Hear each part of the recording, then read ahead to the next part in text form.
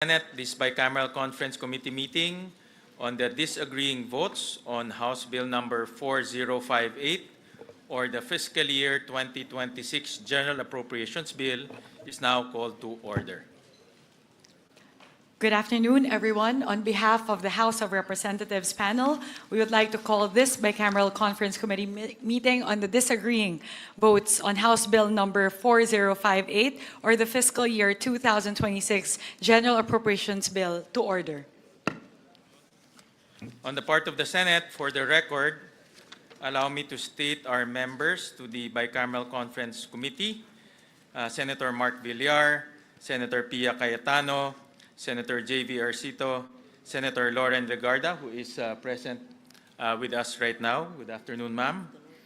Senator Francis Kiko Pangilinan, who's also present with us. Good afternoon, sir. Senator Erwin Tulfo, who's also present with us. Good afternoon, sir. Senator Amy Marcos, who's also present with us. Good afternoon, ma'am. Senator Bongo, who's also present with us today. Other members of the Senate panel is Senator Camille Villar, Senator Bato de la Rosa, and yours truly. Thank you. On the part of the House of Representatives, let me state for the record our members to the bicameral conference committee: Representative Albert S. Garcia, Representative Christine Singson Mihan, Representative Jose C. Alvarez, Representative Maria Carmen S. Zamora, Representative Rufus B. Rodriguez, Representative Jordin Jesus M. Romualdo, Representative Brian Raymond S. Yamsuan, Representative Javier Miguel L. Benitez, Representative Marcelino C. Libanan, Representative Alan U. T., and yours truly, Representative Micaela B. Swansing. Good afternoon, Your Honors.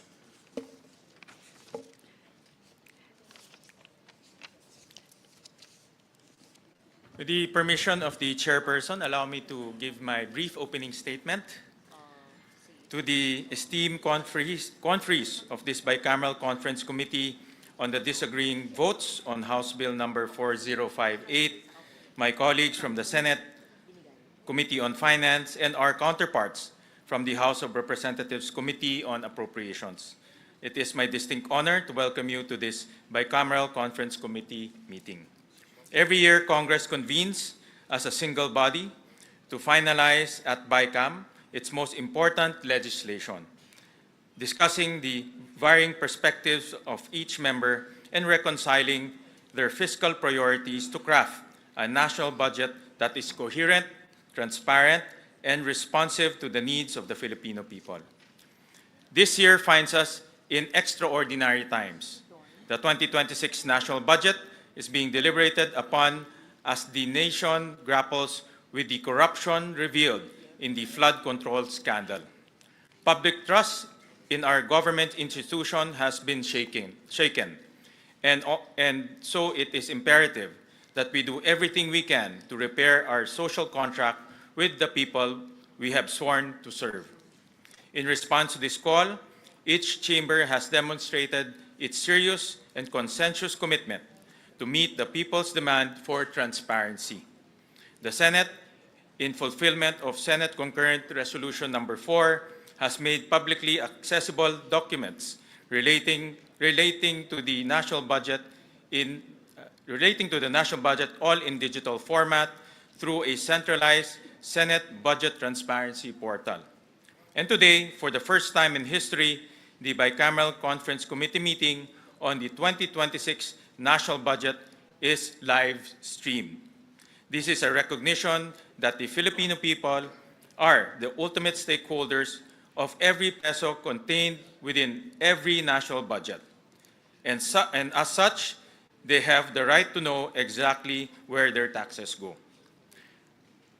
As we go to the BICAM proper, this meeting will seek to operationalize a procedure governing the initiation and passage of all appropriations bills pursuant to Article 6, Section 24 of the 1987 Constitution.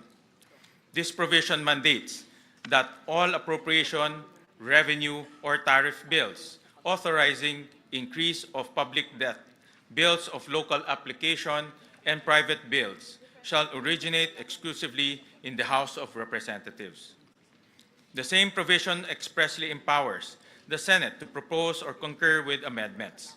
This BICAM will be a parallel execution of this procedure by presenting the 2026 General Appropriations Bill as passed by the House of Representatives on third reading and deliberating on the proposed amendments of the Senate as passed on third reading to decide on the disagreeing appropriations. It is my deepest hope and prayer that through us, your conferees, each chamber will be able to fulfill its constitutional role. Hindi lamang upang mapanatili ang integridad ng sistema ng legislatura, kundi upang matiyak na ang pambansang budget na ito, ang kalooban at kapangyarihan ng sambayanang Pilipino ang mananaig. Sa ating pagpupulong sa araw na ito, pagtibayin pa natin ang prinsipyong nagbigay buhay sa ating republika at sa ligang batas. Ang paniniwala na lahat hindi pagkakaunawaan ay nabibigyan ng liwanag sa pamamagitan ng mahinahong diskusyon, bukas na pag-uusap at pagkakaisa. I know that as we review the varying fiscal and development priorities, we will be guided by the values of fairness, service, and justice. Pakinggan natin ang bawat pananaw ng may paggalang sa isa't isa. Alalahanin natin na ang budget na ating ipapasa ay huhubog sa buhay ng milyong-milyong mga Pilipino na sa susunod na taon. Panatilihin nating malawak ang ating pananaw lampas sa mga suliranin ng kasalukuyan tungo sa isang mapayapa at masaganang kinabukasan para sa ating mga kababayan. Siguraduhin natin na ang pambansang budget para sa taong 2026 ay magsisilbing daan sa pag-angat ng buhay ng bawat Pilipino. Ipakita natin sa kanila na hindi lang katang-isip ang isang gobyernong matino, bukas at kumikilos ng tama. Patunayan nating lahat na hindi natin pababayaan ang kanilang mga pangarap. Maraming salamat. Magandang hapon po. Mr. Chair, with your permission, I will also deliver a brief opening remark on the part of the conferees of the House of Representatives. Honorable members of the House and Senate panels, distinguished colleagues in public service, members of the media who are with us here in PICC, and to our countrymen closely watching this historic day, good afternoon. We are here today not only to address the disagreeing provisions of fiscal year 2026 General Appropriations Bill, or House Bill number 4508, but also to continue a series of structural reforms that place transparency, accountability, and public participation at the center of our budget process. We started by abolishing the small committee and establishing the first ever Budget Amendments Review Subcommittee, or the BARC. The BARC's over 20 hours of deliberations on institutional amendments were live-streamed, and all amendments approved were shown line by line. Moreover, all committee hearings and plenary deliberations were live-streamed. We enhanced engagement with civil society organizations and conducted the first ever People's Budget Review. For the first time in recent history, the period of amendments in the House was open to all members, and all amendments were incorporated before the second reading approval. Ang makasaysayang araw na ito, ang pinakaunang araw sa kasaysayan na bubuksan sa publiko ang BICAM, ay sumasalamin po sa paninindigan ng Kongreso na tanggalin ang tabing sa usaping budget at talagang ipakita kung saan napupunta ang bawat piso ng buwis mula sa dugo at pawis ng bawat Pilipino. This is the actualization of the House's commitment since August, even before the budget deliberation started, to open and live stream the Bicameral Conference Committee proceedings. And this is something the House and the Senate leadership have strongly advocated for jointly over the last few months. I would like to discuss key highlights of the House version of the GAB that the House panel puts forth to this Bicameral Conference Committee.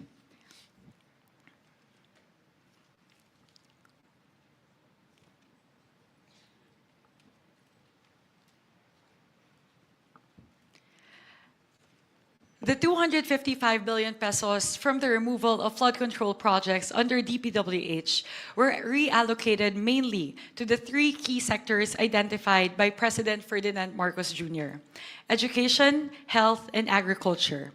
Specifically, 201.1 billion out of the 255 billion pesos, or 79%, went to the following: 56.6 billion towards education, 90.7 billion towards health, and 53.7 billion towards agriculture. The budget for fiscal year 2026 will contain the highest budget education in history.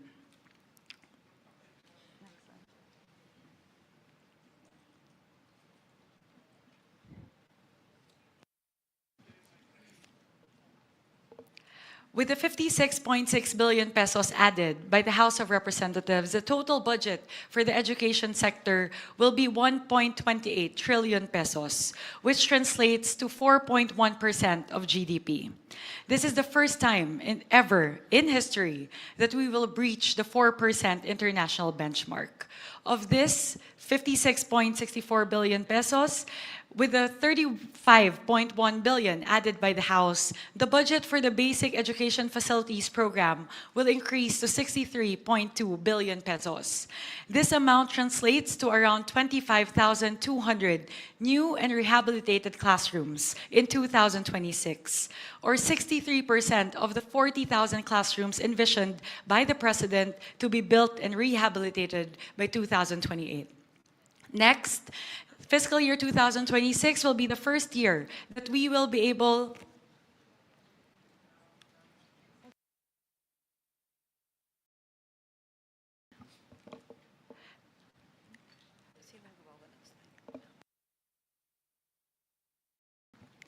Next, this is the first ever year that we will be able to fully fund the implementation of UACTE since it was passed into law in 2017.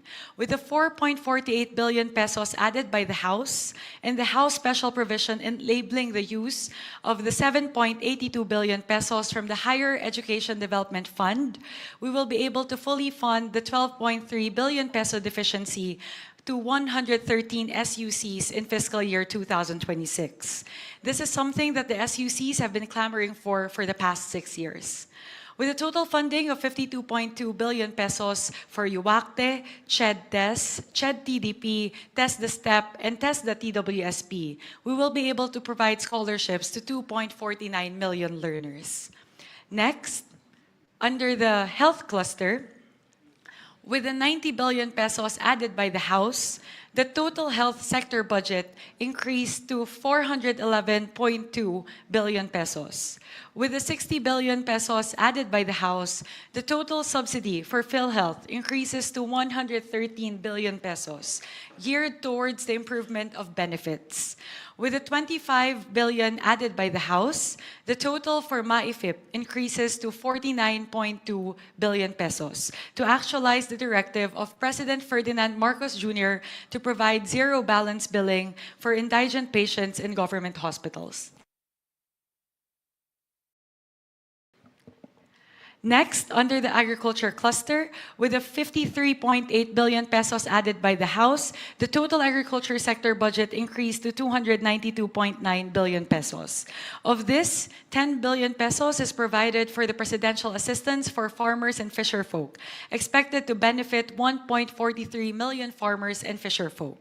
With the 35.5 billion pesos added by the House, a total of 74.5 billion pesos will be provided towards the construction and rehabilitation of farm-to-market roads and irrigation infrastructure. Moreover, 30 billion pesos is provided under RCEF towards the provision of farm mechanization and other inputs. The House also added 1 billion pesos for crop insurance, 2.4 billion pesos for the construction of deep water ports, and 200 million pesos for the implementation of the new Agrarian Emancipation Act.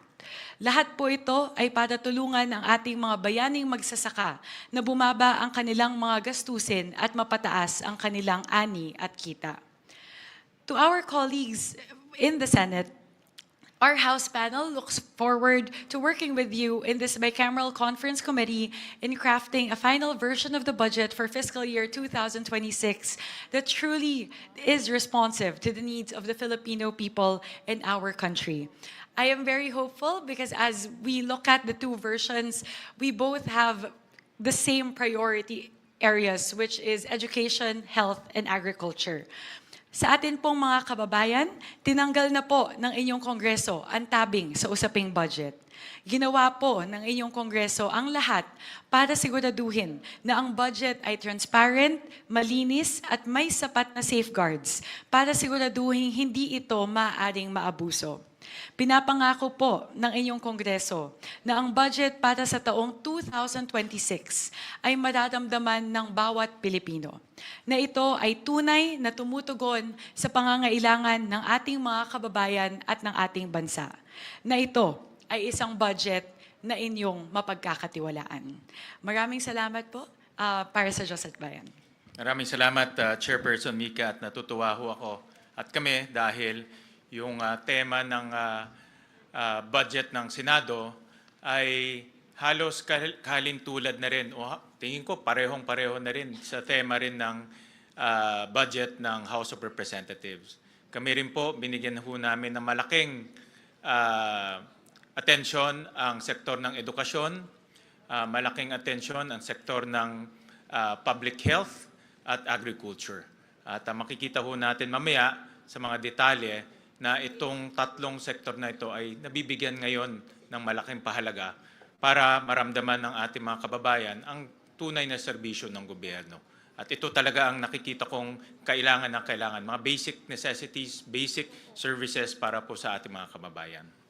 Tama po yun, Mr. Chair. Yun po yung isa namin na nakita na talagang maganda at alam ko, I'm also very confident that we will be able to craft a version of the budget na talaga pong sumasalamin sa gusto pong mangyari ng ating mga kasamahan pareho po sa Kongreso at sa Senado.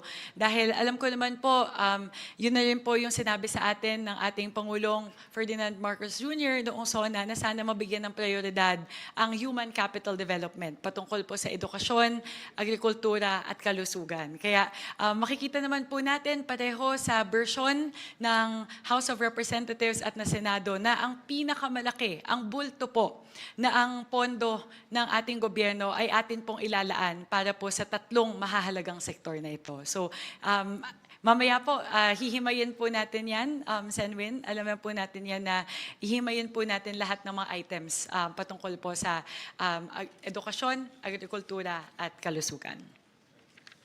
Salamat. In fact, I would like to ask kung meron pong gusto magbigay ng opening statement. We recognize Senator Kiko Pangilinan. Yes, maraming salamat, Mr. Chairman. Mr. Chairman, this is not so much an opening statement as a matter of putting on record that a statement was forwarded to us by the Roundtable for Inclusive Development, RFID, and the People's Budget Coalition, signed by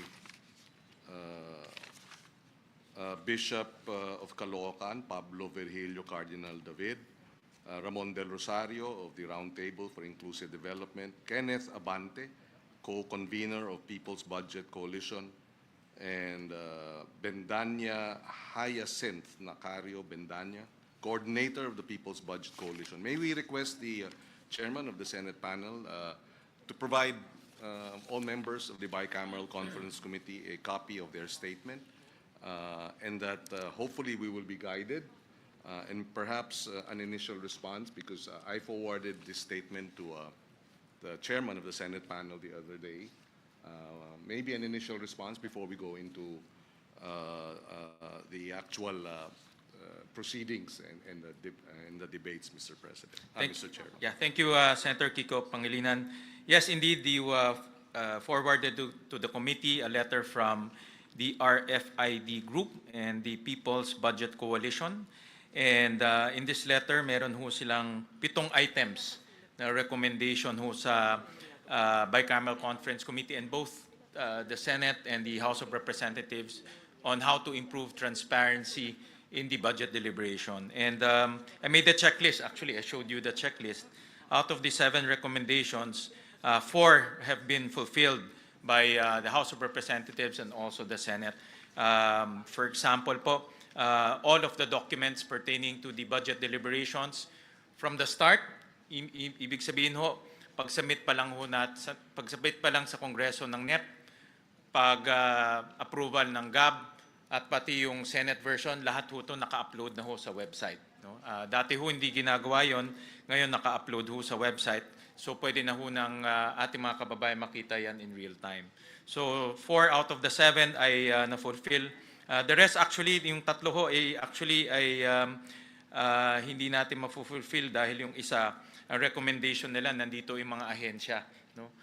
Sa Bicameral Conference Committee, alam naman ho natin na it's both the House and the Senate ang composition ng BICAM, hindi po yung mga ahensya. But we're happy to work with them to further improve the process.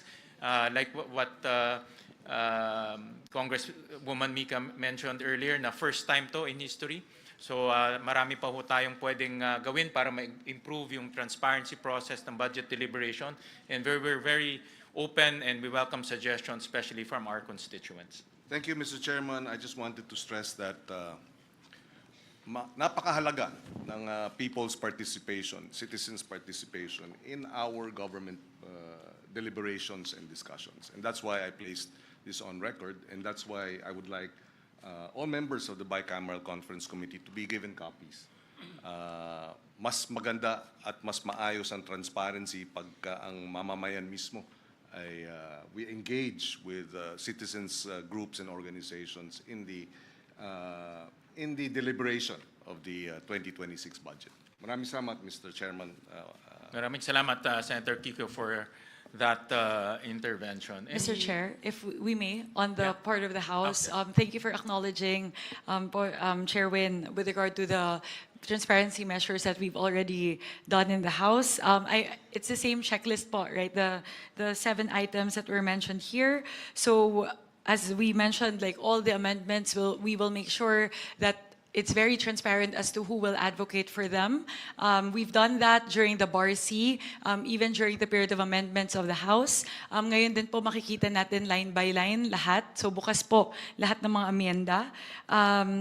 In terms of the live streaming, pareho naman po, ang Kongreso at ang Senado pareho po tayong nagpasa ng resolusyon patungkol po sa live streaming at yung pagpapublish po ng bicameral report and minutes and yung matrix po ng disagreeing provisions. So lahat po ito, tulad po ng binanggit po ni Sen Win, ito po ang pinakaunang pagkakataon sa kasaysayan ng ating bansa na binuksan po ang BICAM.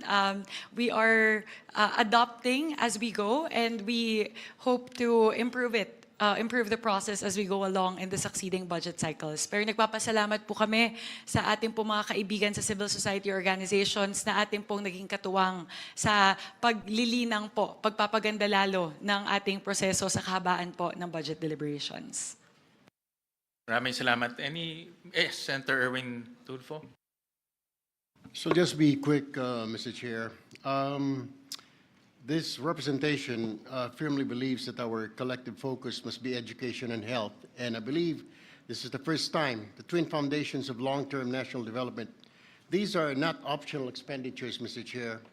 They're strategic investments that determine whether our people merely survive or truly thrive. In education, for example, we are confronted with learning poverty, overcrowded classrooms, underpaid teachers, and a generation struggling to recover from years of disruption. Adequate funding for classrooms, teachers' welfare, digital learning tools, and student support is essential if we are serious about building a competitive, innovative, and resilient nation. In health, the lessons of recent years remain painfully clear, Mr. Chair. Our hospital remains overstretched, our health workers undersupported, and access to quality care remains unequal, especially in rural and far-flung communities. Strengthening primary care, public hospitals, disease prevention, and mental health service must be at the core of this budget if we are to protect both lives and livelihoods. At the same time, we must speak also, Mr. Chair and my fellow members, candidly about infrastructure spending, particularly in flood control projects. While infrastructure has a role in development, we cannot ignore the reality that some projects have failed to deliver protection to our communities, and worse, have been tainted by allegations of misuse and pocketing of public funds. Every peso lost to corruption is a classroom not built, hospital bed not provided, and a life put at risk. This bicameral conference is our opportunity to correct course, to realign resources towards sectors that directly uplift our people, to ensure transparency and accountability, and to restore public trust in the budgeting process. Let us be guided, dear colleagues, not by political convenience, but by conscience. Let us craft a 2026 national budget that places the Filipino learner and the Filipino patient at the center, and that proves this Congress is capable of choosing people over pork and progress over plunder. Thank you, Mr. Chair, and I look forward to a principled and productive deliberation. Maraming salamat, Senator Erwin, for those reminders. Any conferee who want to give Senator Amy Marcos? Yes, maraming salamat sa dalawang chair natin. At maliwanagan lang sana ang minorya.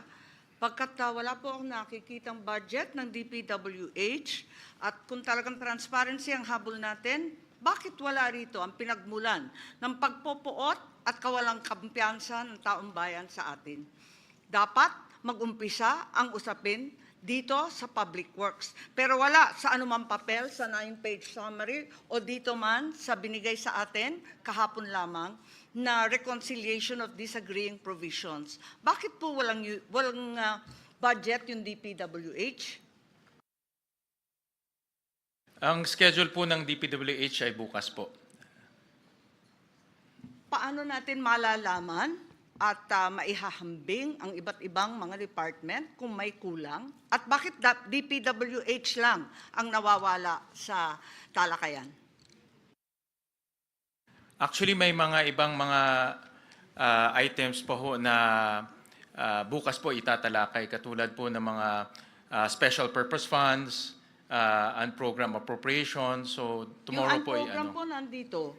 tomorrow po ang tomorrow ho yung pag-uusapan. Pero narito na. Andito naman yung unprogrammed at hinanap ko talaga. Arito naman yung unprogrammed. Dito sa page 31 ng page 32 na kumpleto. Kaya pinagtatakangan ko bakit yung DPWH wala po. At kung tatalakayin bukas, maaari bang ibigay sa amin ng mas maaga pagkat yung committee report, kung maalala ko, ay mahigit kumulang 1,000 at 500 pahina. Noted po. We'll provide her honor the documents ahead of time.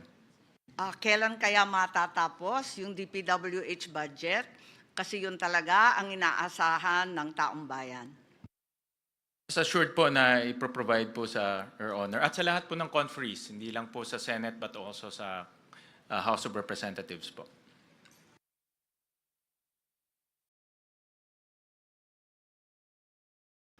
I would like to acknowledge on the part of the House, Representative Rufus Rodriguez for a manifestation. Thank you, Madam Chair.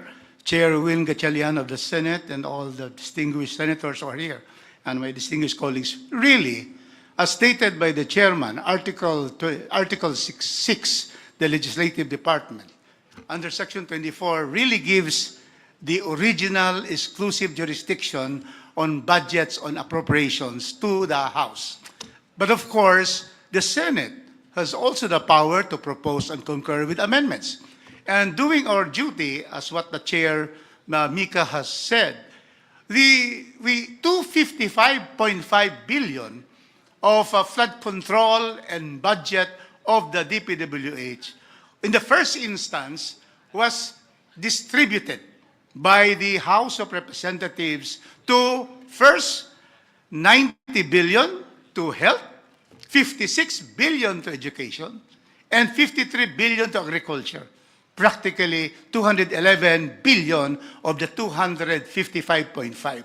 So that is to follow the presidential directive that we have to focus, as stated by former Congressman of Senator Erwin here, Tulfo, that education, health, and also agriculture will be given priority. So therefore, we have taken the lead, and we are very happy that the Senate has likewise studied the budget and has also made proposals to further enhance our support for education, health, and agriculture. Thank you very much, Madam Chair and Mr. Chairman.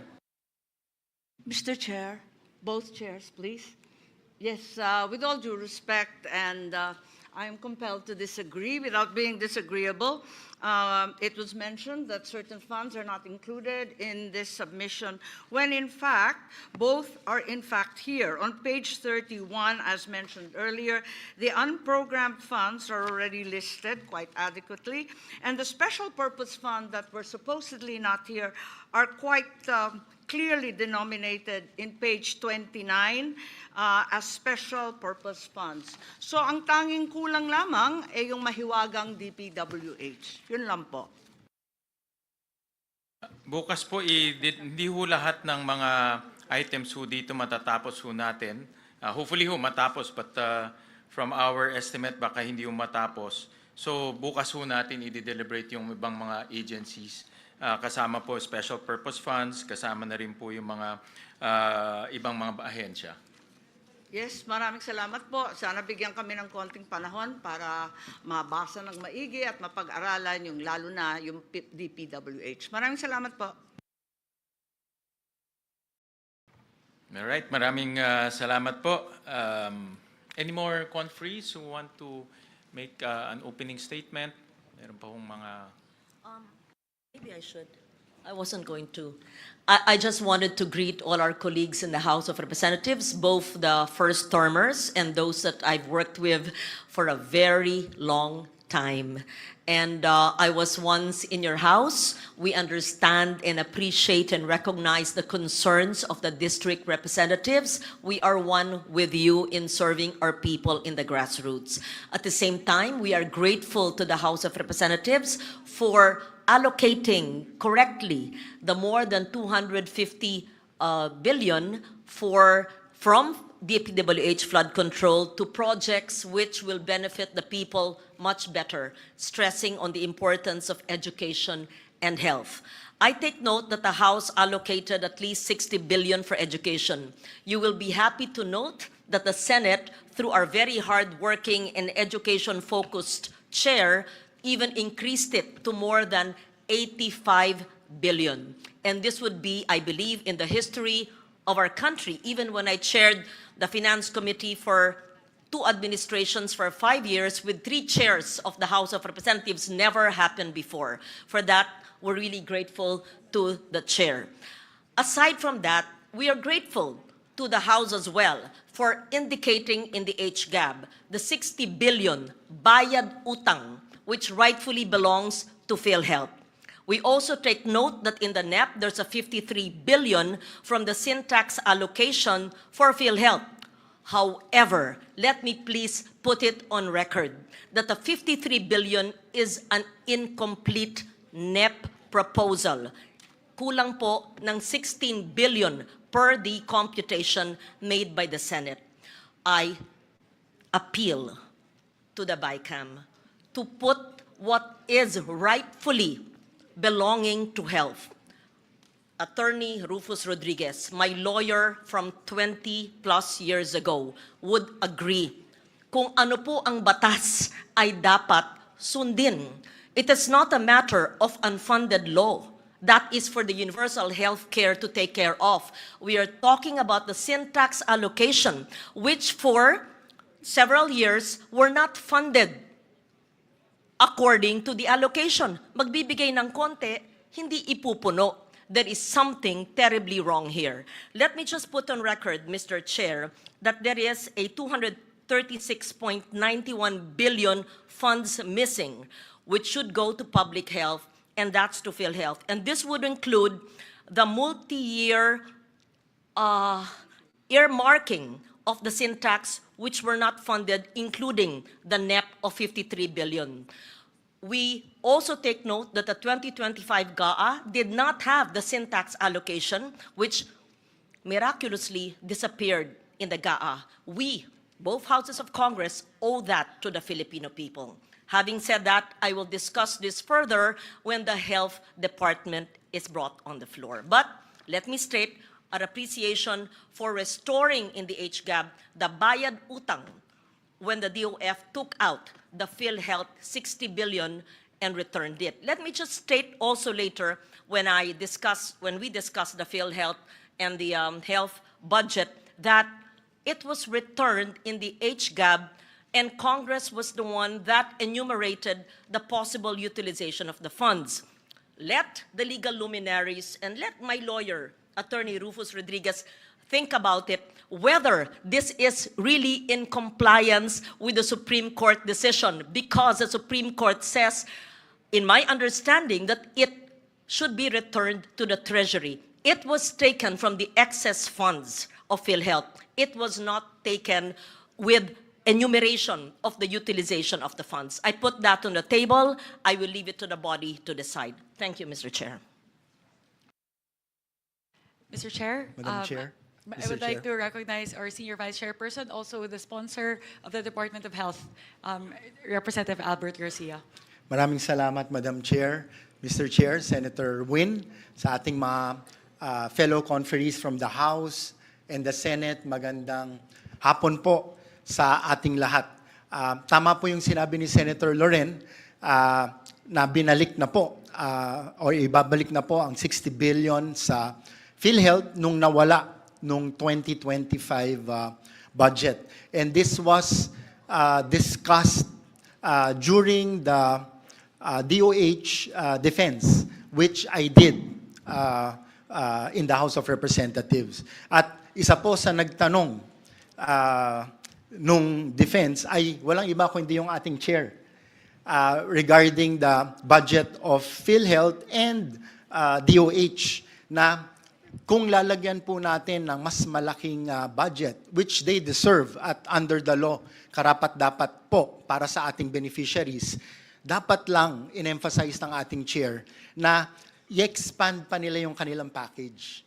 Kasi right now, alam po natin what's happening on the ground na very limited po or a small percentage of the hospital bill or yung coverage ng PhilHealth ang na-charge sa kanila. And our constituents, mga kababayan po natin, have to shoulder a huge part of their hospital bill or healthcare bill. So we are in agreement sa House and the Senate na talagang by law, dapat madagdagan pa yung kanilang budget, pero dapat makita nila yung kanilang responsibilidad na bilisan pa nila ang pag-expand ng mga package para agarang maramdaman ng ating mga kababayan. Of course, for now, dahil hindi pa ho ayos yung sistema ng universal health care, malaking tulong po yung MyFIP. Dahil part of the hospital bill or healthcare expense ay na-charge natin doon.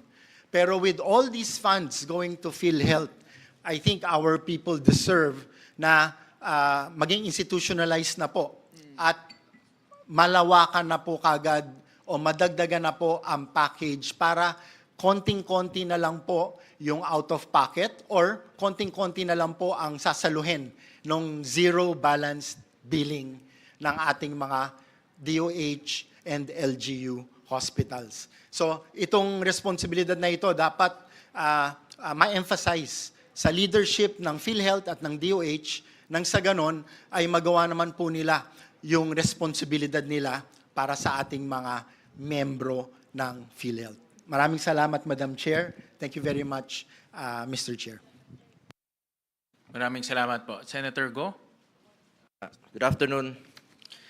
As you all know, I had my reservations on the BICAM report for the 2025 budget. In fact, I did not sign the BICAM report last year. Particularly, I am saddened by the zero budget given to PhilHealth. No? Kumbaga, double whammy po itong nangyari sa PhilHealth. Alam ko po yan dahil 2024, nagkaroon po ako ng 14 hearings including health emergency allowances ng mga healthcare workers. At doon natin nakita na kulang talaga yung counterpart ng PhilHealth sa kanilang mga pasyente. Tama yung sinabi mo kanina, napakaliit pa ng case rates nila. In fact, nung nagkagulo na, nung Disyembre, nagkaroon 2024, nagkaroon sila ng board meeting, tinaasan nila, sa ilang araw lang ng board meeting, tinaasan nila yung case rates. Kaya pala nilang taasan yung case rates sa ilang araw, Disyembre. Kung ginawa nila yun nung Enero pa lang, tinaasan yung case rates, wala sana silang excess funds na wawalisin ng National Treasury. Nung winalis ng National Treasury, nung July, doon tayo nagkaroon ng hearing, doon tayo na-alarma, at may nag-file sa Supreme Court, salamat, at finally, na-desisyonan po na, sabi ko nga nung panahong yon, it might be legally acceptable then, but morally unacceptable dahil marami pong pasyenteng naghihirap na walang pambayad sa hospital. Kung kaya nilang taasan yung case rates noong Disyembre, wala silang excess funds, walang kukunin. Anyway, tapos na po yun. That's water under the bridge. Ang problema ngayon, nagdesisyon po ang Supreme Court ngayon na ibalik po yung pondo na 60 billion. Refund po ito. Ibig sabihin, dapat sana'y magamit ka agad ito. Ginawa pong appropriation na sa 2026. How about the 2025 na zero? Ilan po kayang mga pasyente ang na-deprive naman po doon sa zero budget po ng PhilHealth noong 2025? Kaya po, isa sa dahilan na hindi po ako pumirma noong 2025. Maybe ma-address po ito ng Bicam. Paano po yung double whammy na yon? 60 billion, ibabalik sa 2026. How about na zero noong 2025? At kung maaari, mabigay na po yung hindi na ibibigay. Dahil nasa syntax law po itong earmarking, about 200 billion pa po mahigit ang hindi nabibigay since 2023. Ilang pasyente po ang matutulungan nito, ilang buhay po ang masasalbar sa pondong ito na alam naman natin nung 2024 nung kinuha po yon yung 60 billion medyo nahalo-halo na kung saan ginamit. May nagsabi na ginamit po sa health emergency allowances, but the truth is it was pinulled po siya tas ginamit po sa iba't ibang kaya isa po ito sa dahilan na hindi talaga ako pumirma nung 2025 dahil sakit na zero mo yung PhilHealth. Pinaglaban nga natin na wag kunin yung excess funds ng PhilHealth. Hindi naman excess yun eh. PhilHealth yun, klaro naman, health para sa Pilipino po yun. Hindi excess funds po yun. Sana po yung ma-address rin po ito ng Bicam. Salamat po. Madam Chair, if I may. I would like to recognize our Minority Leader, the Honorable Marcelino Libanan. Thank you, Madam Chair.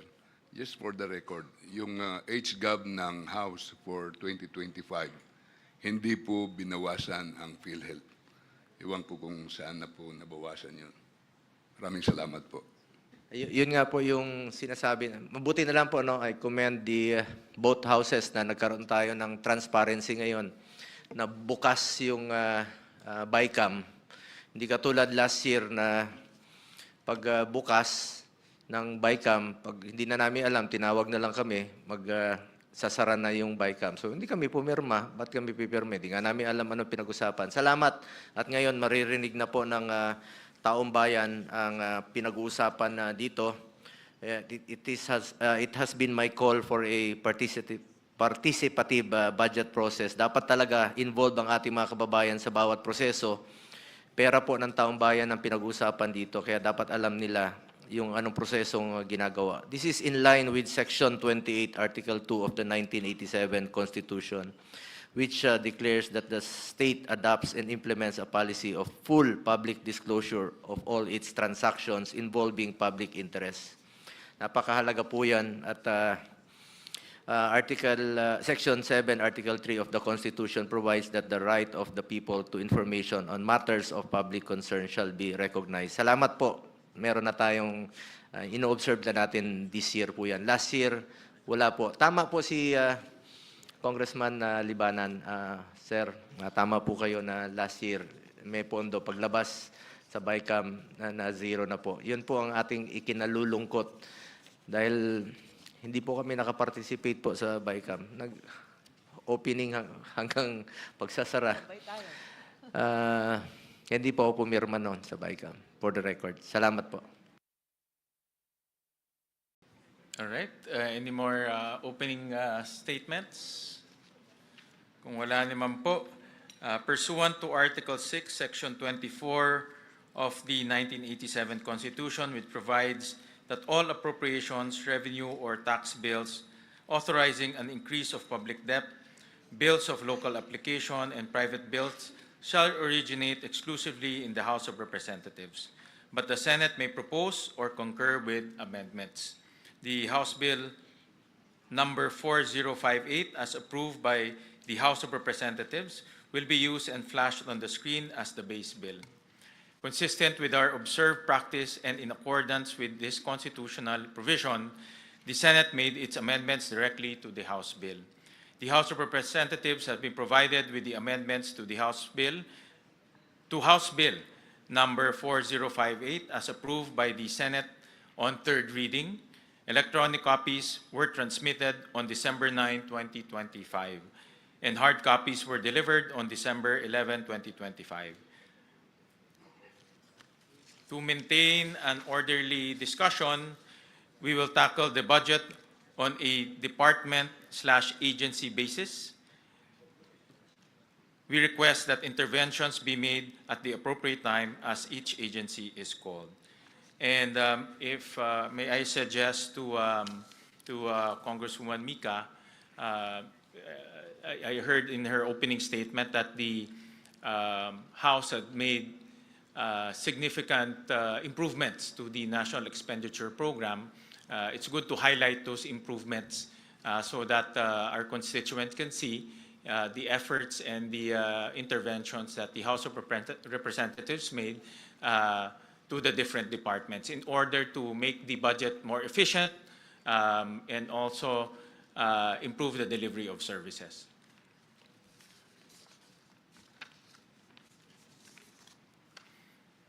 So,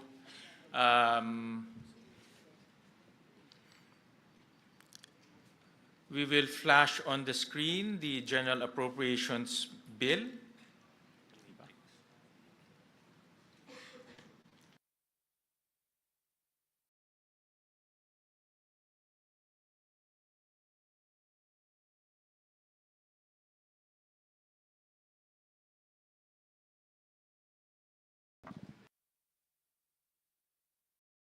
This is the General Appropriations Bill. And if I may suggest, Kong Mika, suggestion po to na para po ma-discuss natin ng maayos itong line-by-line amendments. Ang suggestion ko po, umpisahan ho natin sa mga improvements na ginawa po ng House sa National Expenditure Program para makita naman po ng taong bayan yung kanina pong i-finlash ho ninyo na improvements in the different departments. And I suggest we start off with the education sector kasi yan po yung ating common direction, no, for the two chambers. I agree with that approach, Sanbin. So we can go through every single department and then we can start from, we'll start to discuss the changes that we've done from NEP to GAB, and then I'll turn over it to you, Mr. Chair. So to make it more efficient, I suggest that we finish, let's say, the Office of the Secretary first, and then we go to a different department, and then we can open the floor to discussions after that. No? So para po orderly po yung discussions, pwede pong umpisahan ho natin sa mga iba't ibang departamento at iba't ibang opisina sa ilalim po ng departamento na yon. No? So unahin ho natin, I'll turn over first the floor to you, Congresswoman Mika, and after you, will propose the changes from the Senate. And if there are any questions, we can open the floor po. Senwin, I'll just request for 1 minute to open my files. It seems like the internet connectivity in the room is a little bit slow, so I'm unable to open some of the files. I request for a quick 1 minute lang po, just to open the files.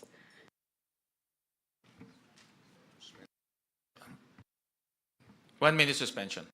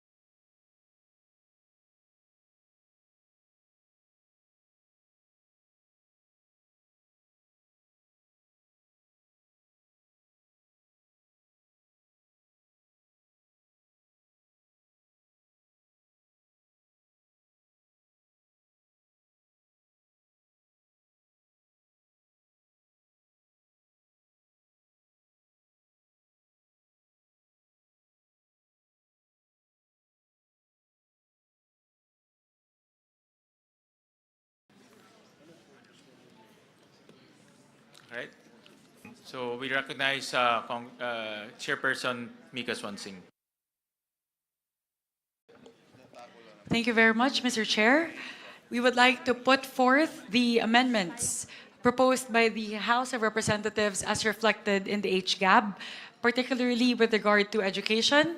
As we discussed, we'll first focus on the proposed amendments under the Office of the Secretary. In total, under the budget of DepEd, we are increasing the budget of the Department of Education from the current 874.5 billion pesos in the National Expenditure Program to 914.1 billion pesos. That is a total increase of 39.6 billion pesos to the Department of Education. What are the components of the increase? The first would be the under administration of personal benefits for overtime pay for teachers, honoraria for teaching overload, relocation allowance, terminal leave benefits. We increased it from the current 5.5 billion pesos in the NEP by 579.5 million pesos to a total of 6.11 billion pesos in the NEP, in the HGAB. Next, for learner support programs, the next item actually would be the Basic Education Facilities Program. That would pertain to the increase in the classrooms that would be built. We increased it from the 28.1 billion pesos in the NEP to an increase of 63.2 billion pesos. That is a total increase of 35.1 billion pesos towards the construction of classrooms, which, as mentioned earlier, will translate to 25,200 new and rehabilitated classrooms. Next would be the textbooks and other instructional materials. From the 11.2 billion pesos in the NEP, we propose to increase it by 50 million pesos to 11.2 billion pesos in the HGAB. Next would be under the basic education curriculum, and this pertains to improving services. This is actually in relation to ARAL, the tutoring program of ARAL.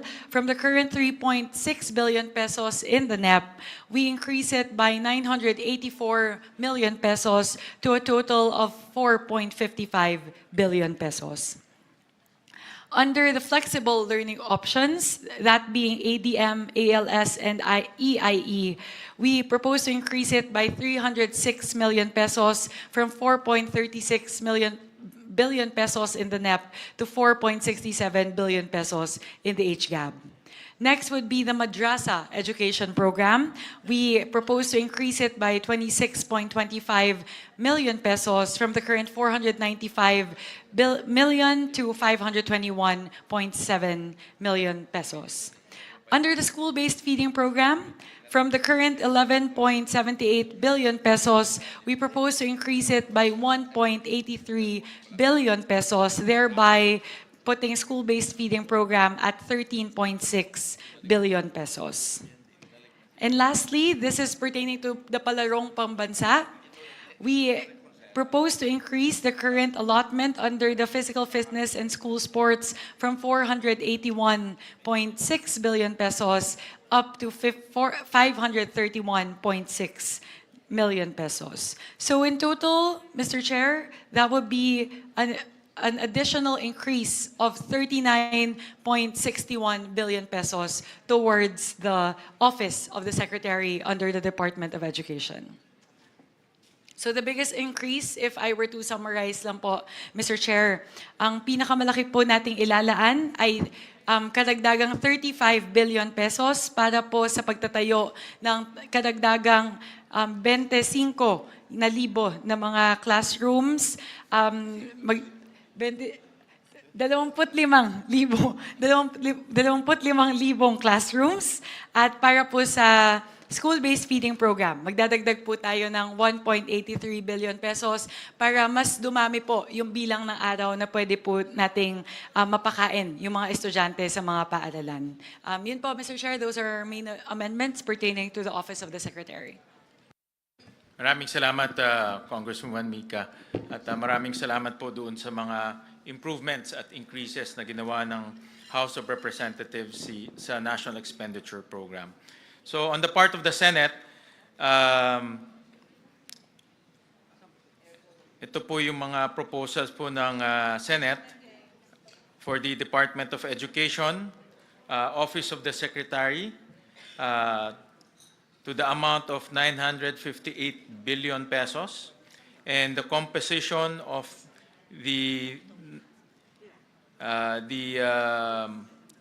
Office of the Secretary is for administration of personal benefits, an amount of 8.4 billion pesos, learner support programs, an amount of 5,114 million pesos, Child Protection Program, 89 million pesos. Disaster Preparedness and Response, 3.772 billion pesos. Policy Research Program, 2.343 billion pesos. Basic Education Curriculum, 5.674 billion pesos.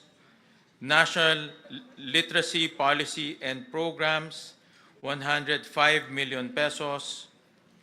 Learning Tools and Equipment, 288 billion pesos. Textbooks and other instructional materials, 19.5 billion pesos. Basic Education Facilities, 85.3 billion pesos. Public Schools Infrastructure Program, 330 million pesos. Flexible Learning Options, 4.9 billion pesos.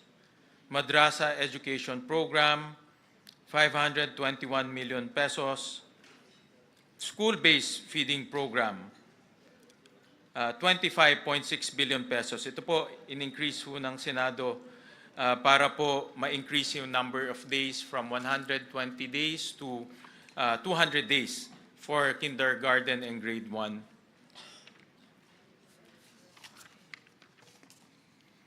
For government assistance and subsidies, 100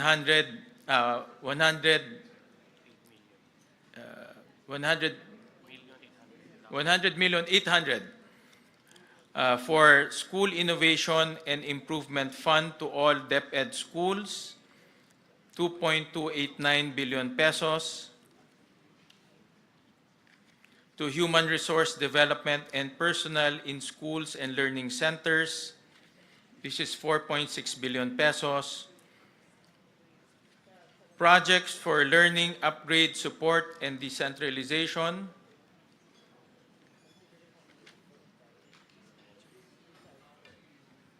this is foreign assisted to ba?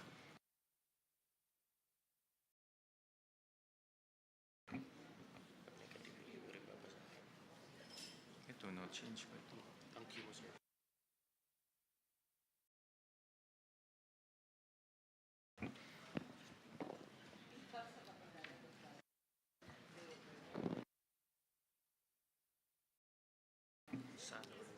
For project and learning upgrade support and project for learning upgrade support and decentralization, there's no change.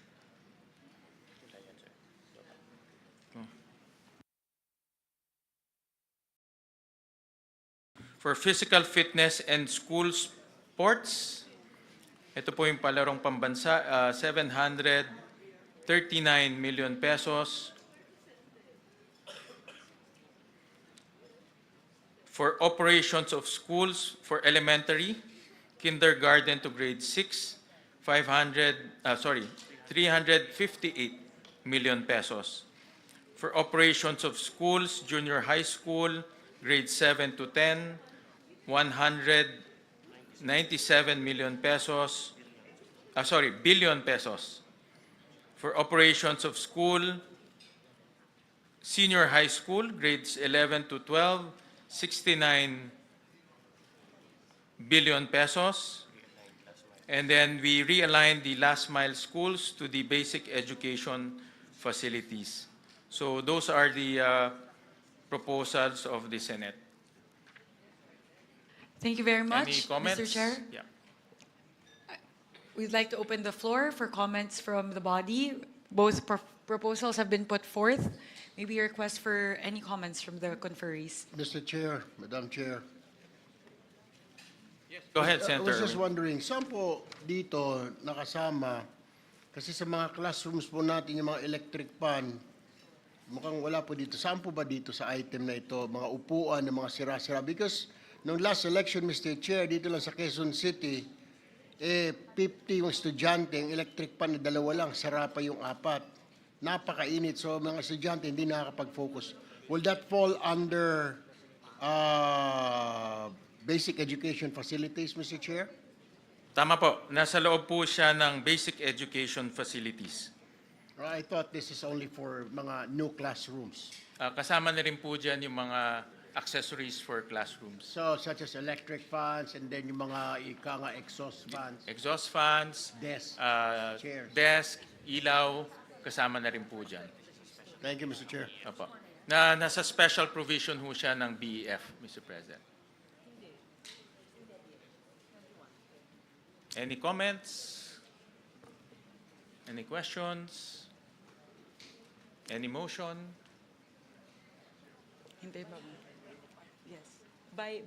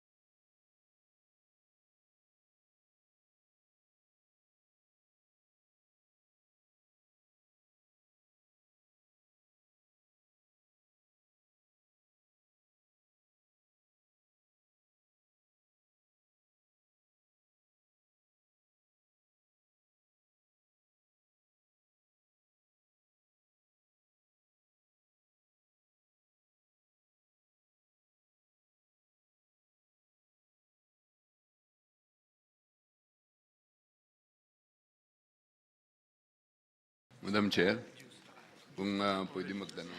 yes, Representative Libanan. In line with the question of Senator Erwin, maraming schools po natin na nangangailangan ng TV sets at saka Wi-Fi na facility. Saan po dito? Dito rin po ba sa basic education facilities? That is a different line item po. Under DepEd, there is a different digitalization component in the budget. So meron po doon na ICT, specifically for the provision of Wi-Fi to the different schools all throughout the country. So meron din pong pondo para doon. Thank you po. Ang sinasabi po ninyo, sorry Mr. Chair, Madam Chair, yung digitalization project na nasa NEP, iba pa yung ITC na sinasabi mo? I'll pull out po, Kasi Senator. nahihirapan ako dito sa format po, Mr. Chair, Senator Gatchalian po. Kung maari, in the interest of true transparency, I think it's basic that we include the NEP or the President budget of 2026. It's most confusing to merely see the Congress and the Senate versions. Also, we should be allowed to compare it to the JA of 2025 para maliwanag ang kwenta. Kasi hindi maliwanag po ang kwenta rito. Ang pagkaalam ko, hindi nakasulat dito, pero dun sa NEC, 16.48 billion, tama po ba yung digitalization na tinatanong ni Congressman Libanan, ni Nonoy? Particularly po, doon sa internet subscription services, 5.8, tama po yun, at a total of 16 billion pesos. Info and communication technology or laptops amounting Yes. to 8.9. At yan ay hindi dinagdagan o binawasan ng Kongreso at ng Senado. As is lang, maintain lang yung NEP. Tama po ba? Tama po yun. Okay. Kung maari lang sa ating mga chair, hinihingi ko lang na sana ilagay yung GAA 2025 na maintindihan natin yung NEP 2026 dahil konting paggalang sa sinumite ng ating Pangulo. At eto nga, yung basic education facilities, medyo ito ang mabigat ang galawan, ano? Kasi nakita natin dito sa GAA 2025, 28.1 billion noong 2025. Tapos, nung NEP, 28.056 ang linagay ng Pangulo at ng DBM, pagkat alam din natin na 22 lang ang classroom na ipatayo. At ang disbursement rate nila ay bagsak na bagsak sa 23%. Ngunit dinagdagan ng Kongreso ng 63 billion mahigit at lumobo pa sa Senado ng 85 billion. Hindi ako tumututol sa pagdagdag ng classroom.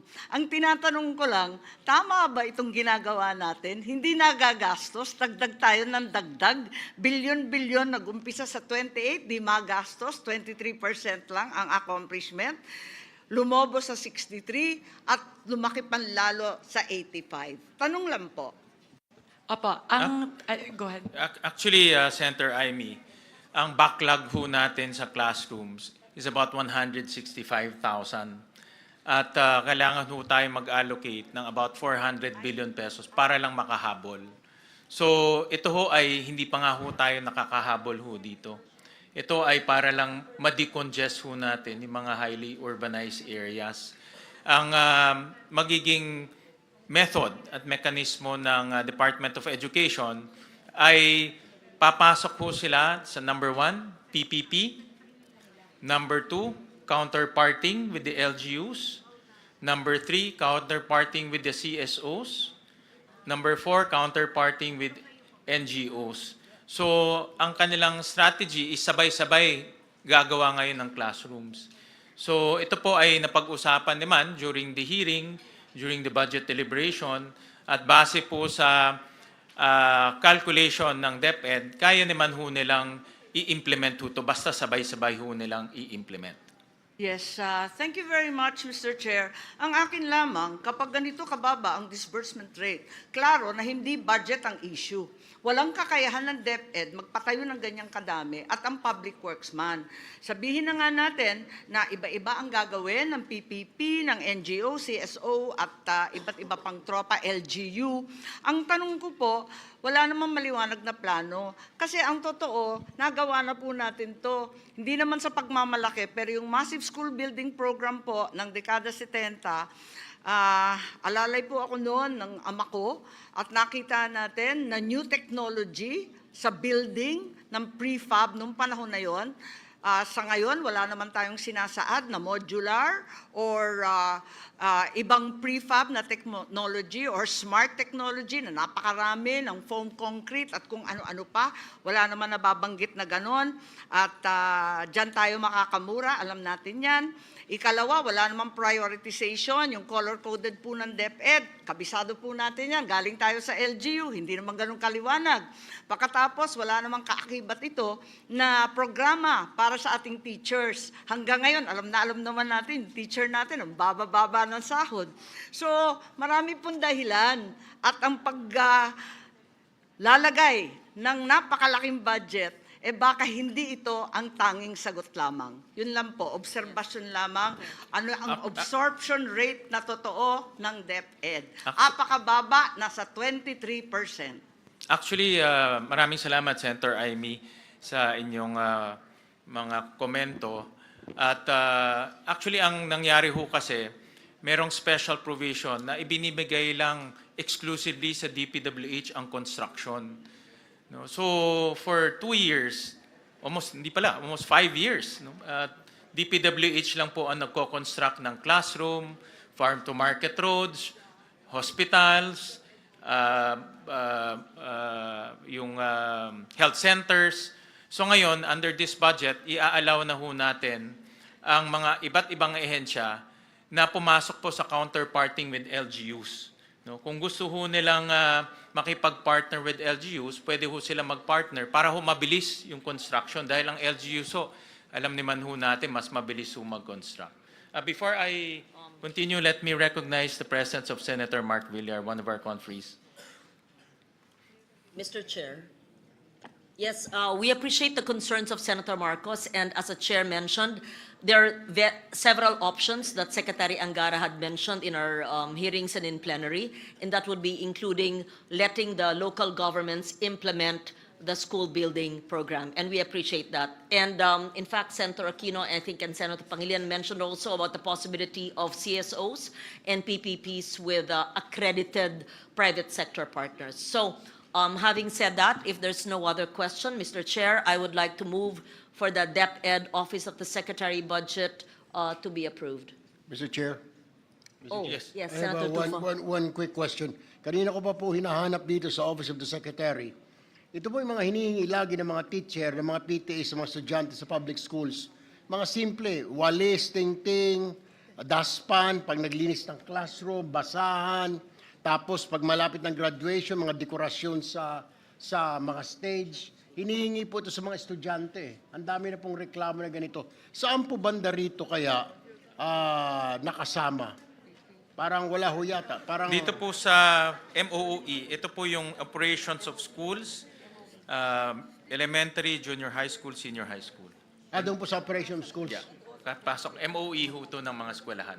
Maraming salamat po, Mr. Chair. So there's a pending motion to approve the Office of the Secretary. Any second? On the part of the House, Madam Chair, Mr. Chair, we second the motion. Before that, since I'm the movant, I just want to make sure that we put on record before we finalize it, the HGAB number and the BICAM number that we are approving so that it's on the record.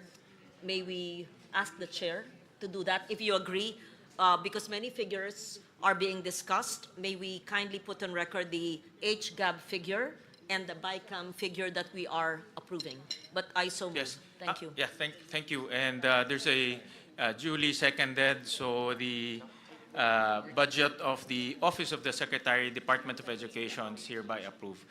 Those summaries, Madam Chair, will be provided prior to the signing of the BICAM report. In fact, dito po sa BICAM, hindi ho natin isa-sign to kaagad. Ipiprint na muna po yung mga dokumento, ipiprint na po yung pre-enrolled copy, at iproprovide yun sa members para po makita ho nila bago ho tayo mag-sign.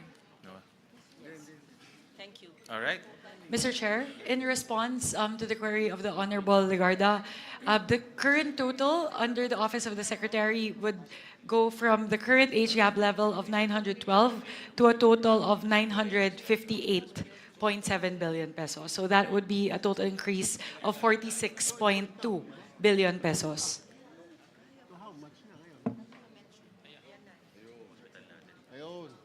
May I ask for 1 minute suspension, please? 1 minute suspension.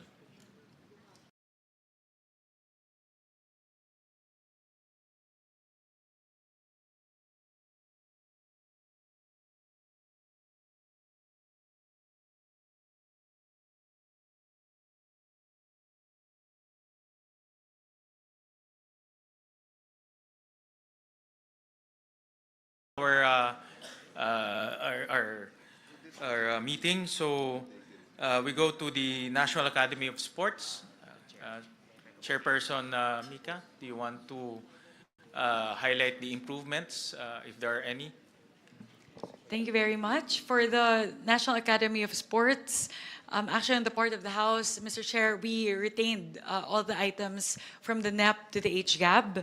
So the current amounts for the two items mentioned here, promotion, development, and implementation, would be 128.8 million pesos, and for general management and supervision, 115.5 million pesos. So we retained the NEP levels for both of these items.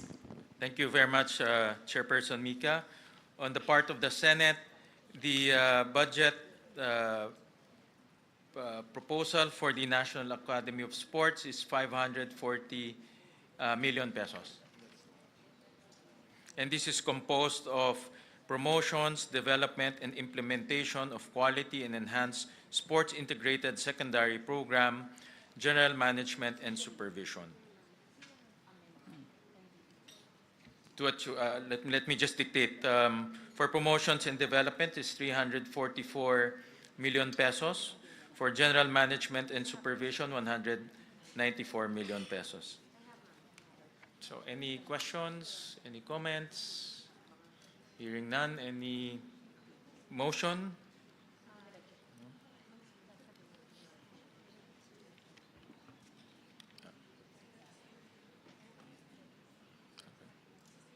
Yeah.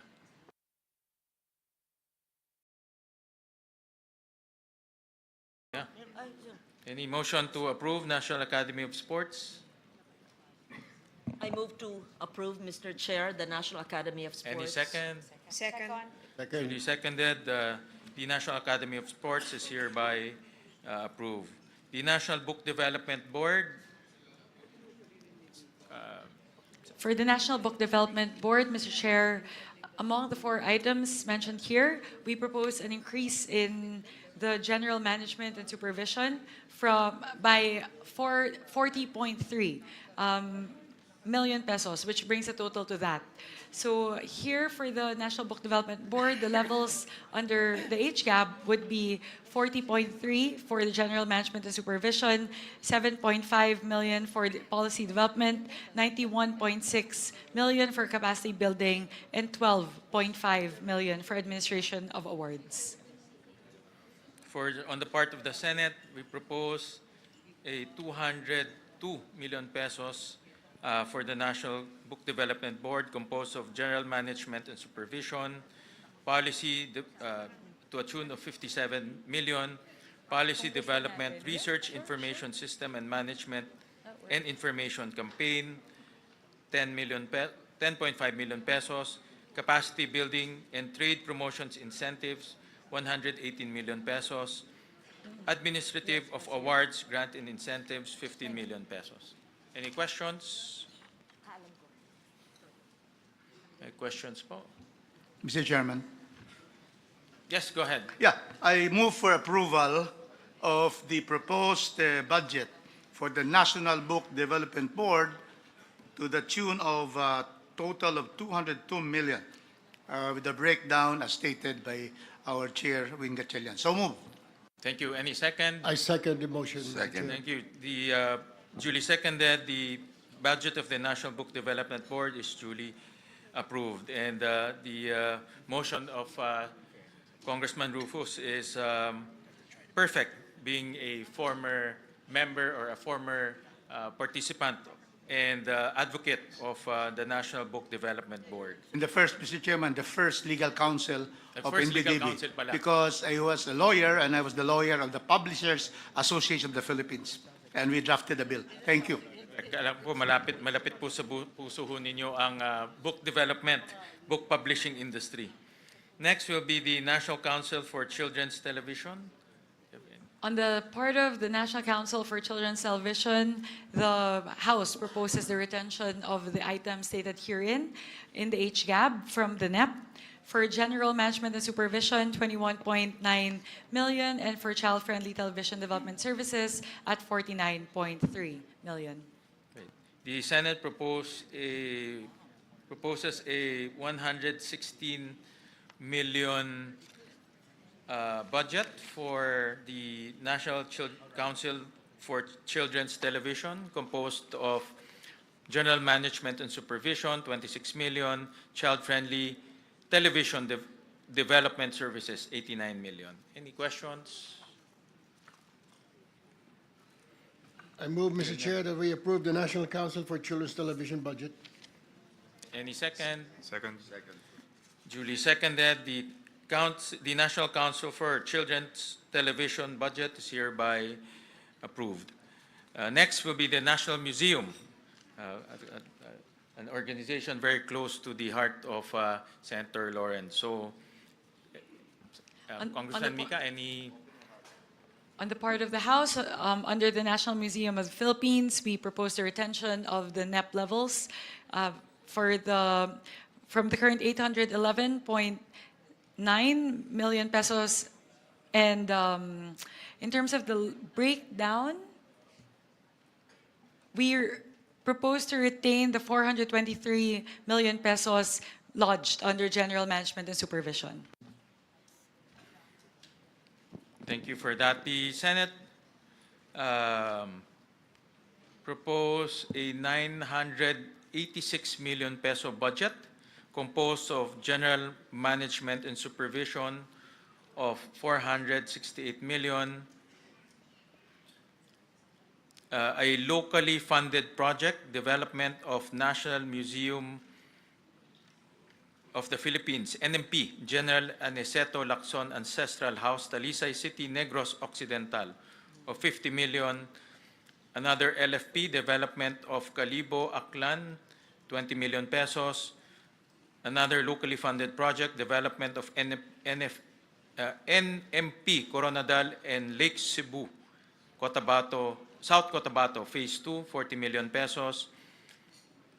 Another LFP, exhibition and fit out of various National Museum of the Philippines Central and Regional Sites, Northern Luzon National Museums, of 20 million pesos. Any questions? Hearing none, any motion? Second motion, Mr. Chair. Duly seconded by Senator Erwin. The National Museum of the Philippines budget is hereby approved. The Philippine High School for the Arts. For the Philippine High School of the Arts, on the part of the House, we propose the retention of the current level in the NEP, which is 157 million, 95 million under General Management and Supervision, and 53.9 under operation of the Philippine High School for the Arts.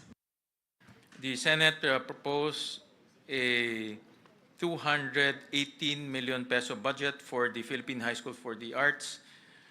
General Management and Supervision, 150 million. Operation of Philippine High School for the Arts, including outreach, screening, student exchange program with other countries, and production activities, 59 million pesos. Any questions? Or a motion to? Mr. Chairman? Yes. Mr. Chairman, I move to approve the 218 million appropriation for the Philippine High School for the Arts. Any second? Second motion, Mr. Chair. Duly seconded. The budget for the Philippine High School for the Arts, duly approved. The Teacher Education Council. On the part of the House, under Teacher Education Council, we propose the retention of the current NEP level at 207 million, 163 million under Quality Teacher Education Services, and 44.4 million under General Management and Supervision. The Senate proposed a 562 million peso budget composed of Quality Teacher Education Services, 516 million pesos. General Management and Supervision, 46 million pesos. Any questions or motion? Mr. Chair, quick question lang po. Itong Quality Teachers Education Service, ito po ba ay kasama dun sa training ng mga teachers natin, further education, yung mga masteral nila? Because ang dami tayong mga teachers last year na naloko po dito sa Region 4B at saka sa Mindanao, nagkuha ng masteral, pero fake pala yung eskwelahan. And they have to make loans, Mr. Chair. So kung ito ay, this will fall under this category, then magagamit ng mga teachers natin for advancement and for promotion, Mr. Chair. Tama ho kayo, ito po ay para po sa mga pre-service and in-service teacher training. First time po na magkakaroon ng ganitong budget ang TEC para po tuloy-tuloy po yung pag-training po ng ating mga teachers. So meron, kukuha ho sila ng 720 teacher scholars with this budget po. Thank you, Mr. Chair. All right, any motion? Therefore move, Mr. Chair, that we approve the Teachers Education Council budget. Any second? Second. Duly seconded, the budget of the Teacher Education Council is hereby approved. So we go to state universities and colleges. Before we move to that, Mr. Chair, if I may, I would just like to quickly summarize the increases siguro sa major items, just so the general public would be able to see how much we increased from the NEP levels po siguro, para mapakita po natin na talaga po totoo yung ating commitment na itaas po yung budget natin sa education. Siguro po, for the sake of expediency po, I'll focus only on the big ticket items. So under the Department of Education, the total increase would be 86.8 billion pesos from the NEP level, from 874.5 billion pesos in the NEP to a final number of 961.3 million. Siguro po yung pinakamalaki na lang po siguro na increases under the Basic Education Facilities Program, that would be a total increase of 57.3 billion pesos. So halos siguro po mahina na po na 35,000 classrooms po yung ating maipapagawa para po sa taong 2026. Maganda po yun kung maaalala po natin, ang binanggit po ng ating Pangulo nung kanyang SONA ay 40,000 pesos po yung target na maipatayo na classrooms by 2026. So dahil po sa atin pong inilaan na pondo para sa Basic Education Facilities Program para sa 2026. Halos kaya na po natin yung punan. Konti na lang po, matatamaan na po natin yung target natin na supposedly sa 2028 pa. Sunod po, under the textbooks and other instructional materials, we are increasing it by 8.3 billion pesos from the NEP level of 11.1 to the final number of 19.5.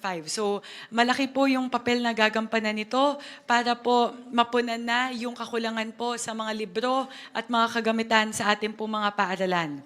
Pagdating po sa school-based feeding program, mula po atin pong magdadagdag po tayo ng 13.9 billion pesos mula po sa 11.7 billion sa NEP, paakyat po sa 25.7 billion pesos.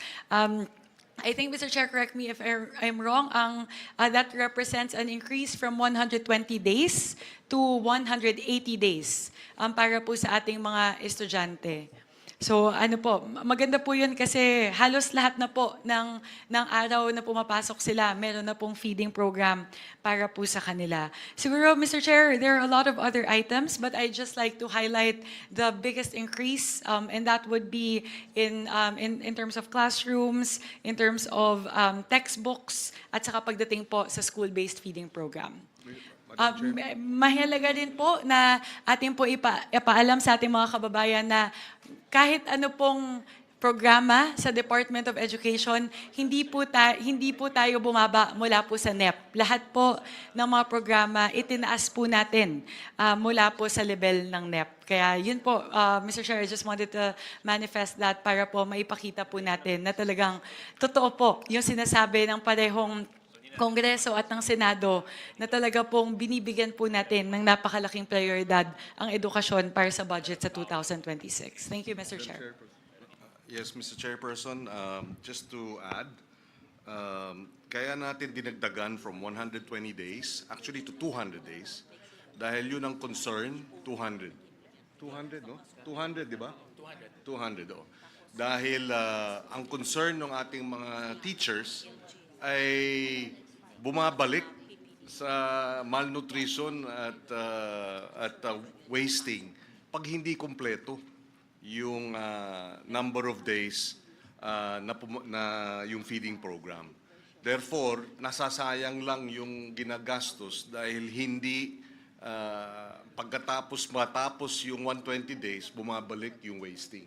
That's why it's 200. And therefore, hopefully, from here, moving forward, sana sa susunod ng mga budget, maging universal na, hindi lamang doon sa mga malnourished, severely malnourished at wasting ng mga bata, kung hindi maging universal na itong free meals program para sa ating primary and up to junior high. But of course, that's a aspiration moving forward. But this is a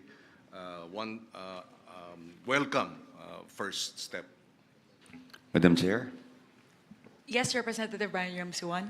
I just would like to manifest na during the BARC hearing natin dun sa House, you suggested the increase of budget, especially dun sa mga kitchen facilities ng mga schools para dun sa feeding program.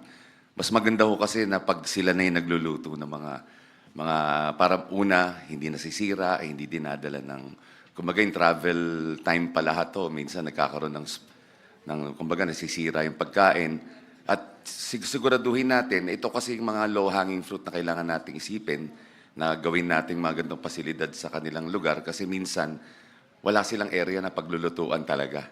At napakahalaga dahil willing naman po yung SPTA, very active dyan, yung mga parents, teachers, willing silang gumawa ng mga gantong klaseng programa para sa atin. If we can encourage all the SPTAs all over the country to do the same and with an increased budget, I think gaya na sinabi niyo, Senator Kiko, one step closer tayo dun sa dream na ma-achieve natin itong mga ganitong klaseng programa. Mr. Chairman, just to add very quickly, in the deliberations in the Senate with Secretary Sani Angara, he has also reassured us or assured us that he will cascade to the regions yung purchases ng feeding programs na ito. And we manifested during the debates that yung Sagip Saka Act, which is Republic Act 11321, wherein government can now buy directly sa farmers and fisherfolk organization na wala ng public bidding. So yung feeding program na madadagdagan ng 13 billion, no? Dapat, yes, yung milk feeding program, plus yung actual feeding program sa ating primary schools, dapat a significant portion of the budget should be allocated for purchases directly sa mga local farming and fishing communities para sariwa ang pagkain at nakakatulong pa sa ating mga local producers, ang ating mga magsasaka, mangingisda, and therefore the local economy will also benefit. Maraming salamat, Senator Kiko.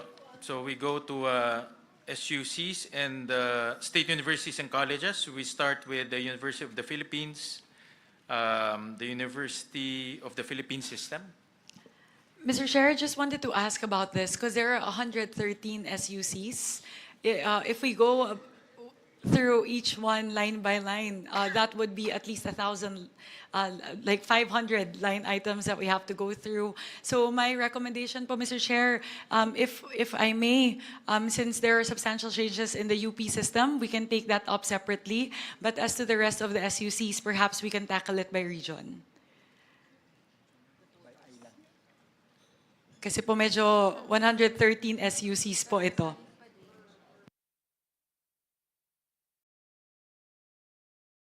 It's just, Kong Mika, if, I think para rin marinig rin ng ating mga constituents yung mga SUC, I suggest we can go through each SUC.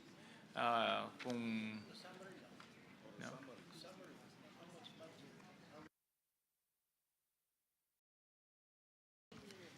No, we're just, Mr. Chair, my suggestion is we'll just mention the total amount of budget for each SUC.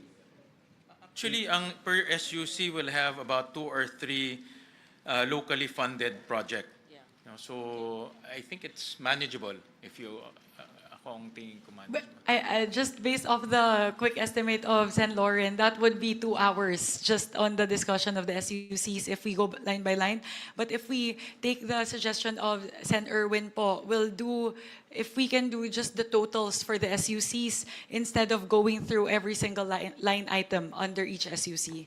I If that's suggest we can go, the House can go through one pass with all SUCs, and then we go one pass with all SUCs instead of Okay. approving it one SUC per Yes. SUC.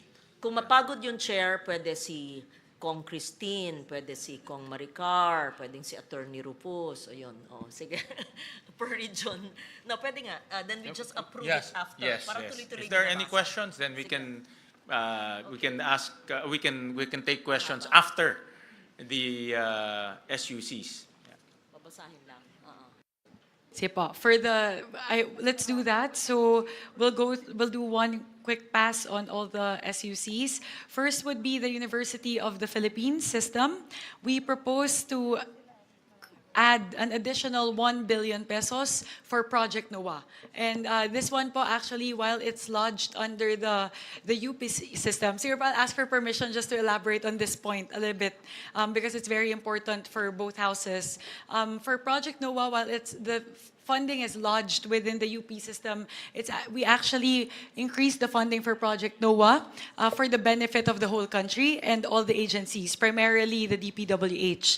Ang hinihingi po natin sa Project NOAA, kapag binigay na po natin yung pondo na to, is for them to work more closely with the DPWH in terms of refining the way that flood control projects are designed and monitored. Ang pangako po ng Project NOAA sa atin, alam ko pa binanggit din po nila sa hearing nila sa Senado, ay kapag nabigyan po sila ng sapat na pondo, they can actually help DPWH design the flood control project. So, hindi na po magkakaroon ng pagkakataon na makakapaglagay po ng flood control project sa lugar na hindi naman talaga kailangang lagyan. They will be able to simulate a particular area and pinpoint exactly up to the coordinates level where a flood control structure should be placed. Aside from that po, they will be able to simulate the height that is required to actually mitigate the flooding in that area. So yun po yung pinakahinihingi natin sa Project NOAA na sana po sa pamamagitan ng 1 bilyong piso na ating pong ibibigay sa kanila sa susunod na taon po sa taong 2027, mas maganda na po yung pagdisenyo ng mga flood control at flood mitigation systems. So that would be our amendment under the UP system, under Philippine Energy Research and Policy Institute. Actually, we don't have amendments in that. For the National Capital Region. Mr. Chair. Yes, Madam go ahead Chair, po. may I intervene? What the good chairwoman is mentioning is actually under the UP Resilience Institute, yes. And this was actually initiated way back in 2012, and we're only funding it in 2025. But during the time of Congressman Salceda, he and I had a budgetary amendment, not insertion, for the building of the UPRI. I'm not certain if it's up already, but it was 3 presidents ago that the UPRI in 2012, the president who became DTI secretary, Pascual. Yes, Fred and I were discussing this in 2012, the creation of the UP Institute, Resilience Institute. So thank you for mentioning Project NOAA of Mahar Lagmay, who was with DOST before. And I'm just putting a historical perspective because people might say, grabe, laki, 1 bilyon. Ano po, 13 years po nag-antay. And when this was conceptualized in 2012, I think I was defending their budget then, it was a very small amount during the time of President Pascual. So we support that, Mr. Chair. We upheld it in the Senate. Thank you. Madam Chair. Thank you very much, Senator Lauren. Yes, Representative Happy Benitez. May I add to that manifestation? But before I begin with my manifestation, I'd like to say that as a first-timer bicameral committee member, I'm honored and grateful and the only neophyte on this contingent. I expect to listen intently, work collaboratively, and to pass a fair and impactful budget for the Filipino people. What I do want to share that it was House Bill number 2577 that I filed in Congress for the 20th Congress, supporting the National Resilience Institute to make it a national, the UP Resilience Institute in the UP system to become a National Resilience Institute. And I do want to share and to add that the UP RI, which was powered by Project NOAA, has made accurate and real-time, high-quality hazard maps. No, and it has been used by a lot of local government units. And ever since nangyayari po sa atin, yung mga climate disasters po sa atin, there's been, since it was updated in 2023, the website has had 35 million searches online. And during peak times, 2.6 million searches a day. Now, so it's very important that we can identify for flood mitigation efforts. And so, albeit this is seemingly large, 1 billion, but they need to update the hazard maps for the entire country, and last that has been updated was 2012. So I commend the chair, Chair Mika, and of course Barsi, as well as the Senate for putting the 1 billion to Project NOAA. Thank you.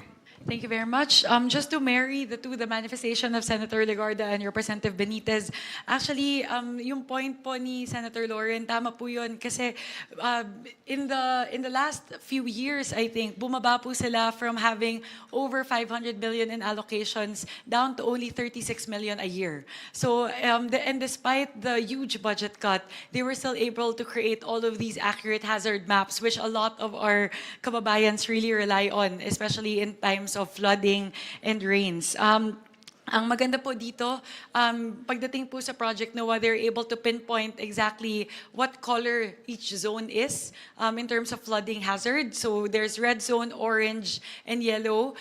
So ang pinag-uusapan po sa DPWH ay pwede pong pagbasihan yung hazard maps ng Project NOAA para po malaman kung saan lang pwede maglagay ng flood control structures sa mga susunod na taon. So just to marry po, send with the manifestations of Representative Legarda and Senator Legarda and Representative Benitez. Moving on, Mr. Chair, after the UP system, we go to the schools under the National Capital Region. On the part of the House, we propose an increase to the Polytechnic University of the Philippines of an increase of 55 million pesos from the current 3.623 million in the NEP to 3.67 million. Where's the other 30? I'm missing.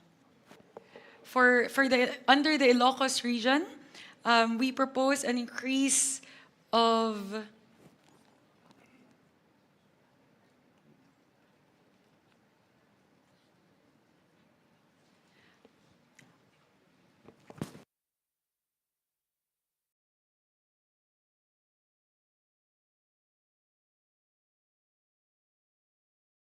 my apologies, Mr. Chair, let me go straight to the Cordillera Administrative Region.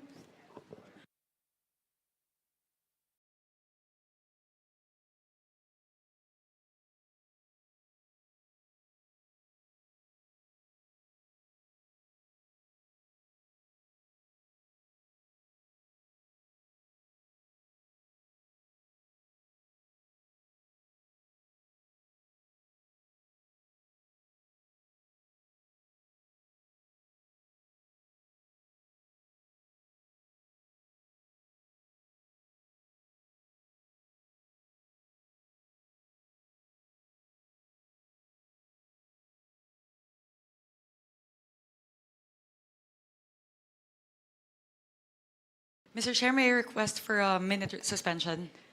Session suspended.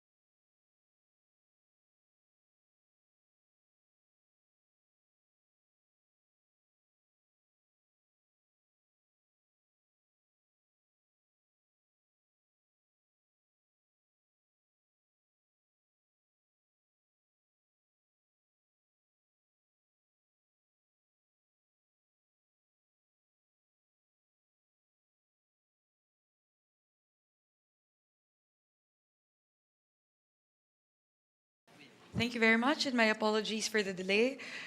Under the UP system, Mr. Chair, my apologies. Aside from the 1 billion that we're adding in Project NOAA, we're actually adding another 20 million under the UP system. So that's a total of 1 billion 20 million.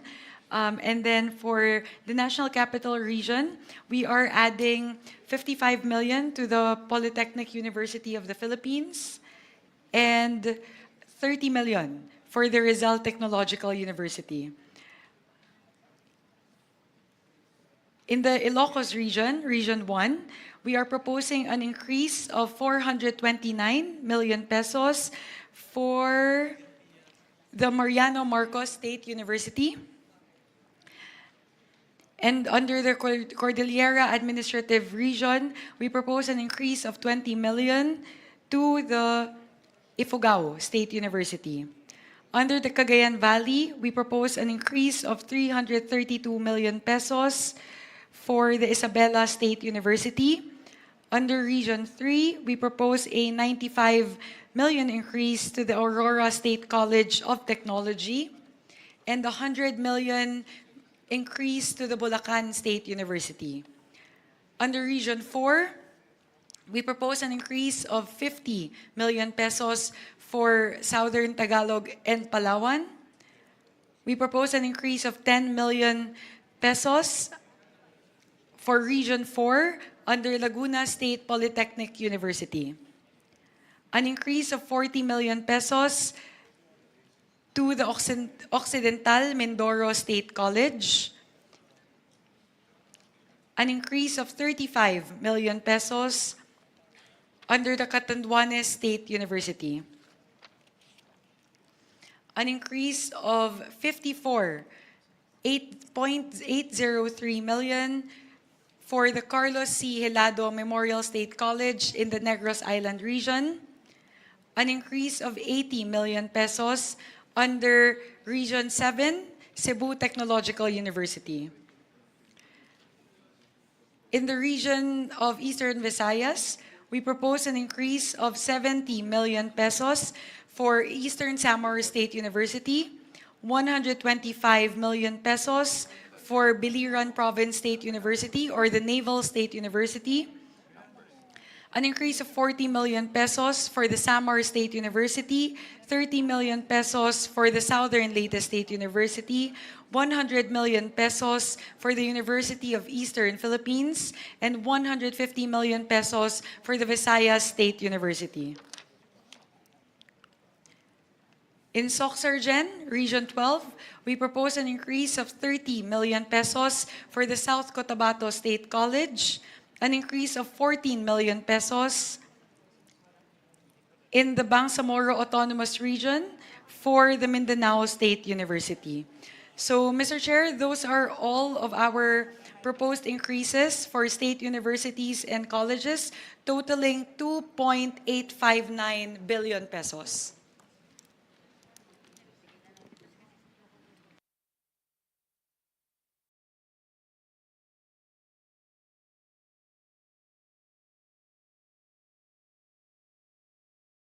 On the part of the Senate, we'll start off with the University of the Philippines dahil maraming taga-UP ho dito.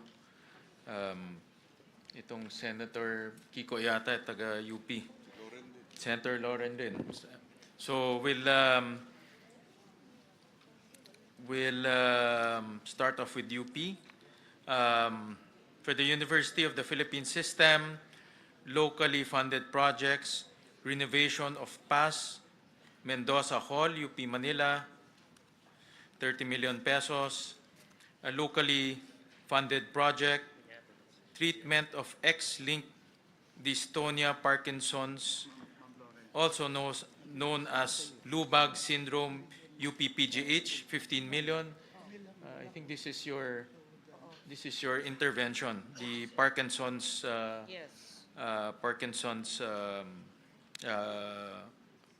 project. It's a very unique, it's a rare disease only found in the island of Panay in Region 6. Yun ang request ni Dr. Gap Legaspi. Yeah. This is under PGH or UP? PGH. PGH, no? Because PGH. PGH under UP. Yes. Okay. Thank you. Locally funded projects, digitalization of oral narratives, UP Visayas, 12 million pesos.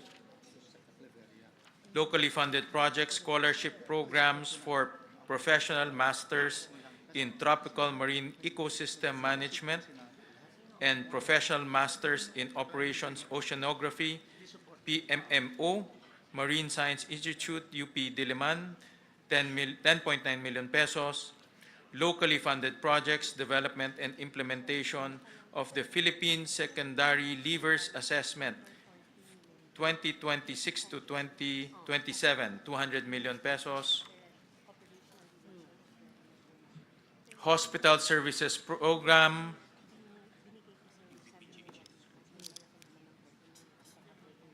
provision of medical services, 6.7 billion pesos. I believe this is for UPPGH. Hospital Services Program, Universal Care Fund for Zero Balance Billing, 800 million pesos. UP Philippine Eye Research Institute, UP PERI, 81 million pesos. Increase in carrying capacity of UP Manila College of Medicine Simulation Laboratory, 20 million pesos. Futures Thinking Research Program, UP Los Baños, 2 million pesos. Upgrading and commissioning of the Structural Engineering Laboratory for Earthquake Engineering, Institute of Civil Engineering, UP Diliman. Ba't wala ito?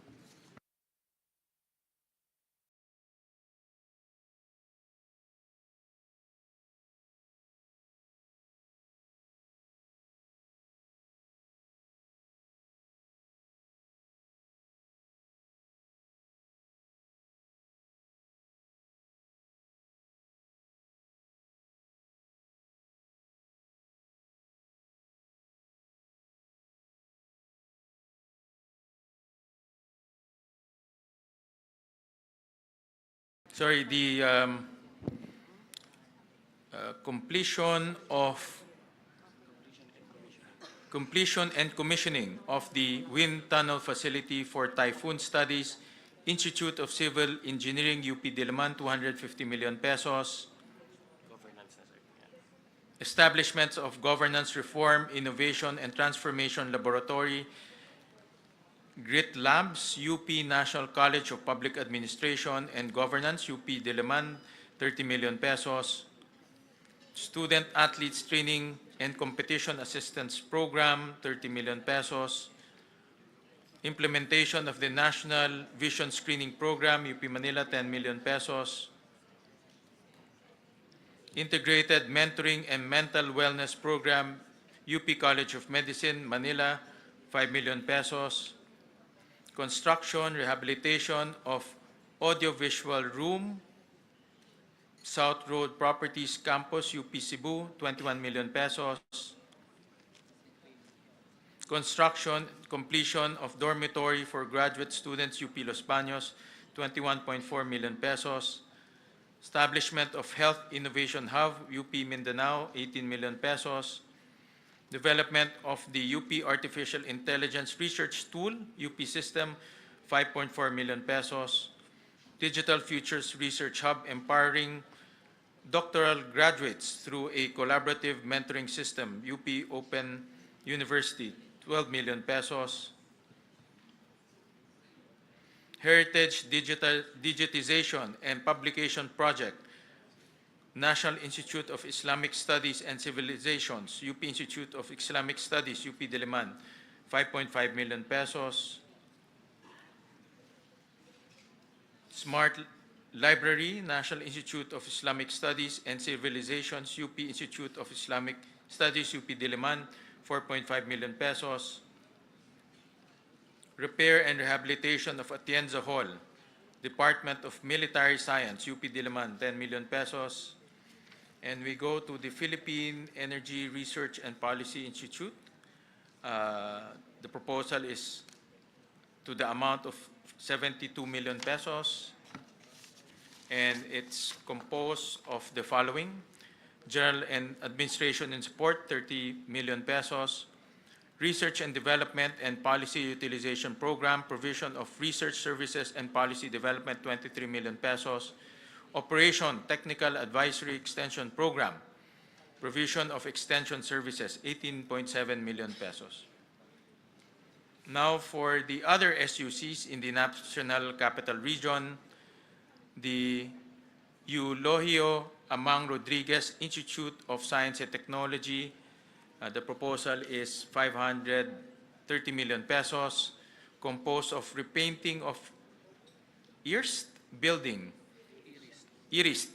and replacement of old roofing in Apilado and Nudas building, 10 million pesos. Marikina Polytechnic College to the tune of 332 million pesos, composed of rehabilitation and repair of teacher education building and laboratories, 15 million pesos. To the Philippine Normal University, 1.5 billion pesos, composed of construction of a 3-story graduate school building, PNU Mindanao campus, 30 million pesos. Philippine State College of Aeronautics, 526 million pesos, composed of design and construction of academic building including physics and chemistry laboratory facilities, 12 million pesos.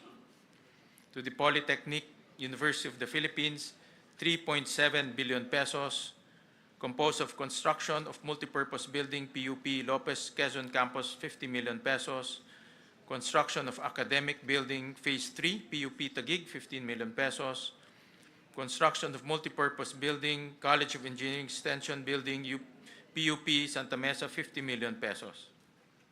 To the Technological University of the Philippines, 1.5 billion pesos. Construction and completion of multipurpose building, Barangay Western Bikutan, Taguig City, 40 million pesos. Now we go to Region 1, Ilocos. Don Mariano Marcos Memorial State University, 1.8 billion pesos, composed of construction of veterinary medicine building and animal hospital, 45 million pesos. Ilocos Sur Polytechnic State College, 551 million pesos, composed of completion of academic building, Tagudin campus, 45 million pesos. Pangasinan State University, 1.7 billion pesos, composed of construction of 3-story education building, Urdaneta campus, 30 million pesos. University of Northern Philippines, 1 billion pesos, composed of construction of the College of Nursing Academic Building 3, Phase 1, 45 million pesos. Now we go to the Cordillera Administrative Region. Abra State Institute of Science and Technology, 394 million.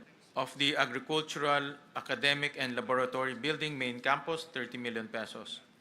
Apayao State College, 349 million pesos, composed of construction of 3-story criminology building, 30 million pesos.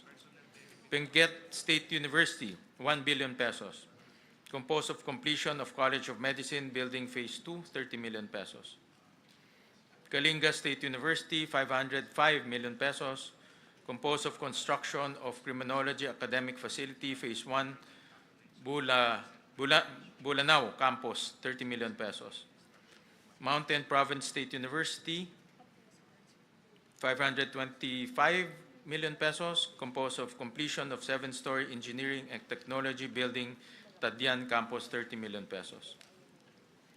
We go to Region 2, Batanes State College, 195 million pesos, composed of construction, upgrading of academic building, Bachelor of Industrial Technology, Phase 1, 12 million pesos. Cagayan State University, 1.5 billion pesos, composed of construction of University Academic Building, 45 million pesos, Futures Thinking Research Program, 2 million pesos. Nueva Vizcaya State University, 864 million pesos, composed of construction of 3-story academic building, College of Teacher Education, Bayombong Campus, 20 million pesos. Quirino State University, 429 million pesos, construction of Office Administration Academic Building, Difun Campus, 20 million pesos. For Region 3, Central Luzon, Aurora State College of Technology, 363 million pesos. Composed of Futures Thinking Research Program, 2 million pesos. Tulong Dulong Program, 1.1 billion pesos. Bataan Peninsula State University, 1 billion pesos. Composed of renovation of training facilities to Food Laboratory Building, Abukay.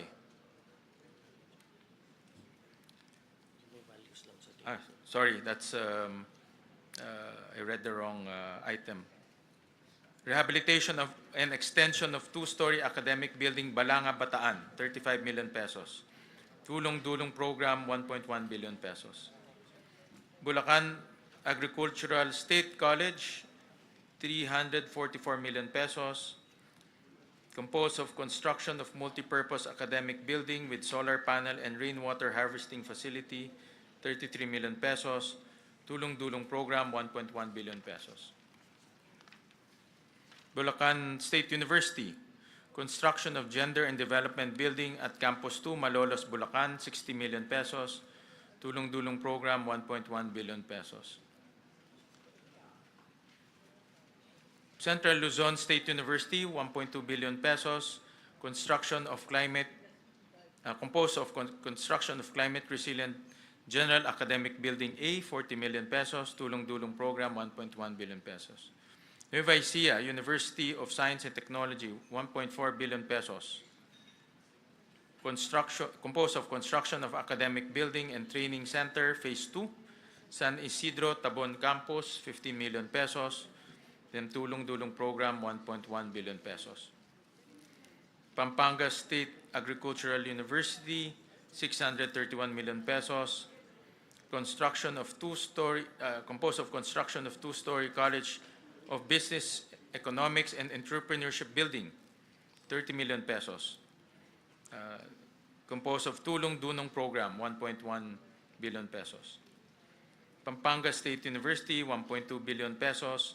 Completion of 12 Classroom 3 Academic Building with Site Development, Porac Campus, 25 million pesos.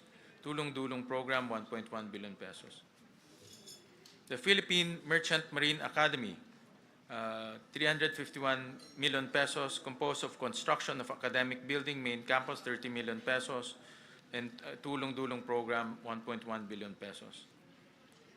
President Ramon Magsaysay State University, 743 million pesos, construction 3-story College of Engineering, academic building, Iba Campus, 40 million pesos, Tulong Dulong Program, 1.1 billion pesos. Tarlac Agricultural University, 522 million pesos. Rehabilitation of old building, 30 million pesos. Futures Thinking, 2 million pesos. Construction of College of Education Child Research and Development Laboratory Experiences, 20 million pesos. Tulong Dulong Program, 1.1 billion pesos. Tarlac State University, construction of academic building for College of Engineering, Tarlac State University, 1 billion pesos. Construction of academic building for College of Engineering, 40 million pesos. Tulong Dulong Program, 1.1 billion pesos. Now for Region 4, Southern Tagalog and Palawan. Region 4A, Calabarzon, Batangas State University, 2.4 billion pesos. Future Thinking Research Program, 2 million pesos. Construction of 10-story engineering hub, academic building, 200 million pesos. Tulong Dulong Program, 100 million pesos. Cavite State University, 2.1 billion pesos. Completion of 3-story of College of Engineering and Business Management Building, CCAT Campus, 42 million pesos. Futures Thinking Research Program, 2 million pesos. Tulong Dulong Program, 1.1 billion. Million, no? Million ba ito? Billion. Million pesos.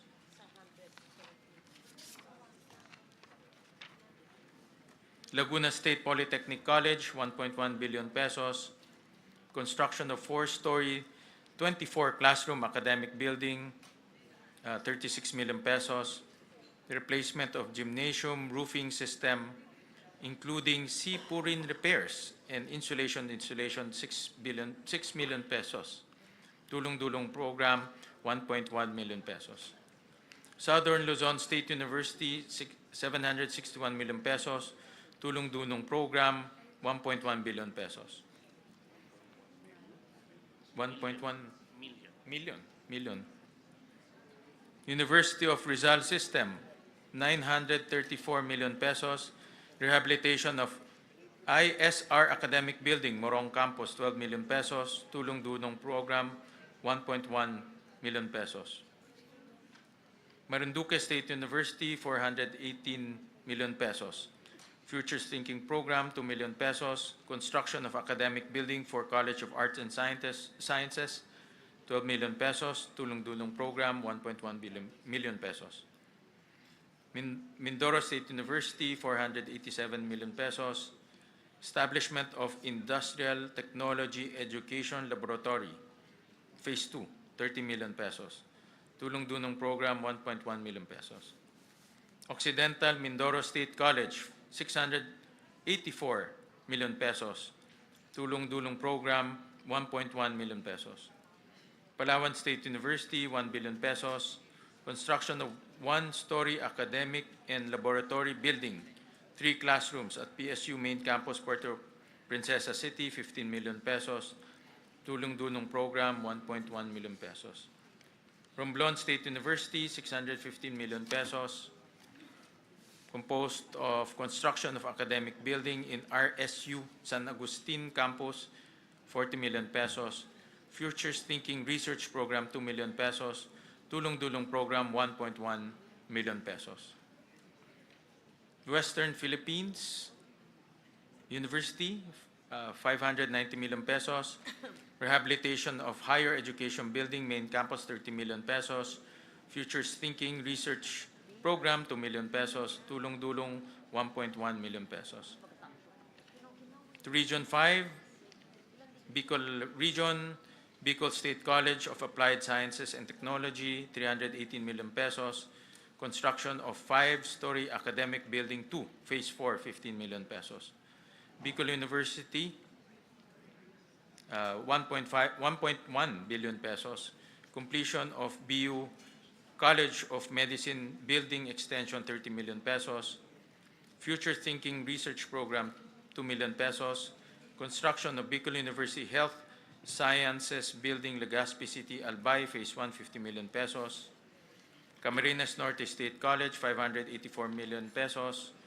Construction of 3-story IFMS Academic Building, Mercedes Campus, 30 million pesos. Camarines Sur Polytechnic Colleges, 744 million pesos. Construction of 4-story academic building, College of Health Sciences, Academic Building 4, Nabua Campus, 40 million pesos. Catanduanes State University, 793 million pesos. Completion of Student Convention Center with Amphitheater, 25 million pesos. Central Bicol State University of Agriculture, 1.2 billion pesos. Futures Thinking Research Program, 2 million pesos. Repair Rehabilitation of Electronics and Electrical Classrooms Building, CBSUA, Calabanga Campus, 12 million pesos. Dr. Emilio Espinosa Senior Memorial State College of Agriculture Technology, 346 million pesos. Construction of 4-story smart academic and laboratory building for business management program, 30 million pesos. Futures Thinking Research Program, 2 million pesos. Partido State University, 727 million pesos. Construction of Criminology Academic Building, Lagonoy Campus, 24 million pesos. Futures Thinking Research Program, 2 million pesos. Sorsogon State University, 677 million pesos. Construction of Integrated Academic Laboratory and Library Building, 36 million pesos. Now we go to Region 6, Aklan State University, 760 million pesos. Composed of construction of academic building main campus, 30 million pesos. Capiz State University, 1.2 billion pesos, composed of construction of academic building and analytical laboratory for fisheries and marine researches, Pontevedra Campus, 40 million pesos. Guimaras State University, 380 million pesos. Completion of CBM building, main campus, 30 million pesos. Iloilo Science and Technology University, 1.1 billion pesos. Rehabilitation of vertical expansion of academic building, K Building, Iloilo City Campus, 40 million pesos. Futures Thinking Research Program, 2 million pesos. Iloilo State University of Fisheries, Science and Technology, 601 million pesos. Futures Thinking Research Program, 2 million pesos. Completion of academic building, main campus, 12 million pesos. Northern Iloilo State University, 827 million pesos. Construction of 3-story general academic building, 24 million pesos. University of Antique, 801 million pesos. This is in your hometown. Hindi ko amendment yan. Hindi. Salamat. Ano yan? Committee. Salamat. Construction and completion of classroom buildings, Sibalom Campus, 14 million pesos. Construction, completion of classroom buildings, Libertad Campus, 14 million pesos. Futures Thinking Research Program, 2 million pesos.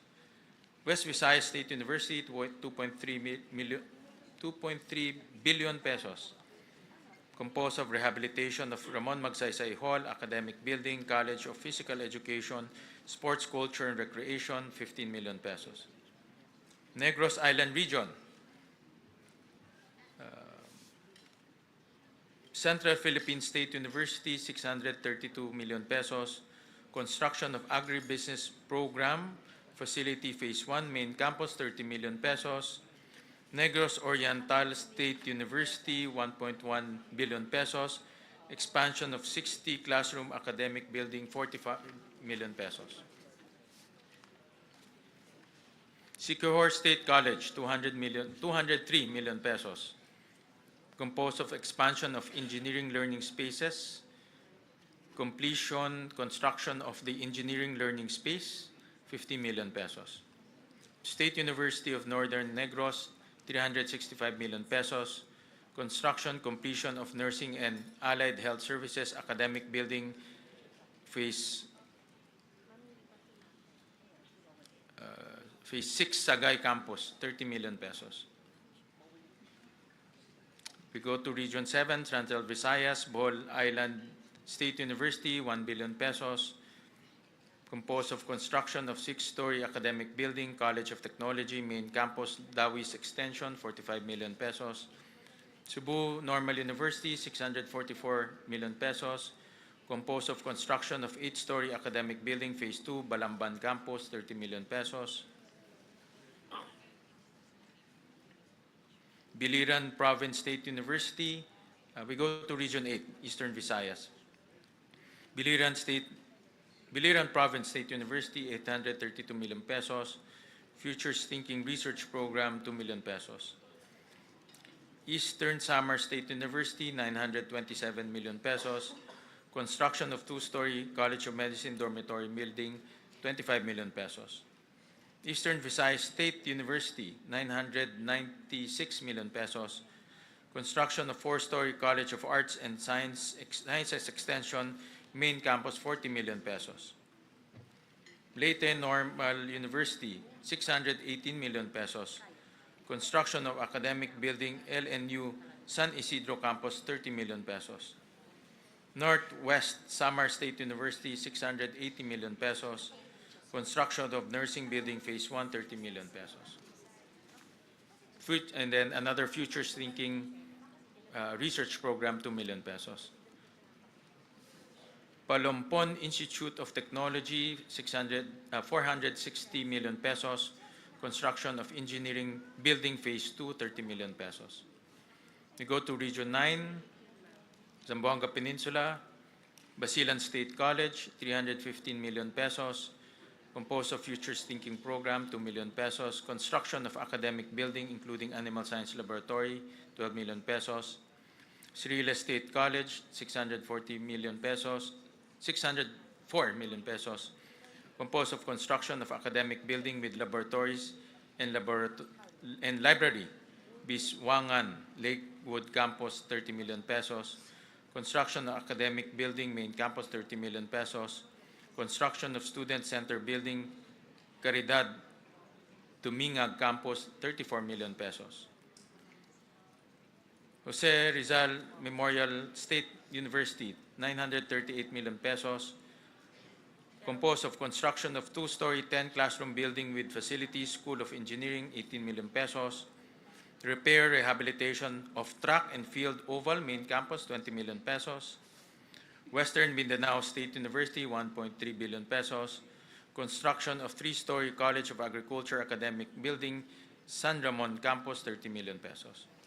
Zamboanga Peninsula Polytechnic State University, 719 million pesos, construction of Technology Building Phase 1, College of Engineering and Technology, 18 million pesos. Zamboanga State College, Marine Sciences and Technology, 342 million pesos, construction of Academic Building 2, Phase 1, 18 million pesos. We go to Region 10, Northern Mindanao.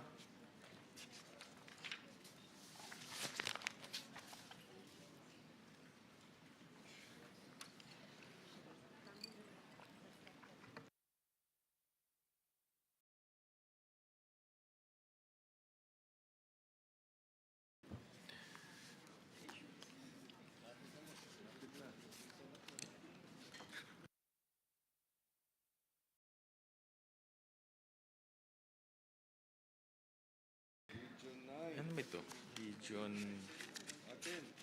Region 10. Bukidnon State University, 1.1 billion pesos. Completion of Buksu Hotel Training Laboratory for BSHM, 50 million pesos. Completion of 5-story academic building, Phase 2, Quezon Campus, 25 million pesos. Completion of 5-story academic building, Kalilangan Campus, 25 million pesos. Construction of 3-story smart Camiguin Polytechnic State College. Ito parang kila ano ito Kila Thank JJ you, ito. Mr. Chair.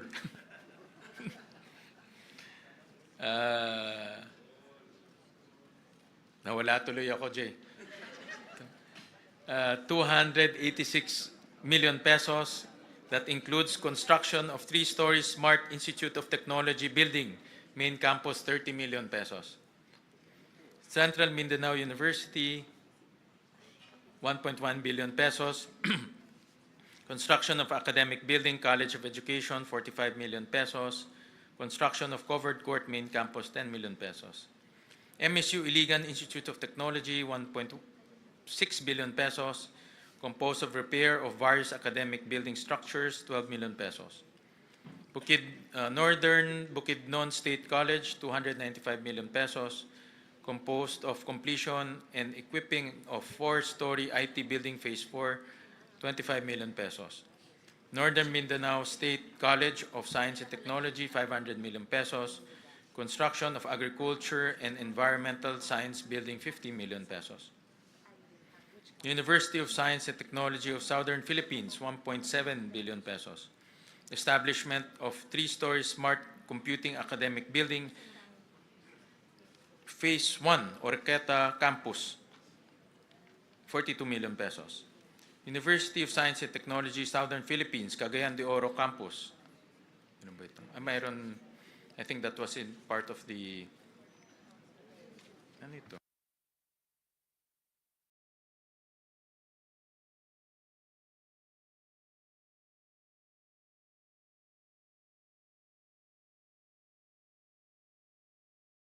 Okay, all right. Okay, we go to Region 11. Mr. Chairman, Yeah.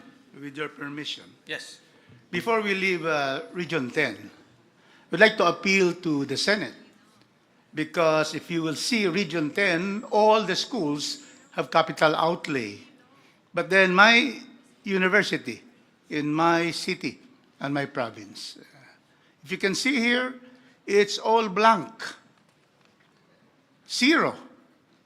So almost all almost all our university, state colleges and universities, you gave capital outlay. But in the case of Cagayan de Oro Campus, University of Science and Technology, zero. University of Science and Technology in Claveria Campus, zero. Can we appeal that we include the following, Mr. Chairman, to be able to be, to be fair to everyone? And we only are requesting, Mr. Chairman, because in the House, we have agreed now there will be no capital outlay. But since the Senate has been giving capital outlay to all, actually all. But here, if you can see here, for Cagayan de Oro Campus and also Claveria Campus, zero. So we just may request the following for inclusion. Is that possible, Mr. Chairman? Mr. President, we were advised by the DBM that the operating unit is the University of Science and Technology, Southern Philippines. Yes. So we were advised that the allocation will be in that university, Mr. President. But if you can I see think here, they there have is different no... campuses, if I'm not Yeah, mistaken. there are two campuses, and there is no capital outlay. That is why, if you can see here, all the other universities in northern Mindanao, Region 10, they have what you have given them, their buildings and their laboratories and academic buildings. But then, nasiro kami dito, Mr. Chairman. So I would just like, therefore, to move that we add what is just needed by the campuses, Mr. Chairman. Yes, wala dito zero Well, the PASUC, which suggested to us, PASUC actually compiled all the requests of the university, especially to increase their capacity, and they submitted to us.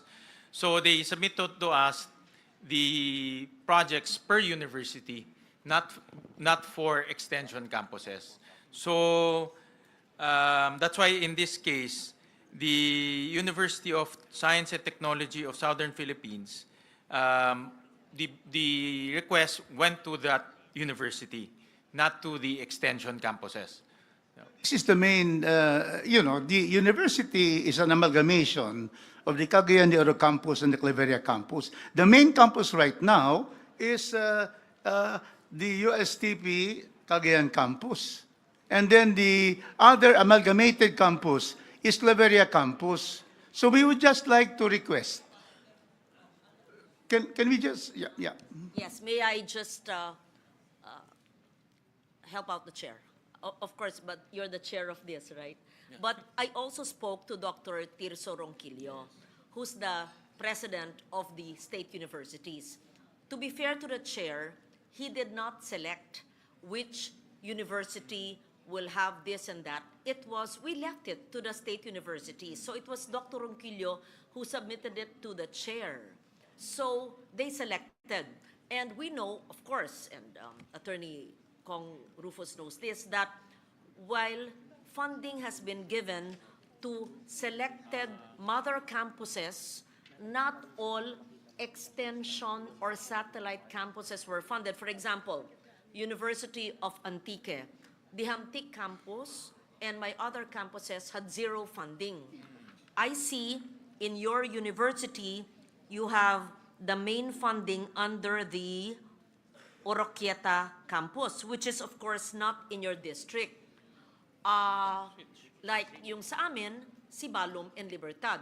But there are 3 others in Kaluya, in Hamtic, which were zero funded also. The chair requests, and it's up to you because this was the recommendation of the PASUC upon the consultation with the president of the SUC. But if the congressman so wishes, the chair is willing to move the funding if you say that the main campus is Cagayan de Oro, to move it to the Cagayan de Oro campus. He is willing to do that, right? But we would not wish also, the USTP system has 2 main campuses which were amalgamated by law, which I was the author. We have other 5 satellite campuses. We're not asking for the 5 satellite campuses. No. But we're only saying because of the density of students in Cagayan de Oro campus, 15,000 students. We need this following budget. It's not very big. If we'd like to bring this out, because otherwise, we will not have any capital outlay in the two amalgamated campuses comprising the USTP. I am not asking for the 5 satellite. Of course, one satellite has been given 52, that is in the province of, Oroqueta, Misamis Occidental. So these are what you'd like to ask, Mr. Chairman, if you permit us to propose. Now, for Cagayan de Oro campus, we are only asking for 50 million for the completion of the 8-story educational and student computer phase 3, computers, building. So it's a completion because right now, the building is not completed. So we're only asking for 50 million. But they're asking for more. But I am saying, because they're asking here to complete it 150 million, I said no, we'll only ask 50 million. And then the second very important request is the continuation of the Faculty Learning Resources Center Phase 2. They asked for 150 million. I'm only asking for 50 million. So they're asking 300 million, which is really, so big in this BICAM hearing. I'm only asking for 50 and 50, 100. That is for the Cagayan de Oro campus. The other main campus in the amalgamated USTP is Claveria. And they're asking, Mr. Chairman, they're asking for the auditorium and multipurpose training center. They're asking 110 million. I'm only asking for 50 million for Claveria, a total of 150 million. Otherwise, we can see here all from Region 1 to Region 16, all of them receive capital outlay. But then my university, and I sit there as the USTP board of trustees because I was designated by Chairman Jude Asidre. Mr. Chairman, it will be difficult for me not to be able to appeal to you because you have been giving capital outlay to everyone. And then, dito, kami lang, in this page and the other pages, ang zero dito, ito lang 2 campuses na ito. So that is what we'd like to ask, Mr. Chairman, that you be able to, at least be able to give Cagayan de Oro. It is the seat of, in Region 10, this is the seat of education. Can we have that, Mr. Chairman? May I request for a minute suspension, Chairperson Mika? Meeting suspended.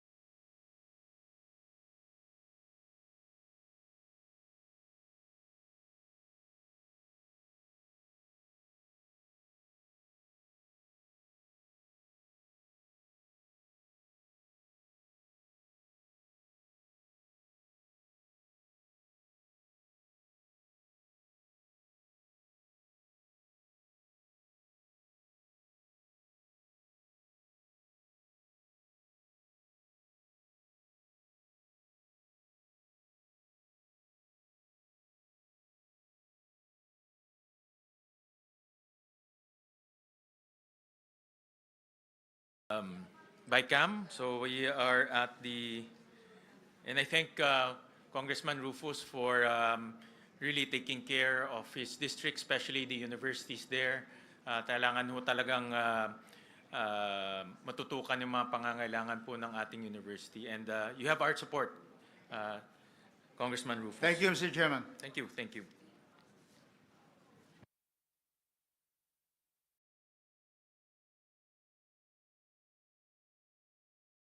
All right. Parang nag-round trip to the Philippines na ho tayo. So, Region 11, Davao. So, Davao de Oro State College, 439 million.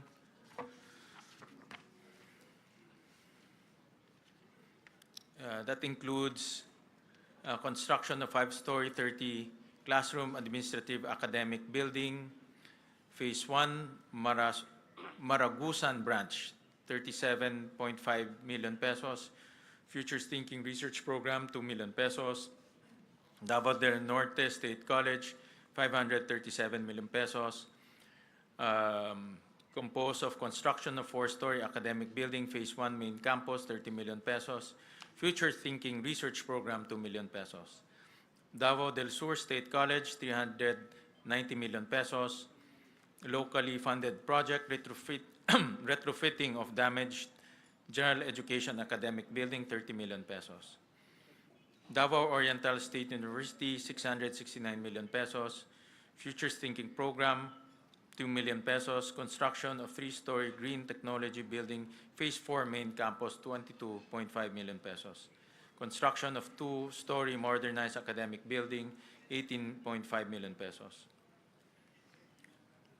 Southern Philippines Agribusiness and Marine Aquatic School of Technology, 266 million pesos. Completion of Program Learning Center, replacement of classroom damaged by earthquake, Phase 3, Malita Campus, 30 million pesos. University of Southern Philippines, 1 billion pesos. Composed of completion of 5-story academic building, Tagum Unit, Tagum Mabini Campus, 30 million pesos. Futures Thinking Research Program, 2 million pesos. Region 12, Soccergen, 2.3 million pesos. Cotabato Foundation College of Science and Technology, 240 million pesos. Construction of Criminology Building, 28.8 million pesos.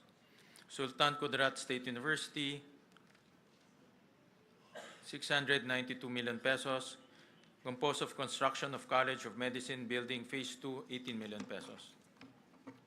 University Southern Mindanao, 1.1 billion pesos. Establishment of Cacao Center of Excellence in Research, Development, Innovations, and Capacity Enhancement, 45 million pesos. Region 13, Caraga. Agusan del Sur State College of Agriculture and Technology, 544 million pesos. Locally funded projects, completion of academic building, College of Teacher Education, 30 million pesos. Caraga State University, 1.1 billion pesos. Construction of College of Forestry and Environmental Science Building Complex, 45 million pesos. Northeastern Mindanao State University, 1.4 million pesos. Construction of Academic Classroom, Advanced DBMG Building, 45 million pesos. Surigao del Norte University, 722 million pesos. Construction of Academic Building, College of Engineering, 30 million pesos. The Bangsamoro Autonomous Region in Muslim Mindanao. Adyong Memorial State College, 165 million pesos. Construction of Academic and Administrative Building, 18.5 million pesos. Cotabato State University, 407 million pesos. Construction of 5-story College and Art Science Building, 30 million pesos. Mindanao State University, 6.2 billion pesos. Improvement and upgrading of Academic Building, College of Engineering and Computing Sciences, MSU Maguindanao, 72 million pesos. Construction of Academic Facility for Peace, Culture, and Arts, MSU General Santos, 35 million pesos. MSU Tawi-Tawi College of Technology and Oceanography, 1 billion pesos. Repair of academic structures, 30 million pesos. Futures Thinking Program, 2 million pesos. Sulu State College, 476 million pesos. Construction of completion of 4-story academic building, 28.5 million pesos. Futures Thinking, 2 million pesos. Construction, completion of information communication technology building, 42 million pesos. Tawi-Tawi Regional Agricultural College, 279 million pesos. Construction of academic building, Tarawakan Campus, 24 million pesos. May, ano ito? Nakalimutan ko. I think I missed one university, Tarlac State University. Ito ba yun? This one? Center for Peace, Center for Peace, Indigenous Peoples, Resources, and Development, CPIRD, 700,000. So, any questions? I think that completes the SUCs. So, any question, comments, motions? Mr. Chair? Sir Chair. Yeah. Ikaw na mag- Madam Chair. Madam Chair.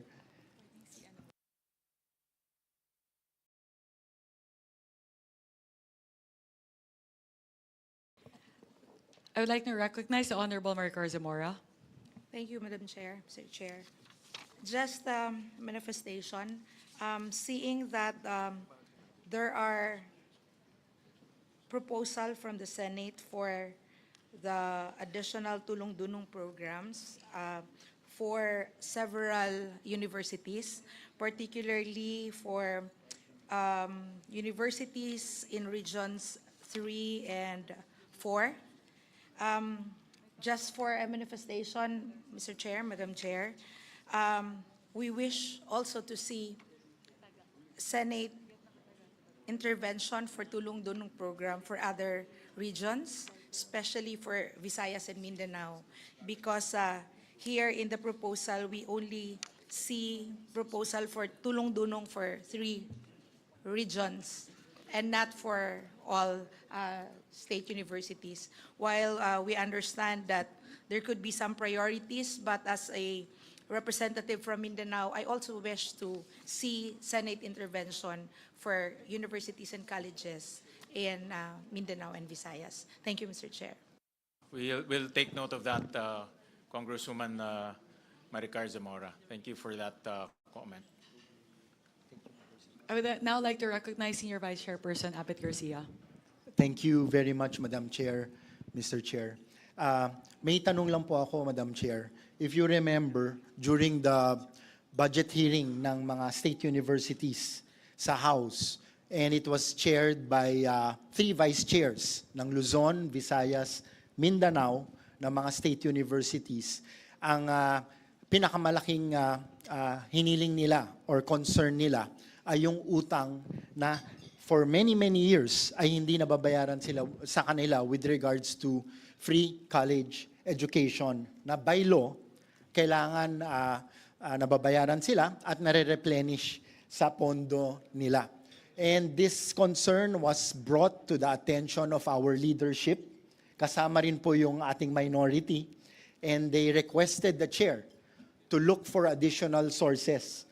So this was presented earlier na nakahanap po kayo ng fiscal space sa NEP to the tune of 4 billion pesos at nakahanap po kayo ng idle funds sa Higher Education Development Fund to the tune of 7 plus billion pesos to complete the 12 billion peso na utang. So I just want to make sure, Mr. Chair, na dito sa aproba natin, yung mga state universities totaling to around 114 who in the version of the House are bent to receive a windfall amount. I just want to make sure na dito sa final version ay matutuloy ito dahil ito yung matagal nang iniintay ng ating mga state universities at ng ating mga estudyante. Madam Chair, Mr. Chair. Thank you, SVC. So, ano po, the assurance that we can give is intact po yun. So dalawang bagay po yun. As mentioned earlier, we already gave an additional 2.8 billion pesos for the state university. So yun po talaga allocation nila for their different locally funded projects. On top of that, we will be giving them the windfall amount that would result to the payment of deficiencies to SUCs. So ito pong yung 12.31 billion pesos to be exact na ibabayad po sa mga SUCs dun po sa kakulangan sa implementasyon ng UACTE ay idadagdag pa po dun sa idinagdag po ng Kongreso at ng Senado para po sa 114 na mga state universities and colleges. So in effect po, I believe, Sen Win, may I ask po what would be the total increase to the 114 state universities and colleges?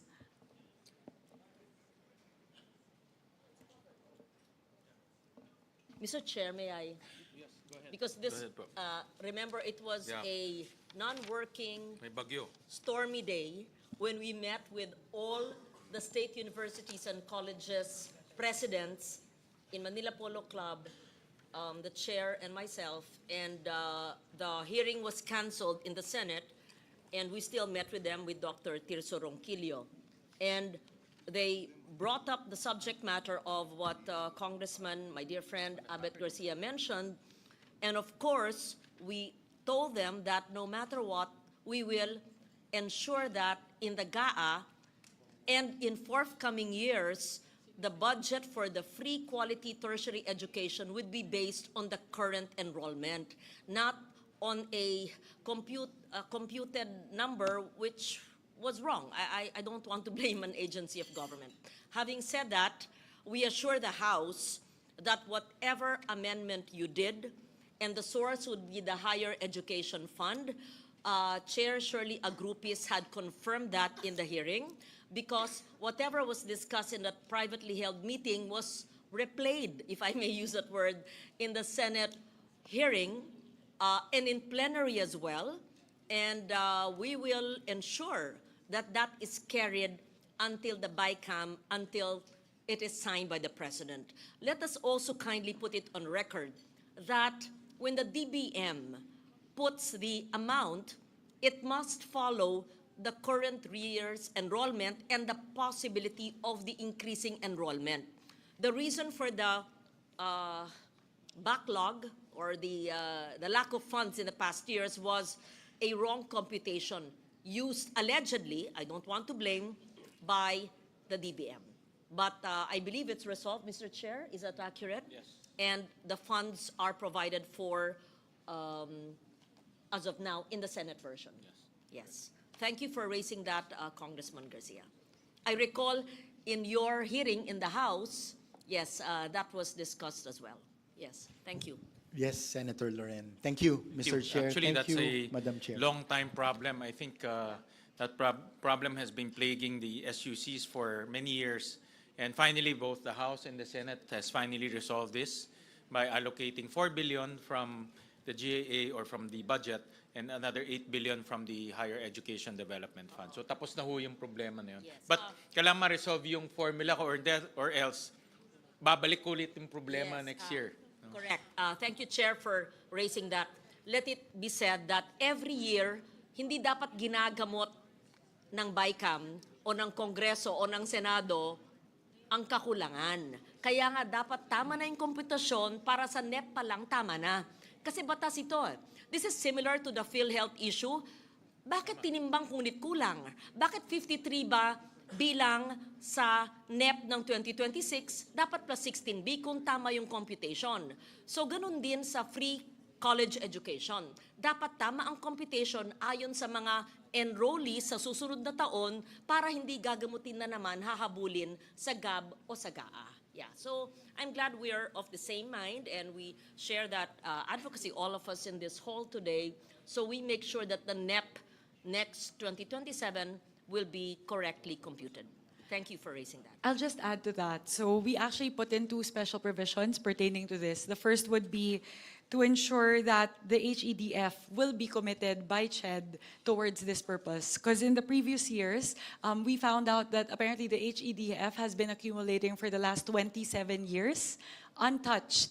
Nakita po namin na meron pong laman na 12 billion pesos sa HEDF na higit 2 dekada na natutulog. So when we were able to see that, we created a special provision as reflected in the HGAB to make sure, essentially to force CHED to commit and DBM also to commit to releasing the 7.82 billion pesos for the purpose of paying the deficiency to SUC. So talaga pong we made sure that the special provision is so specific that DBM and CHED will really have to comply. We even put in the amount so they would no longer be able to flex out of the situation. The second one po, to the point of Senator Lauren, in terms of the computation, essentially the shortfall every single year emanated from the fact that there's a discrepancy in terms of the estimated number of enrollees as reflected in the NEP and the actual number of enrollees. Lumaki po ng lumaki yung gap every year. So we put in another special provision in the HGAB, and this is something that we would have to reconcile as well, wherein we essentially mandated PASOK, CHED, and the DBM that during the budget call, they already need to do that alignment. And there would be a deadline for SUCs to submit their projected enrollees for the following year. So just to say, we're doing this, we're doing a two-pronged approach. First is that we will pay the current deficiency to SUCs amounting to 12.31 billion. Para po yung kakulangan for the last 5 years, okay na yon, done na po, settled na. But the second approach, and I would think the more important facet of this solution, is to make sure this deficiency no longer happens again in the future. So that's why, aside from making sure that the 12.31 billion pesos is funded, we have these two special provisions as well to safeguard against any shortcomings in terms of actualizing this provision. Pero yun po, rest assured that the payment of deficiency to SUCs is secured despite all of the additions to the different SUCs. Okay, maraming salamat, Madam Chair, Mr. Chair, and Senator Loren. Just a last note on that. Thank you for that, Chair Mika and Kong Abet. Alam niyo, sinabi ng mga SUCs, dahil sila nag-aabono para punuin yung batas na ginawa natin, nawawalan sila ng pondo sa mga regular programs sa kabataan. So ang nawala talaga yung mga benepisyo ng mga bata. Ang dami nilang kinancel na ongoing programs na just to fill in the billions that were missing for the past year. So this is really a very good step that both houses are doing, that we're filling it up. And again, dapat tama na sa NEP 2027. So thank you for bringing it up. Mr. Chair, Madam Chair. Yes, Representative Pepito Alvarez. Kung wala na ibang issue, I move for the omnibus approval of all budget of the SUCs in all regions. So move, Mr. Chair. Thank you. Duly seconded by our colleagues. The budget, yes. Just very quickly for the information of not just our colleagues, but those who are viewing us live stream through live streaming. May we just place on record the Tulong Dunong program, because it was repeated over and over for, I think, 28 or 18 SUCs would have it. What is the program? How do we ensure that that it is availed of? Who do they go to? Because there is a Tulong Dunong in the state universities, and then a Tulong Dunong with the CHED. In fact, with CHED, it's about a little over 2 billion. So how does this work? Just for the record, Mr. Chairman. So since this is downloaded directly to the state universities will implement that scholarship program in particular. So iba po yung sa CHED, iba po yung sa mga state universities. So that's how you operationalize the ones in the state universities.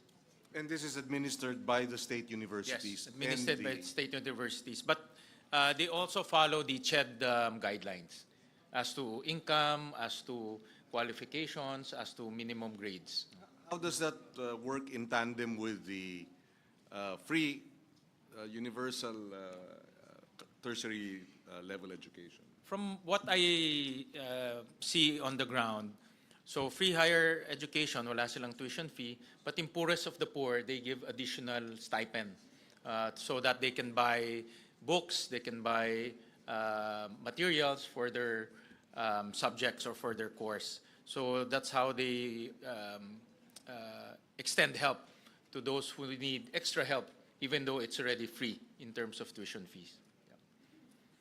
Thank you, Mr. Chairman. All right, so Mr. Chair, sorry, that's a very actually valid question. I think that was a point of Representative Zamora earlier. Given that you've already downloaded the Tulong Dunong straight to the SUCs, does SCHED have internal guidelines to make sure that the Tulong Dunong program downloaded straight to SUCs follow the same guidelines as those funds downloaded in the TDP program lodged within CHED Central Office? Yun po siguro yung may mechanism ba? Is there a mechanism currently that allows that? Because actually this is the first time personally that I've heard of Tulong Dunong funds being lodged directly in the funds of SUCs. From what I understand, they follow the CHED guidelines. No? For example, in terms of who can avail, in terms of minimum grades, all of those. So they follow the CHED guidelines. Kasi, Mr. Chair, if I may, I've noticed, Mr. Chair, in some of the state universities, like here in Cordillera, they don't have that Tulong Dunong. Also in Cagayan Valley, I see Tulong Dunong dito lang po sa Central Luzon and other regions, pero doon po sa CAR and then sa Ilocos region, maging dito po sa NCR, wala po tayong Tulong Dunong. So parang may mga lugar na may Tulong Dunong, pero may mga state universities na wala naman po. It depends on kung meron pong mga requests from the state universities. So kung meron silang mga requests, nagpapadala ho sila ng mga request letters sa Senate at doon naman po rin-rationalize kung sino po ang makakatanggap.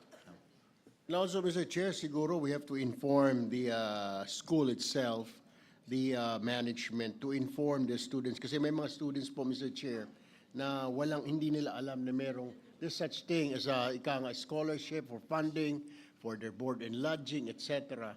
May mga estudyante pong hindi alam. So, kailangan talaga siguro yung information dissemination within the school campus na meron pong available na tulong-dulong mula sa pamahalaan.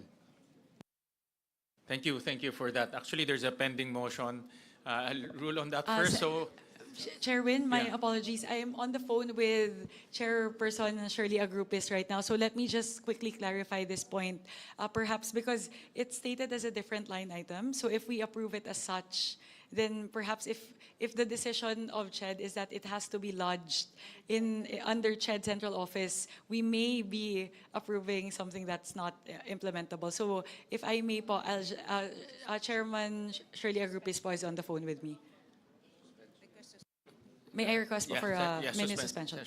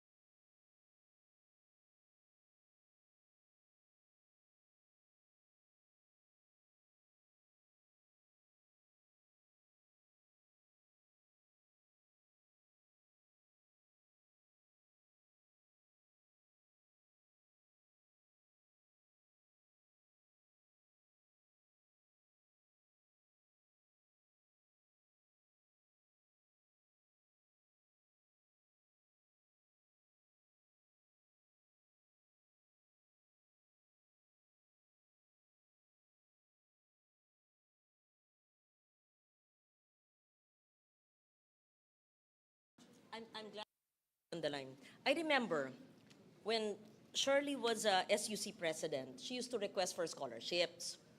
And she said, she told me at the time, pag diretso ro ang pondo sa SUC, mas mabilis mag-facilitate sa estudyante. At that time, with all due respect, whoever was the chair of CHED. But of course, now she's in CHED. And she prefers all the funds there. So it's really up to us. We leave it to you, to us. Anong mas maganda? Kasi the SUC presidents, they want the funds diretso so that they should not ask CHED, that's a processing din sa kanila. Pag diretso, then they decide the 4P scholars, poorest of the poor, whoever. So, but now that she's the chair, if she wants it all under her watch, it's really okay. But I used to give her scholarships, everywhere, and she would say, maganda pag diretso. SUC president would say, diretso na sa amin. Okay, but it's up to them, whatever they wish. That's why, so chair, so. For the record po, Sen. Lauren, Sen. Win, upon conferring with Chairperson Agrupis, so there's actually no procedural or legal impediments to lodging it in the SUC. So at least that's clear. So it's really up to the BICAM as to whether we want to centralize all the tulong-dunong funds to CHED Central Office or keep them there. So, in Mr. the Chair, SUCs. Madam Chair, so what's the decision? Do we have to leave it to the I to suggest- CHED or go directly to the SUCs? Okay. We'll download it to SUCs. It can be both because a scholar, whatever it's called, a scholarship assistance can go through CHED, that's the tertiary education subsidy, the TES, and there's tulong-dunong. But a scholarship assistance can also be an amendment to a specific SUC. For example, yung SUC ni attorney ko. University of Science and Yun. Technology of Southern Philippines. Kung gusto mo mag-amend, pwede ka maglagay ng scholarship assistance, let's say 1 million to that SUC, and the students, you will not touch the funds, it doesn't go through the lawmaker, but the SUC will implement it, depende kung. And all the SUC presidents I talk to always say, sana diretso na, kasi ang bagal noon pag galing kay CHED, and Shirley would do the same before. So I suggest, since it's there already, and the SUCs already know that it's lodged under them, and there's no legal impediment. And the LBRMO did that. So we Madam Chair, Yes. Mr. Chairman, the thing is, there are Region 3 and Region 4 has tulong-dulong directly to the state colleges. Mindanao, which has the 6 poorest provinces in the country, of the 10 poorest, walang tulong-dunong. So yan ang problema natin. So whether it is handled by CHED or by the school, it's clear that Mindanao is shut out of tulong-dulong, all the 6 regions, and that is a shutout. And Mindanao, under the PSA report, 6 of the poorest provinces are in Mindanao, and therefore, most of the students in our state university colleges are very, very poor that would need tulong-dunong. Just a manifestation, Mr. Chairman. That is what happened. Meron ng Region 3 and 4, wala ang Regions 9, 10, 11, 12, Caraga, and BARM. Alam mo, Mr. Chair, Madam Chair, I agree with Congressman Rufus. Wala naman po siguro state college universities na walang mahirap na estudyante. Kaya po sila nandyan because they don't have money. Magandang sinabi nyo. So we can move to put tulong-dunong directly to all SUCs, assuming there's fiscal space. I would like that. I hope we can do that, as long as there's fiscal space. Yes, there's none in Mindanao. If the 2 chairs would agree, but where do you find the funds that you will take it from? So the options would be to put the tulong-dunong, which is on the record, back to CHED, right? Back to CHED, and nothing would stay in any SUC, or we give all SUCs as manifested by Congressman Rodriguez. So I leave it to the body. Mr. Chairman, well, with the permission of the Chairman, as it is, CHED has 2 billion of the tulong-dunong, and therefore maybe a special provision to provide that such amounts should be allocated to state universities where the tulong-dunong budget or is not available or something like that, Mr. President. Or we can start, pero maliit yung 2 billion. Yeah, I think we can, Mr. Chair, Madam Chair, I think we can start doing that. Spread out this 2 billion or kahit na mga 2.5, magtira ka na lang sa CHED na mga 200 million or 500 million, then 2.2 will go to the state universities and colleges. It will be easier and quicker for the students to ask for assistance rather than magre-request pang SUC sa CHED and then babalik pa. It will take some time. Baka tapos na yung klase, tsaka palang dumarating yung tulong-dunong. The only, like, I'm okay with both options. The only impediment I'm seeing in the other option, which is to lodge it into the different SUCs, is that we relied on the information from Chairperson Agrupis as to the estimate of how much tulong-dunong they would need for the following year. And I don't know how granular her data is. Does she already know how much each of the SUCs would need? I think that's the only impediment that I'm seeing, given the time constraint also that the BICAM would need to come up with a report, and then we would need to have it ready as soon as possible. So given that, just looking at the time constraint on having to put together the BICAM report at the soonest possible time, the option I'm leaning towards is to centralize all tulong-dunong to CHED, central office. So I think there's a meeting of the minds to centralize it. So there's a pending motion to approve it. May I have, will you amend the motion? The tulong-dunong in the universities that were mentioned will now be under the CHED tulong-dunong. Yes, I move. All right. Second the motion. That's the case. The budget of the SUCs, including the University of the Philippines, is now approved, and the tulong-dulong program that were mentioned in each universities will be transferred to the CHED. Mr. Chairman? All right. Yes, just say, I did the math. No? I was listening to the amounts that were allocated earlier. 1 million, 2 million per SUC, no?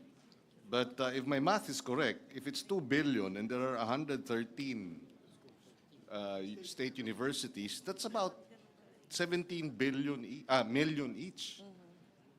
So, in other words, yung maliliit na 1 million can actually get 17 million if it is divided equally among the different. But of course, we leave that to CHED, no? Because different state universities will have different considerations and population and needs, etc. Mr. Chairman, the tulong-dunong that I have learned, have known Representative about. Rodriguez, my Yes. apologies. Please kindly wait to be recognized. I would first like to recognize Representative Pepito Alvarez and then Representative Rufus Rodriguez. Yes, thank you, Madam Chair, Mr. Chair. Yung tulong-dunong, hindi lang naman yun sa mahirap. Kung mahirap lang lahat ang bigyan, wala tayong talagang pera na ganyan karami. Pagkatapos, meron yung criteria, dapat deserving. Mahirap nga siya, bigyan mo ng pera, hindi naman siya deserving, hindi na mag-aaral yun. So that's my point. Kailangan deserving, kailangan may grado rin. Kaya mabuti, centralize mo na lang sa CHED kasi I'm so afraid also in the state universities, marami rin corruption. And that is true. Palawan State University is #1 corrupt also. Wala akong magawa. They're not under me, so I do not suggest that we put the money in the SUCs. I'm sorry, but it's true. Thank you. Thank you, Representative Rodriguez. Yes, Madam Chair, Mr. Chair. The tulong-dulong originally, and should be, is to the private schools, private universities. Because our SUCs, free tuition na sila. And that is why I'm surprised now we are putting money to state universities because I have been having that for the past 15 years, except the last 3 years, na wala ng tulong-dunong, binalik ngayon. It's really for those studying in private universities to be able to help them, being in the private school system. Because actually, the private tertiary system is complementary to the state system.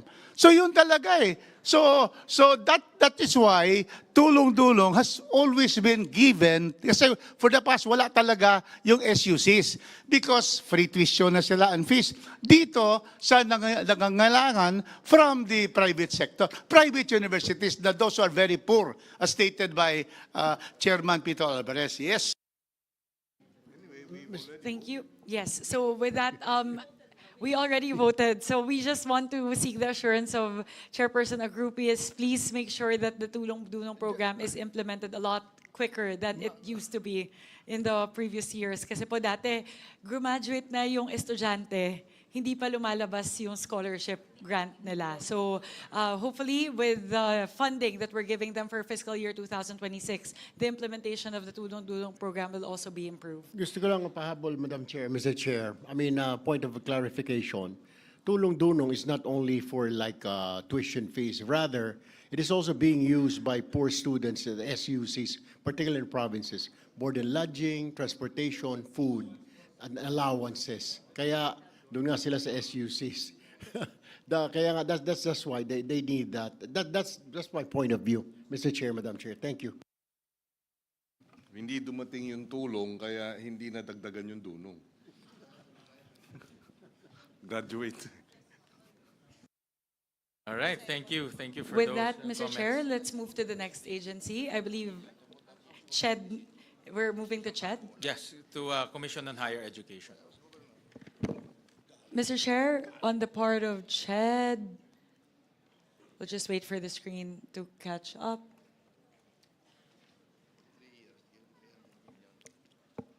For CHED,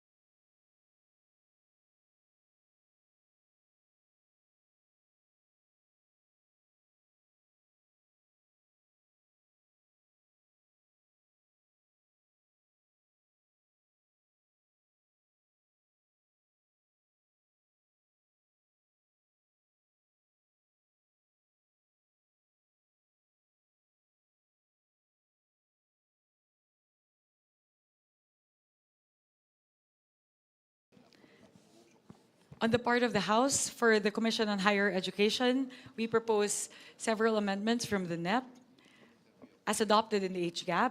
So as an increase to the UACTE, or the Universal Access to Quality Tertiary Education Act, we added 2.98 billion pesos. On top of that, we are also, as mentioned earlier, proposing for 4.5 billion pesos to be allocated also under UACTE for the payment of deficiency to SUCs. Third would be for Tulong Dunong program. We are proposing to add 2.7 billion pesos. And for increased subsidy for training and research for SUCs, we are proposing an increase of 228 million. So from the NEP levels for UACTE, the increase in tests and UACTE payment of deficiency to SUCs combined, that would be a total increase of 7.5 billion pesos for UACTE, from 27.4 billion pesos in the NEP to 34.9 billion pesos in the HGAB. And again, for Tulong Dunong program, that would be an increase of 2.7 billion pesos. That's it for the part of the House. Thank you. Chairperson Mika, on the part of the Senate, for for Commission on Higher Education, 74.3 billion pesos. For universal access to quality tertiary education, 40 billion pesos. For Tulong Dunong program, the Senate subsumed this under the universal access to quality tertiary education. For locally funded project improvement, enhancement of ICT infrastructure for digitally empowered CHED, central and regional offices through strengthened office productivity and higher education information system, 100 million pesos.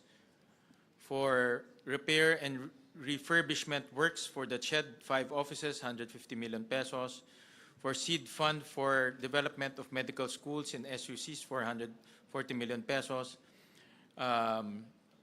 Implementation of English Laboratory Phase 1, 50 million pesos. For financial support for related learning experience requirements in Allied Health Sciences Program, 500 million pesos. For medical scholarships and return service program, 1 billion pesos. 74 na banggit mo kanina. Sorry, I misread the budget of the CHED. It's 47 billion pesos. So any comments, any motions? Senwin, I was just hoping to clarify the Tulong Dunong program as indicated here. Does that already include the transferred amounts from the SUCs? Not yet. So we will effect that later on. That's why we need to balance the records later on. So any comments? So, Mr. Chair, before we solicit a motion, for the record, we were able to increase the budget of the Commission on Higher Education from 33.1 billion in the NEP to 43.6 billion pesos in the HGAB. And finally, in the proposal, that would be 47.4 billion pesos. So that is a 14 billion increase for the Commission on Higher Education.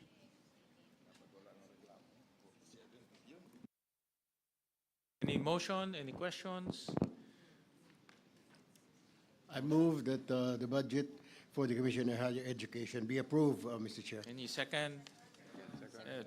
Duly seconded. The budget for the Commission on Higher Education is hereby approved. We go to TESDA, Technical Education and Skills Development Authority.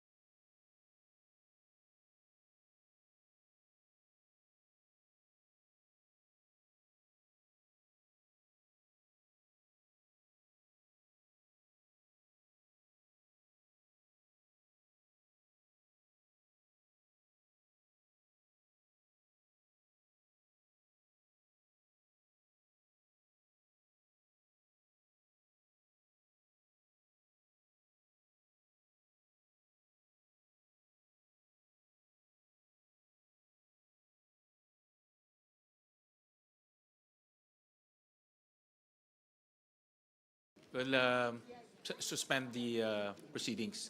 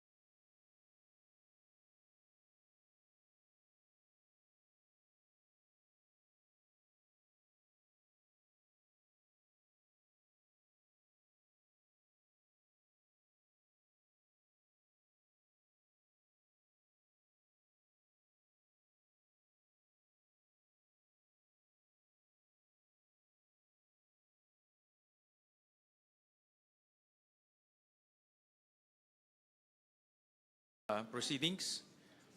Thank you, Senwin, and to the BICAM conferees for indulging the few minutes. I called Sec Kiko Benitez just to clear something about the special provision indicated under TWSP. So before I get to that, so I'll first note the amounts that we added for under the Technical Education and Skills Development Authority from a four-step. We propose to add 2.09 billion pesos, bringing it from 12.6 billion in the NEP to 14.7 billion in the HGAB.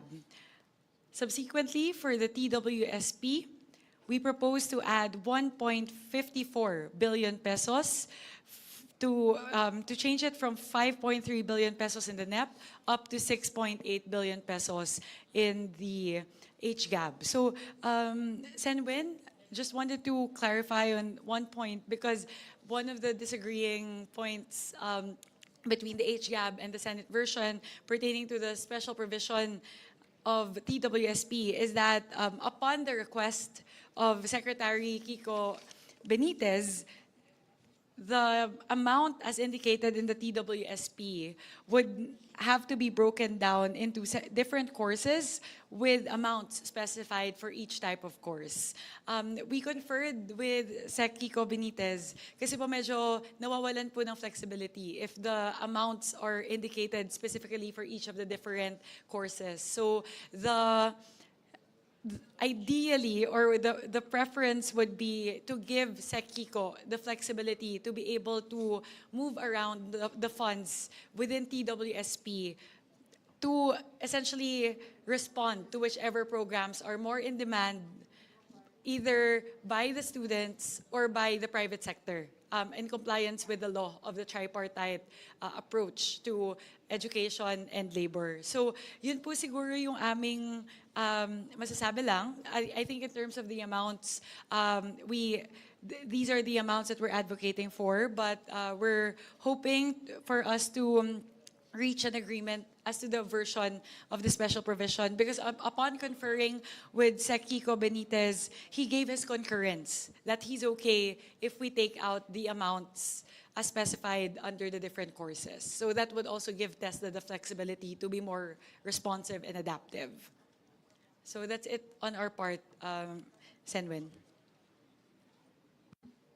Thank you for that. And indeed, the special provision came from the agency. Yes. And I believe also that the agency received that from the Private Sector Advisory Council, the PSAC. Yes. So, and that is to make sure that we have amounts allocated to emerging skills like artificial intelligence, healthcare, and information technology. But we're very aware that it might be restrictive, so we can work with the House in making it more flexible. Thank you. Thank you, Senwin. I think at least for the comfort of the BICAM conferees, Sec Kiko Benitez also gave his concurrence that he's okay if we take out the amounts as indicated in the special provision. Thank you. We'll just work on harmonizing the special provision. So on the part of the Senate, we proposed for Technical Education Skills Development Authority, 26 billion, composed of promotion, development, and implementation of quality education and skills development programs, 15 billion, promotion, development, implementation, monitoring, and evaluation, technical skills, technical education and skills development scholarship and student assistance program, 9 billion. So, any comments or motion? Mr. Chair, Representative Alvarez. no more comments. Motion to approve. Any second? Second. Duly seconded. The budget of TESDA is now approved. Thank Go. you, Senwin. Sorry for the record. Sorry, naging trabaho ko siya sa Yes, BICAM. go ahead. I just want to appraise the public as to the increases that we are giving the different agencies, especially since this pertains to the education sector. So from the NEP, for TESDA, the NEP is at 19.9 billion pesos. For the HGAB, we increased it to 23.58 billion. And finally, with our version of 26 billion pesos, the total increase would be, I need to compute.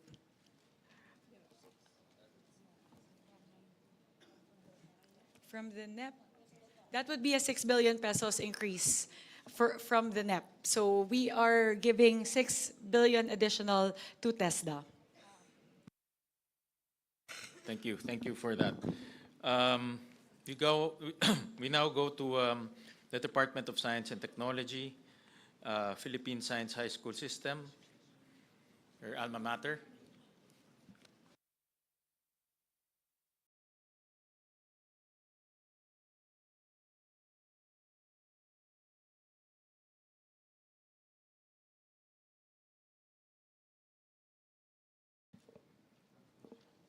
Thank you very much, Mr. Chair. First of all, we are giving 19.49 million pesos additional for the implementation of the SNT scholarship. So this would allow students in the Philippines, this would allow Philippine Science High School to create another tier for the most indigent students, thereby increasing their stipends from 4,000 pesos to 8,000 pesos.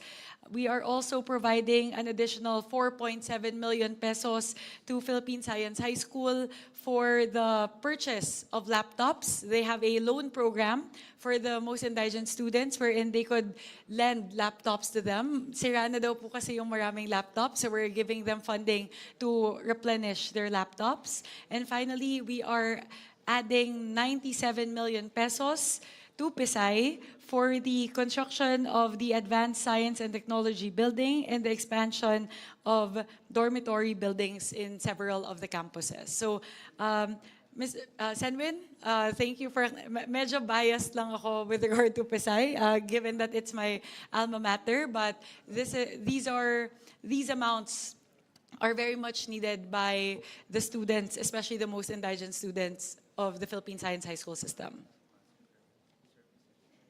So in total, we are giving Philippine Science High School an additional 121 million pesos. Thank you, Congresswoman Mika. For the part of the Senate, we propose for the Philippine Science High School system 3.4 billion pesos, composed of general management and supervision, 520 million pesos. Motion to approve, Mr. Chair. Senwin, just wanted to clarify on something. Yung 520 po, because PSI also gave us a request with that figure. Would this be for the scholarship or would this be for something different? This is for the scholarship.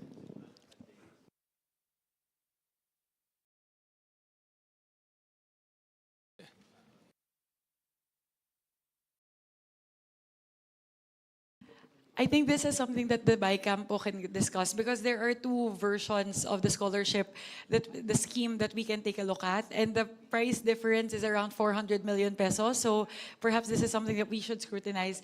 Yung original proposal po kasi ng PSI was to, currently po kasi there's a socialized subsidy program for PSI, wherein the highest income students get 500 pesos, the most indigent students get 4,000 pesos each.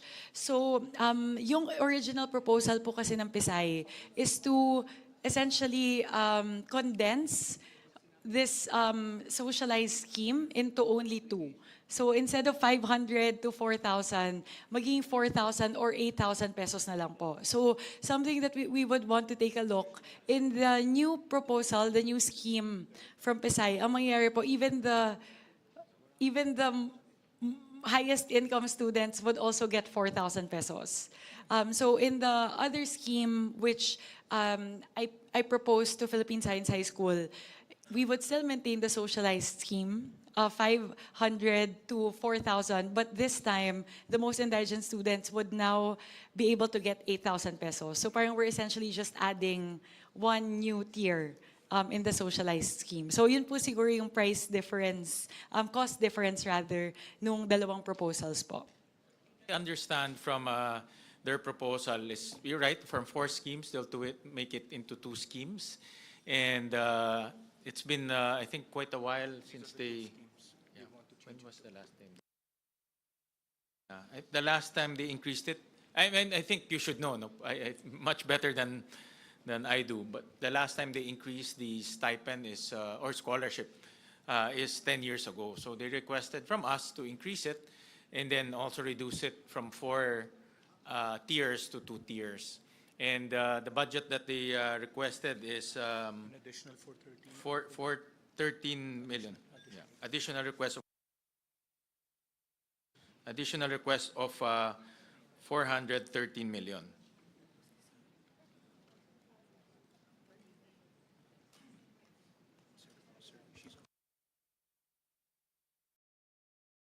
Yes, session suspended.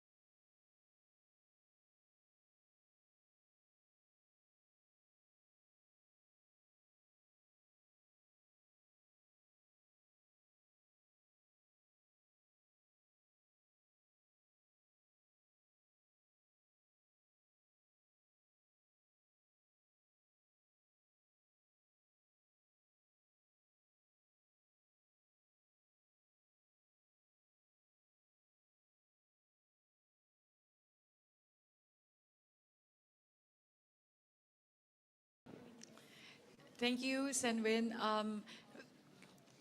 To give time to the technical staff to work out the figures for Philippine Science High School, may we move to a different agency? Yes, we'll do that since we are going to include that already in our discussion, so it's better to have those details.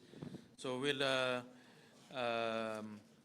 move to another agency, which is the health sector. We'll start off with the Department of Health.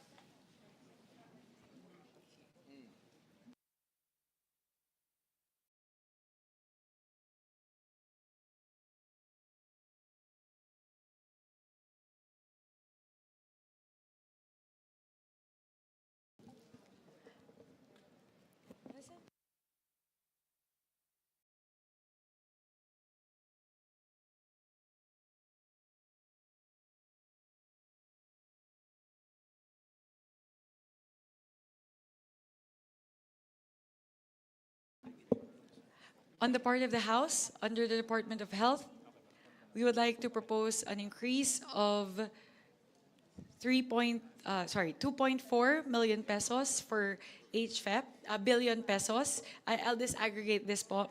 But the total for HFEP rather is an increase of 5.79 billion pesos. 2.4 billion pesos of that would go towards the completion of legacy hospitals, such as NKTI, Philippine Cancer Center, Philippine Children's Medical Center, Mariano Marcos Memorial Hospital and Medical Center, West Visayas State University Medical Center, and other hospitals. On top of that, there would be 3.39 billion pesos allocated towards the other health facilities. There is also an additional proposed increase of 150 million pesos towards the Philippine Children's Medical Center for different items such as MOE allocation, provision of essential cancer medicines, diagnostics, strengthening of multidisciplinary care teams, and expansion of the patient support program. And finally, we propose an increase of 24.8 billion pesos for the medical assistance to indigent and financially incapacitated patients, or MAIFIP program. The increase in MAIFIP is due to the need to fund the government's, the directive of President Ferdinand Marcos Jr. to enable zero balance billing for indigent patients in all government hospitals throughout the country. So those are the proposals, Senwin, of the House. The additional 5.79 billion pesos for HFEP, the additional 150 million pesos for the Philippine Children's Medical Center, and the additional 24.8 billion pesos for MAIFIP. Thank you, Congresswoman Mika. I'll start off with the Office of the Secretary first. For the Senate, we propose for the Office of the Secretary 269 billion pesos, 297 billion pesos. Kunin ko nga ruler.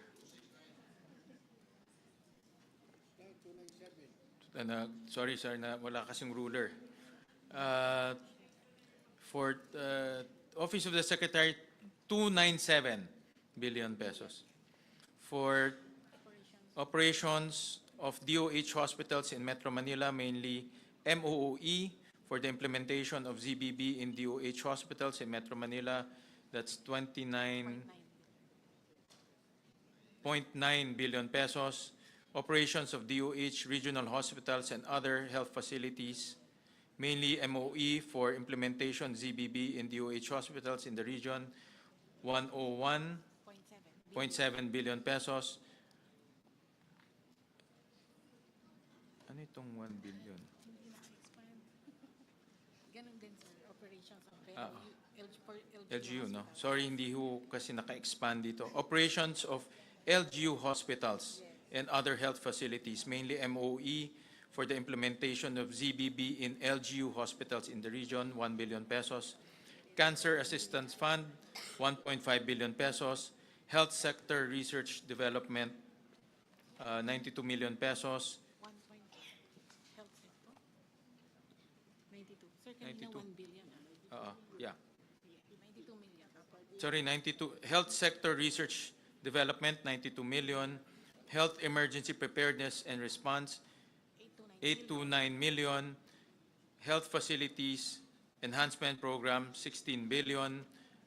26, ma'am. Ay, sir. 26 billion. MAIFPIP Okay. is 28 billion. Kasi Yeah. yung kanilang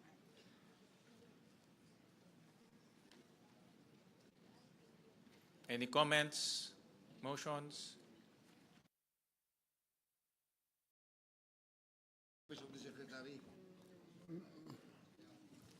Madam Chair? MAIFIP. Yeah.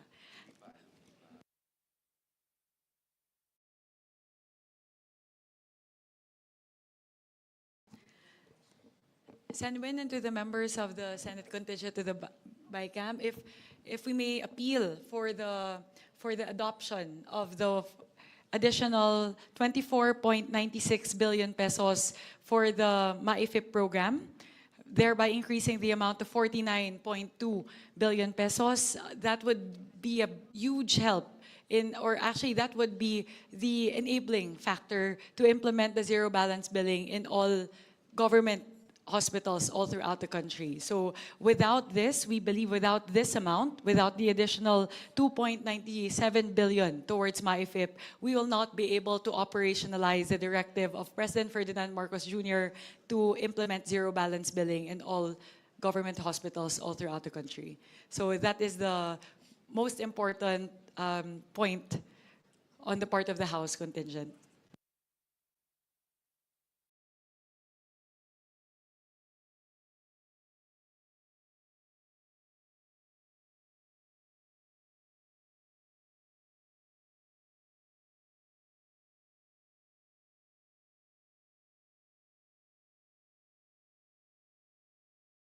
One minute suspension, Mr. President.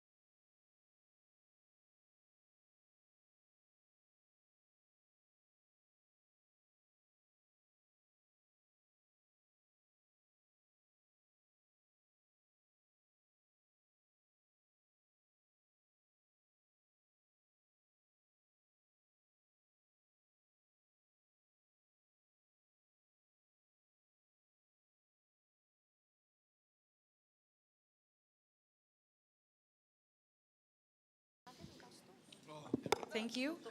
May I now recognize Deputy Speaker Christine Singson Mihan. Yes, just a manifestation from the House regarding our request to retain the amount for the MAIPIF on the age gap. So number one reason, it ensures immediate access to life-saving healthcare. MAIP provides direct financial support for hospitalization, diagnostic surgeries, medicines, and emergency care para po sa indigent and vulnerable patients. Increasing or retaining funds ensures that life-threatening cases are not delayed due to inability to pay.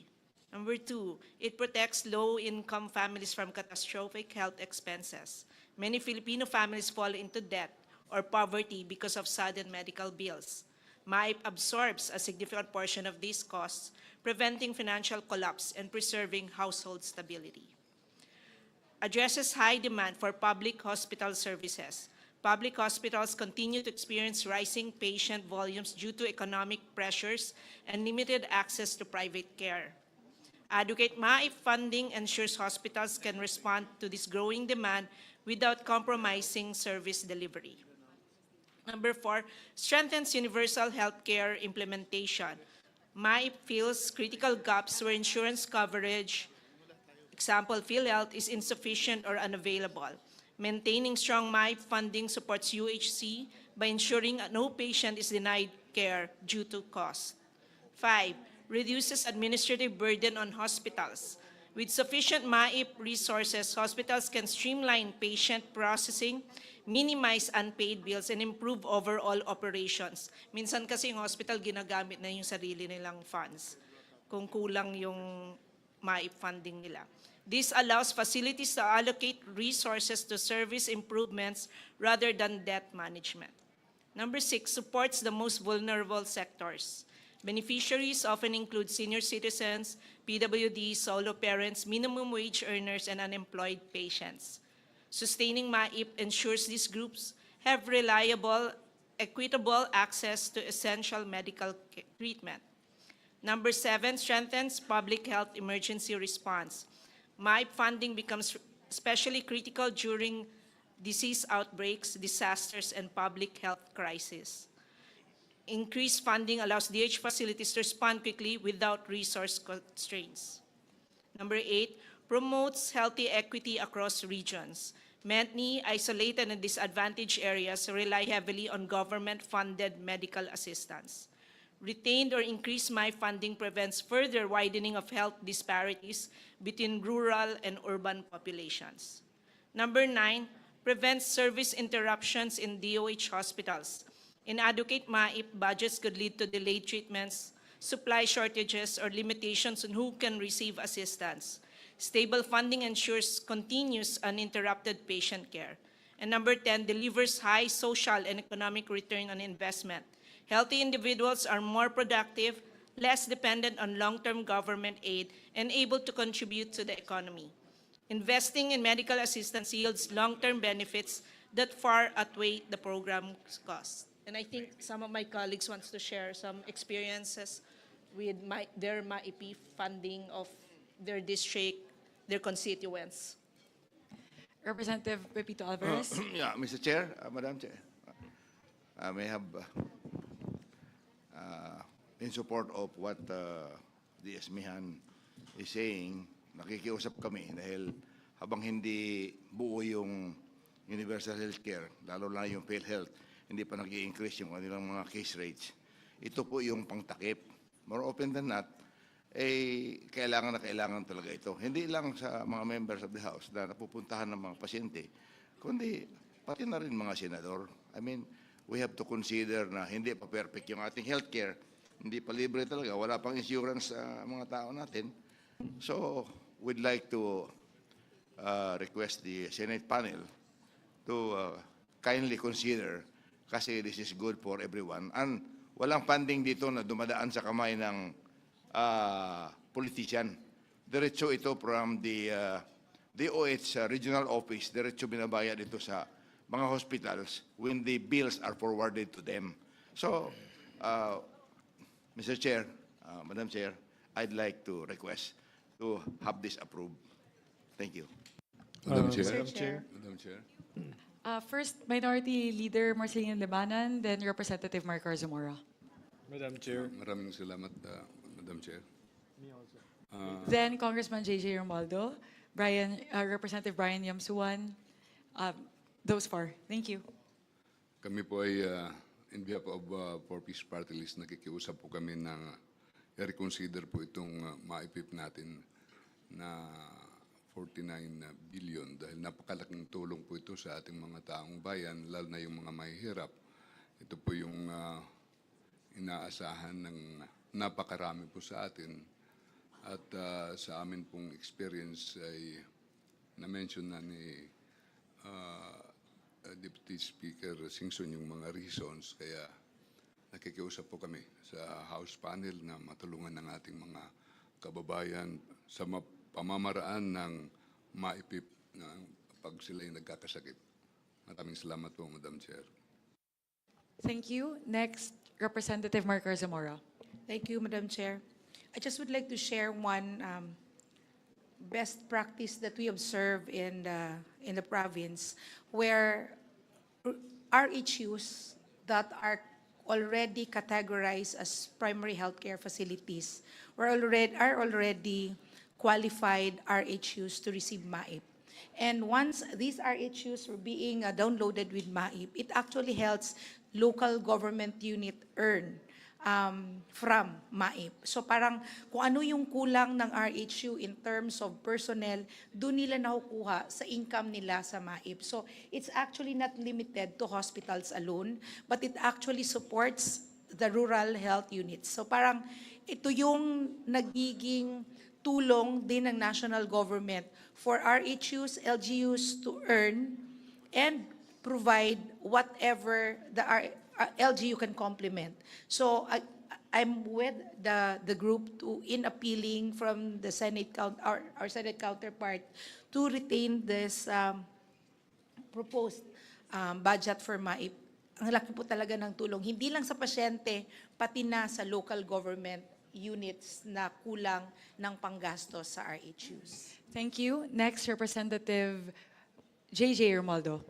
Thank you, Madam Chair. Your Honors, good evening. This representation would like to appeal to the honorable members of the BICAM, especially in the Senate, considering that we are staying in an island province, Your Honors.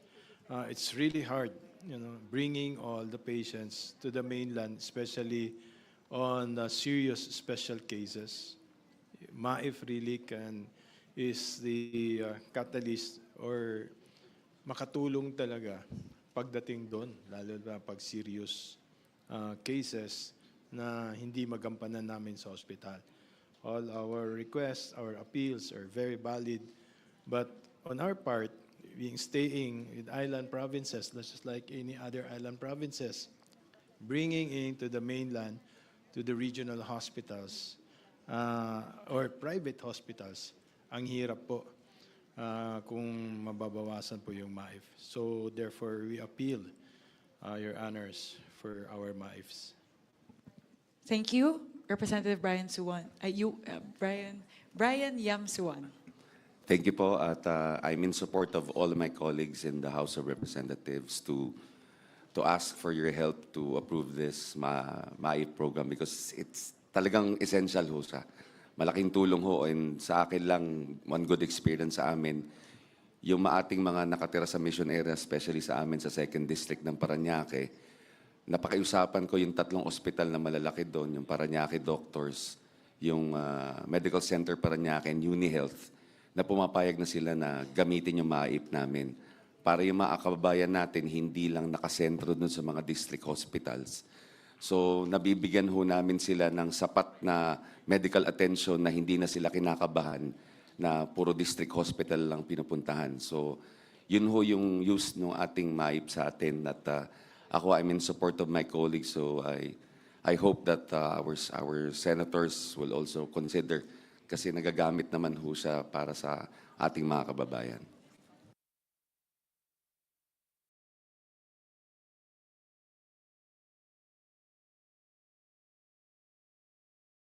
If I may po, I believe this was something that stood out to me during the interpellations in the Senate. This was Senator Risa actually who raised this point. I think we can look at it also in terms of the number of beneficiaries that would be reduced or cut out from the program if we do not restore the amount. In 2025 po, the number of beneficiaries, given the GAA amount of 41.2 billion pesos, was 3.3 million beneficiaries. And with the cut, if the House version is not adopted, that would reduce the number of beneficiaries by 1.1 million. So, ganun po katindi yung potential impact that you would have, bababa po yung bilang ng mga pasyente na masaserbisyohan natin mula 3.2 million ng 2025, pababa ng 1.1 million lang ng 2026. And as we know, tumataas pa rin naman po yung bilang ng mga kaso na mga pasyente na kailangan po nating i-cater.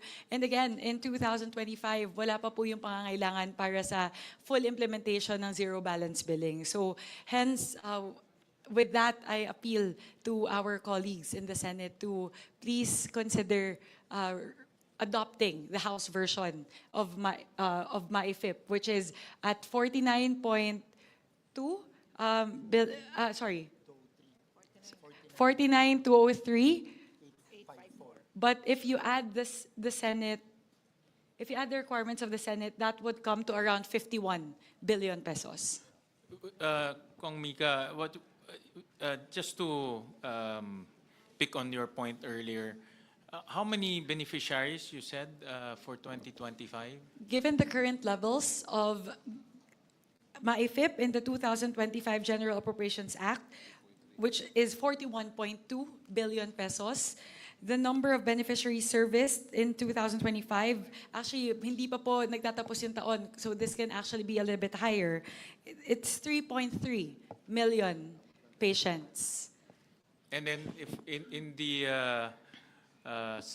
Senate version, the one we approved, how many patients is that equivalent? In the Senate version, if we don't adopt the additional 20...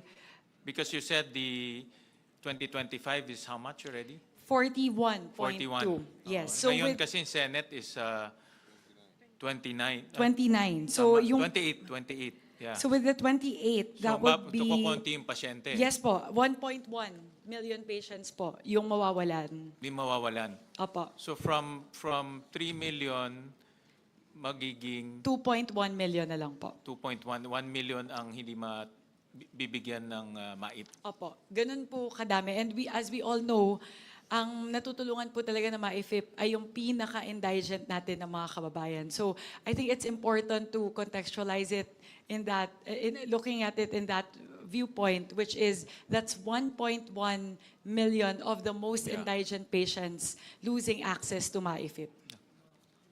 Yes, Senator Lauren. Mr. Chair, I see the point of the House because under the universal health care, and if PhilHealth is able to increase its case rates and to be more efficient, in a perfect world, as we were discussing earlier, dapat pagpasok ng mahirap sa isang pampublikong ospital, makikater na ang kanyang pangangailangan. Dapat ganun. Hindi kailangan yung kilala yung mayor, congressman, senador. Sana ganun. At dapat ganun. At kausap ko po yung Health Coalition, sila Dr. Dance, kausapin Senator Pia, Senator Risa, and Dr. Lichon. Ganun sana ang mungkahin nila, na ang PhilHealth lahat. That is in a perfect world. Hindi pa po naaabot yung perfect world. In the meantime, paano po ang mga congressman po, frontliners, ang mga mayors, frontliners, naging congressman po tayo, representante, most of us here. Nakita po natin yung pangangailangan ng mga tao at ang MAIFIP, dati MAIP lang tawag dyan ay hindi lang yung DOH retained, district, sa pagkaintindi ko pati sa mga polyclinic, LGU hospitals, na talagang walang access, walang pupuntahan, di ba? So, paano naman po? Pero, dapat, after we pass this, sabihin natin sa PhilHealth, ayusin na nyo, and maybe we should put the funds lang in one agency. PhilHealth, dapat, punuin na natin lahat ng net nila ng ayos para, at damihan din nila ang coverage nila para mangyari na yung adikain natin sa universal healthcare. Until such time that the UHC law is really completely, properly implemented, and PhilHealth is able to handle all of this, I believe that we must provide for the poorest of the poor in the most far-flung islands and the highest uplands and in many GIDA areas. So I respectfully recommend. I know in a BICAM we should uphold the Senate version, but I see the importance, the urgency of the requests of our colleagues. So I think it's very more than reasonable.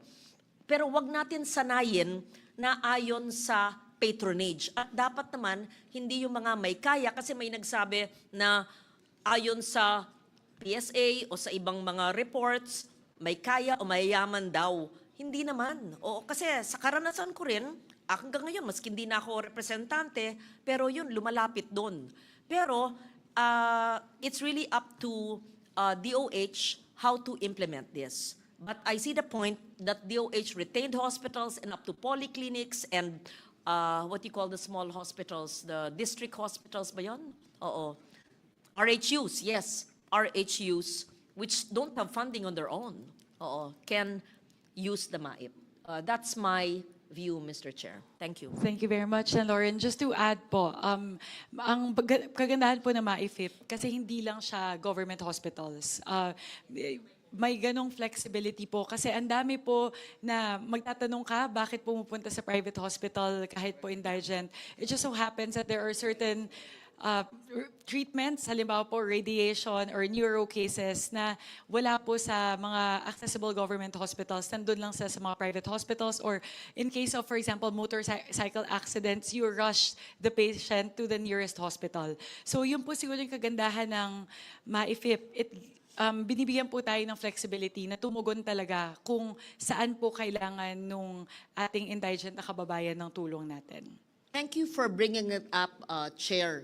Dapat damihan ng DOH ang kanilang MOA sa private hospitals. At saka ganito ang sitwasyon eh. Kung government hospitals lang, punong-puno, sino nagsabi kanina, 300% mag-aantay ng ilang buwan, paano pag emergency? Pangalawa, papasok ko sa pampublikong ospital, wala naman sapat na gamit o kulang ng tao. How do you address the needs of the poorest of the poor? So, dapat may MOA sa lahat ng mga pribadong ospital sa lugar na yun. And I'll repeat, this is not going to be the norm because the UHC should really be implemented, and bang hindi pa sapat ang in-offer ng PhilHealth or hindi pa kompleto yung universal healthcare, I think it is our responsibility, Mr. Chair, if you see fit, to fund the MAIFIP. Thank you. Thank you, Senator Lauren. We recognize Senator Erwin first, I think. Just on the point. Okay. Yes, Yeah, just, go ahead. it was I who mentioned that because of the zero balance billing announcement, there are many government hospitals. In fact, I was in a conversation with Dr. Gap Legaspi of PGH. They're experiencing 300% occupancy. And therefore, the challenge is how do you, because precisely of zero balance billing. So, and therefore, this may be one way of addressing the increase in occupancy in our public hospitals. I concur, Senator Kiko. In fact, I was looking at the data. On the average here in Metro Manila, the occupancy rate is about 200% to 300%, 200%, but in some cases 300%. Kasi libre sa government hospitals. Ang nagiging issue lang, you have to wait 4 months before you can get a surgery. So, ang choice mo, pupunta ka ng private hospital. Pero mahal ang private hospital. Dito naman papasok yung MyFIP or PhilHealth. But PhilHealth cannot pay for all. No, mababa rin yung kanyang case rate, may limit rin siya. No, so dito talaga pumapasok yung itong MyIP. Mr. Chair, I would just like to add, totoo po yung mga sinasabi ng mga kasama natin. Yung PhilHealth po, may mga hospitals sa provinces, they don't accept PhilHealth kasi may mga utang pa ang PhilHealth. Pangalawa, yung meron din po yung tinatawag na AIX na ginagamit para sa hospital. May mga hospital na hindi po tumatanggap ng AIX. Ang pinakakilala lang po ng mga hospitals, halos lahat ng hospitals ay MyFIP. Even St. Luke's, Cardinal Santos, mga malalaking private hospitals, they do accept MyFIP now. Why? Kasi alam po nila na madaling mapuno yung mga government hospitals. Pag emergency, ang ginagawa po ng mga kababayan natin, bahala na. Tsaka na lang kami hihingi ng tulong. Alam nila walang pambayad. Kaya lalapit sila sa mga politiko para humingi ng pambayad. Ito po yung yung mga guarantee letters na binibigay naman para through yung MyFIP ng Department of Health. So, ito po yung MyFIP ang pinaka-widely accepted ng halos lahat ng hospital sa city, sa provinces, far-flung areas. Ito po yung naintindihan. Kasi yung PhilHealth, may mga hospital po hindi tumatanggap ng PhilHealth ID card. Kahit na po yung AIX ng DSWD, minsan may mga hospital na hindi po kilala yan. Ang kilala lang po ng karamihan ng hospitals, I think 90 to 95% of the hospitals ay yung sa DOH na MyFIP, Mr. Chair. Sir Kiko? If I may just go back to the point also raised earlier by Senator Legarda.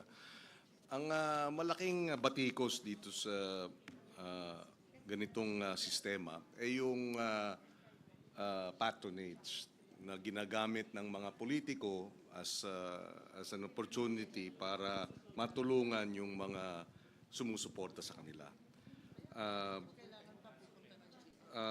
But I think what we need to perhaps to prevent that is to have some safeguards by way of maybe a special provision as to how it should be implemented, number one.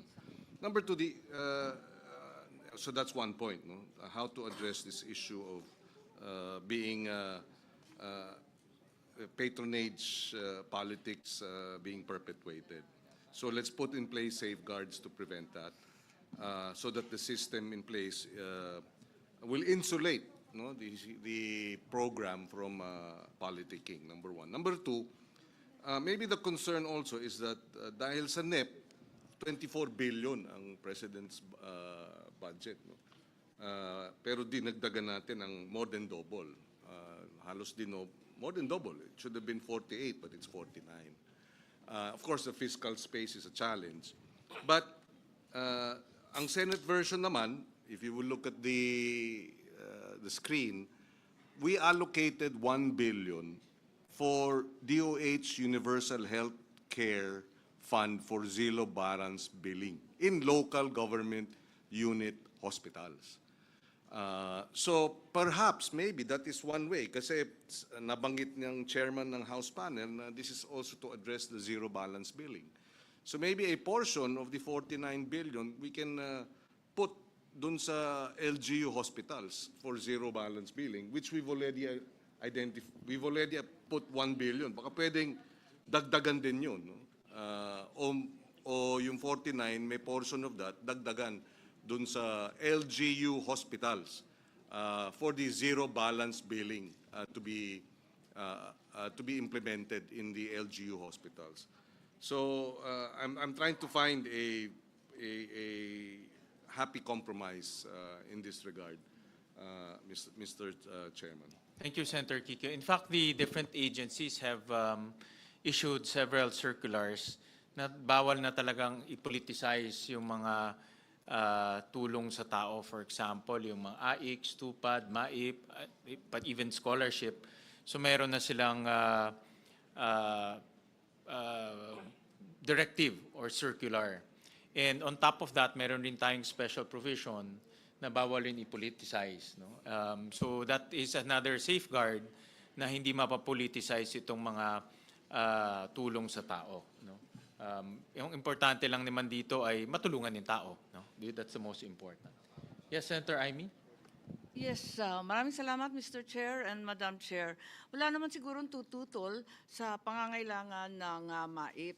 Talagang kailangan na kailangan yun. Ang problema lang, sa totoo lang, naaasiwa ako pag hinihingan ako ng GL, ng mahiwagang guarantee letter. Hindi karapat-dapat na ang Pilipino ay naninikluhod sa iba't ibang politiko para lamang magamot. Ang tingin ko, kung bibigyan yung iba't ibang mga ospital, hindi ba maaari na physician's priority na ang gawin? Huwag na tayong nakikialam doon, kundi yung mga doktor ang magsasabi kung sino talaga nangangailangan ng tulong, sino pinaka-urgent. Po ako, pero talagang awang-awa talaga ako sa ating mga kababayan na talagang pumipila pa sa atin at nagmamakaawa. Hindi po dapat yun. Madam Chair? Yes, Representative Javi Benitez.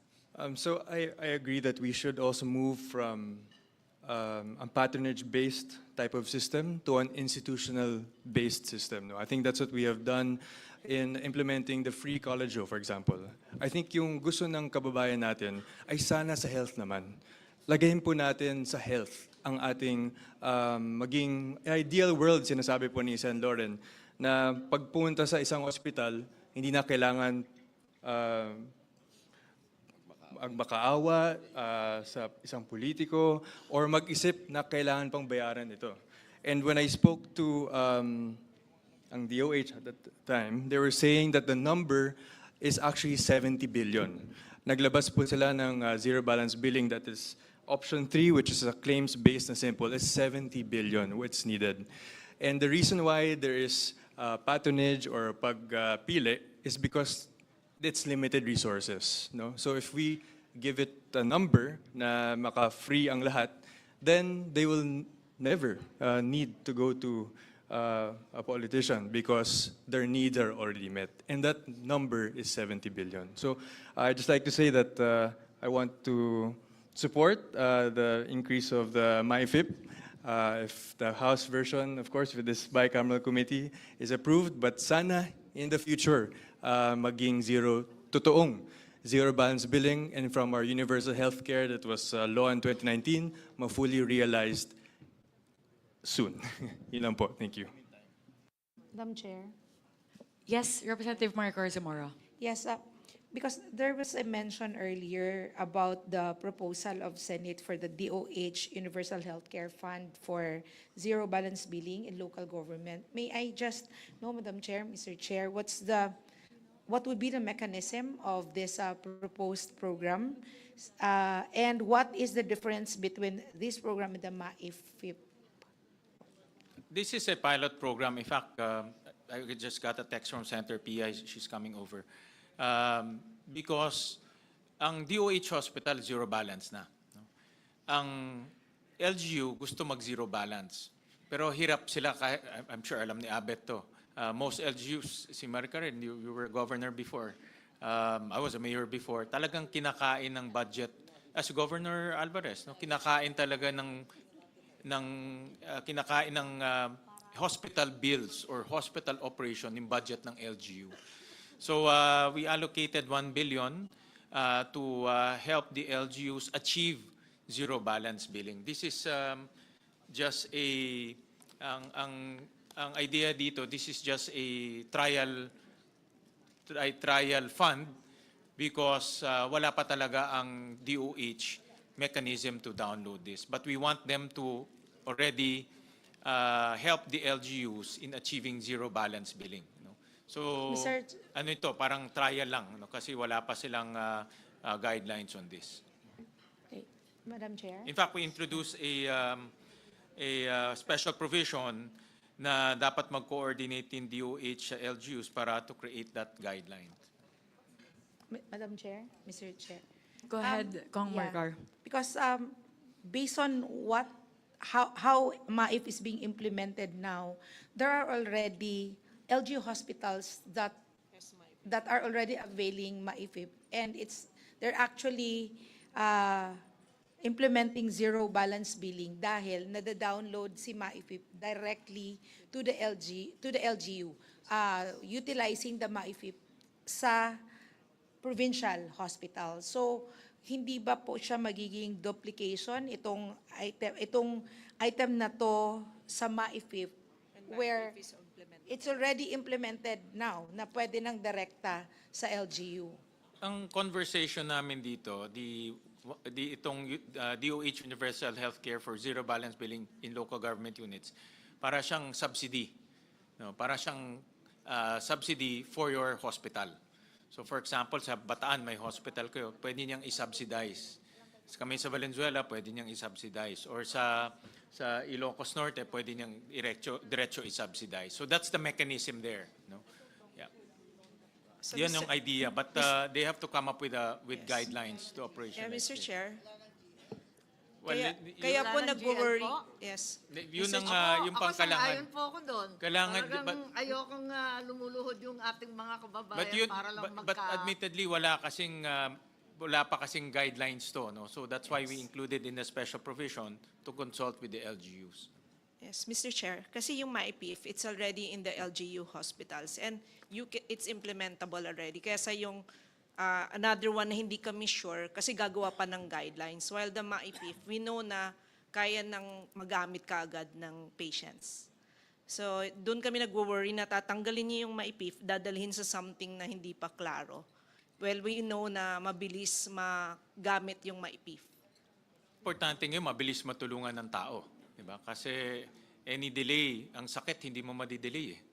No? Ang opera hindi mo madidelay. No? So we need to have a mechanism na mabilis ang tulong sa tao. No? Alright. So, Mr. Chair? Hindi, ako magsalita ng konti pa. Oh. go ahead po. Hindi, ayaw ko lang din marinig kay Senator Aimee, with her indulgence, na pumipila sa politiko. 4 na taon na po ako, wala pa akong pasyente na pupunta sa akin. Meron lang akong team of social services sa bawat munisipyo, sila nag-aasikaso. Even without mentioning na nagaling sa congressman. In fact, yung mga ibang distrito, doon pa pumupunta sa akin. So, walang pili. Ganon din eh. So, dahil sa awa natin doon sa mga walang-wala. In the meantime lang naman ito, na wala pa yung universal healthcare, yung zero balance billing. In the meantime that all of this are not in place, payagan na muna natin ito. Yan lang ang pakiusap. But kung nandiyan na lahat yan, wala nang pumipila sa politiko. Dahil hindi ko sila nakikita eh. I just established in every municipality my team of social workers. Ako nagugumagawa ng rekomendasyon. Yan po, Madam. Yes, Mr. Chair. Pasensya, Manong Pipito. Pasensya, pero talaga ang haba-haba po ng pila dyan sa Senado. Kaawa-awa talaga. Kaya't ang sinasabi ko, kung maaari, wala nang guarantee letter. Basta ibagsak na sa mga kinakailangan o nangangailangan ng mga ospital at yung doktor ang magsasabi kung sino talaga ang pinaka-priority medically, hindi politically po. Salamat. Yun lang po. Mr. Chair, Madam Chair, to add to what's being discussed regarding yung pumipila at yung patronage, yung ibang districts, and I'm sure sa Valenzuela, very efficient, at nabanggit naman ni Kong Alvarez, gumagawa na ho ng one-stop shop para hindi na po kailangan pumila. And in the case of Bataan, nandun po yung PCSO, PhilHealth, nandun yung DSWD, nandun yung social worker, nandun yung MyFIP, para isa na lang ho yung pupuntahan under one roof. Hindi na ho kailangan makita yung mga public servants in that locality. Diretso na po sila. So these are some innovations being done by our district representatives in our local government units para ma-ensure na nababawasan or halos wala nang pumipila yung dignidad ng kawawang pasyente, lalo na kung mahirap, ay na-maintain at hindi nababawasan dahil one-stop shop parang professionally being managed by our social workers. Madam Chair, I just wanted to add that in the discussion. Maraming salamat po.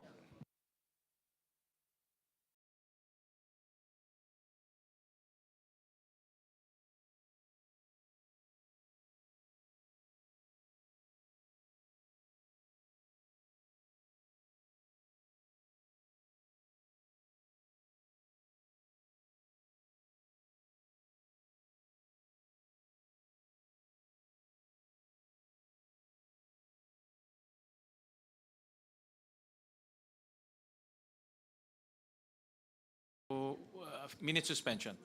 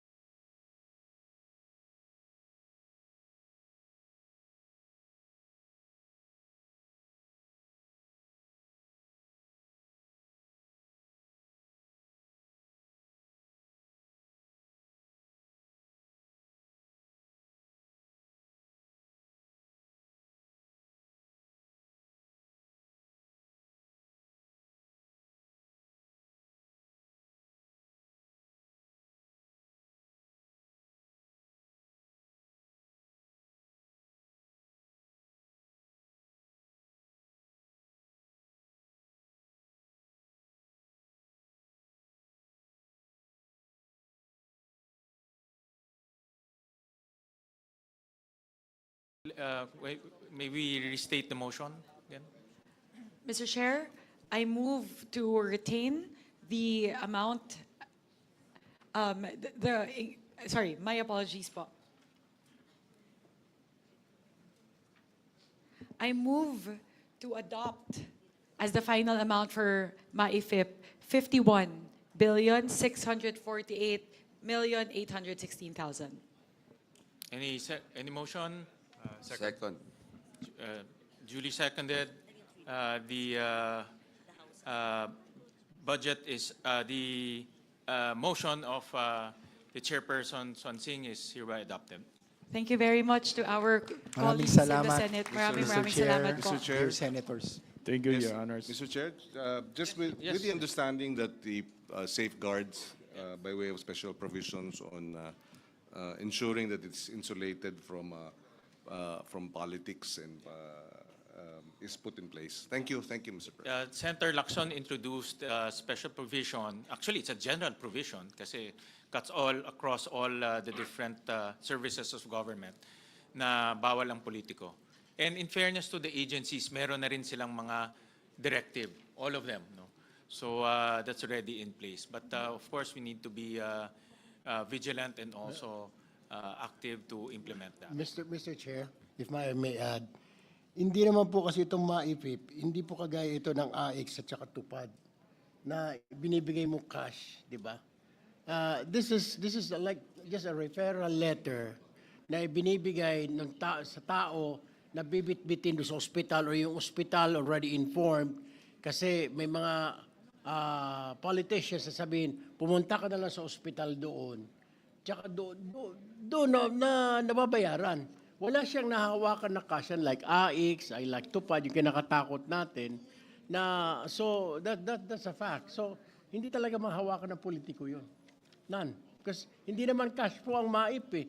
Baka akala po ng mga kababayan natin watching us, MAIP is not cash po. So, it is a guarantee letter. It's the DOH that pays or that foot the bill of the individual person. So, walang binibigay na cash ang politiko, Mr. Chair. Thank you, Senator Erwin, for mentioning that, because not everybody who is probably watching now has ever witnessed a bicameral conference committee. And when they see numbers by the hundreds of millions, if not billions, they might think that the additional 20 billion, which the Senate is agreeing with the House, will be money that will be lodged in congressmen's offices or in senators' offices. Ang MAIFIP, yes, gumagano si Governor Alvarez. O syempre, kaya nga pinapaliwanag ko po, para lang po, we're on the same team. Okay, anyway, I'm just trying to explain. This is diretso sa mga polyclinic, district hospitals, rural health units, na minsan nga kulang nga ng equipment. Ang ideal, sana wala ng guarantee letter. In fact, pag sapat, ang tanong ko rin, pag sapat na ang binibigay ng MAIFIP, ng DOH ang MAIFIP, hindi naman kailangan ng guarantee letter mula sa senador na minention ni Senator Marcos o sa inyo. Pagpasok nila, pag sapat ang pondo ng rural health unit or polyclinic, umiikot na yon sa pondo nila libre, hindi kailangan mag-antay ng pirma ng congressman o ng staff ng congressman, di ba? basta sapat ang pondo. Siguro sa linigay natin ngayon, in short, hindi pumipili ang politiko ng kanyang may sakit. Hindi pumipili dapat ang politiko, pag may sakit yung leader ng kalaban niya, walang GL. Hindi po dapat ganon. That's what the chair means. Let us not politicize it. Yeah. Walang nameless, faceless, no political color. Tama ba ho? Ang intindi ko na pag nandun na sa rural health unit, whatever health facility, letter or not, pagpasok doon, dapat i-entertain. So yun yung zero balance billing. The MAIFIP should complement and supplement what the President himself has said on the ZBB. Tama? Okay. Thank you. So Madam that is Chair. clear. Thank you. Yes, Representative Alvarez. Mr. Chair, with your respects, gusto ko lang maipropose na karamihan kasing doktor sa private hospitals, alam nila na JL ang ibabayad ng regional office ng DOH. Nagte-take advantage. Imbis na 50,000, dinodoble nila yung kanilang professional fee. Kitang-kita eh. So, more often than not, sa lahat ng may mga hospital na mga lugar sa distrito ko, mini-meeting ko si kanila na huwag sila mag-overprice. Kung tama lang. Kasi ito sana, na-approve na natin yung MAEPEP, kung maari sana yung professional fee ng mga doktor. Isama na po natin dahil kasama pero 50% lang. Kung sana maari, magawa na natin 100% yung professional fee para talagang hindi na maantala yung paglabas. Kung minsan naghihintay pa yung pasyente sa akin, nagtitext sa akin sa Manila.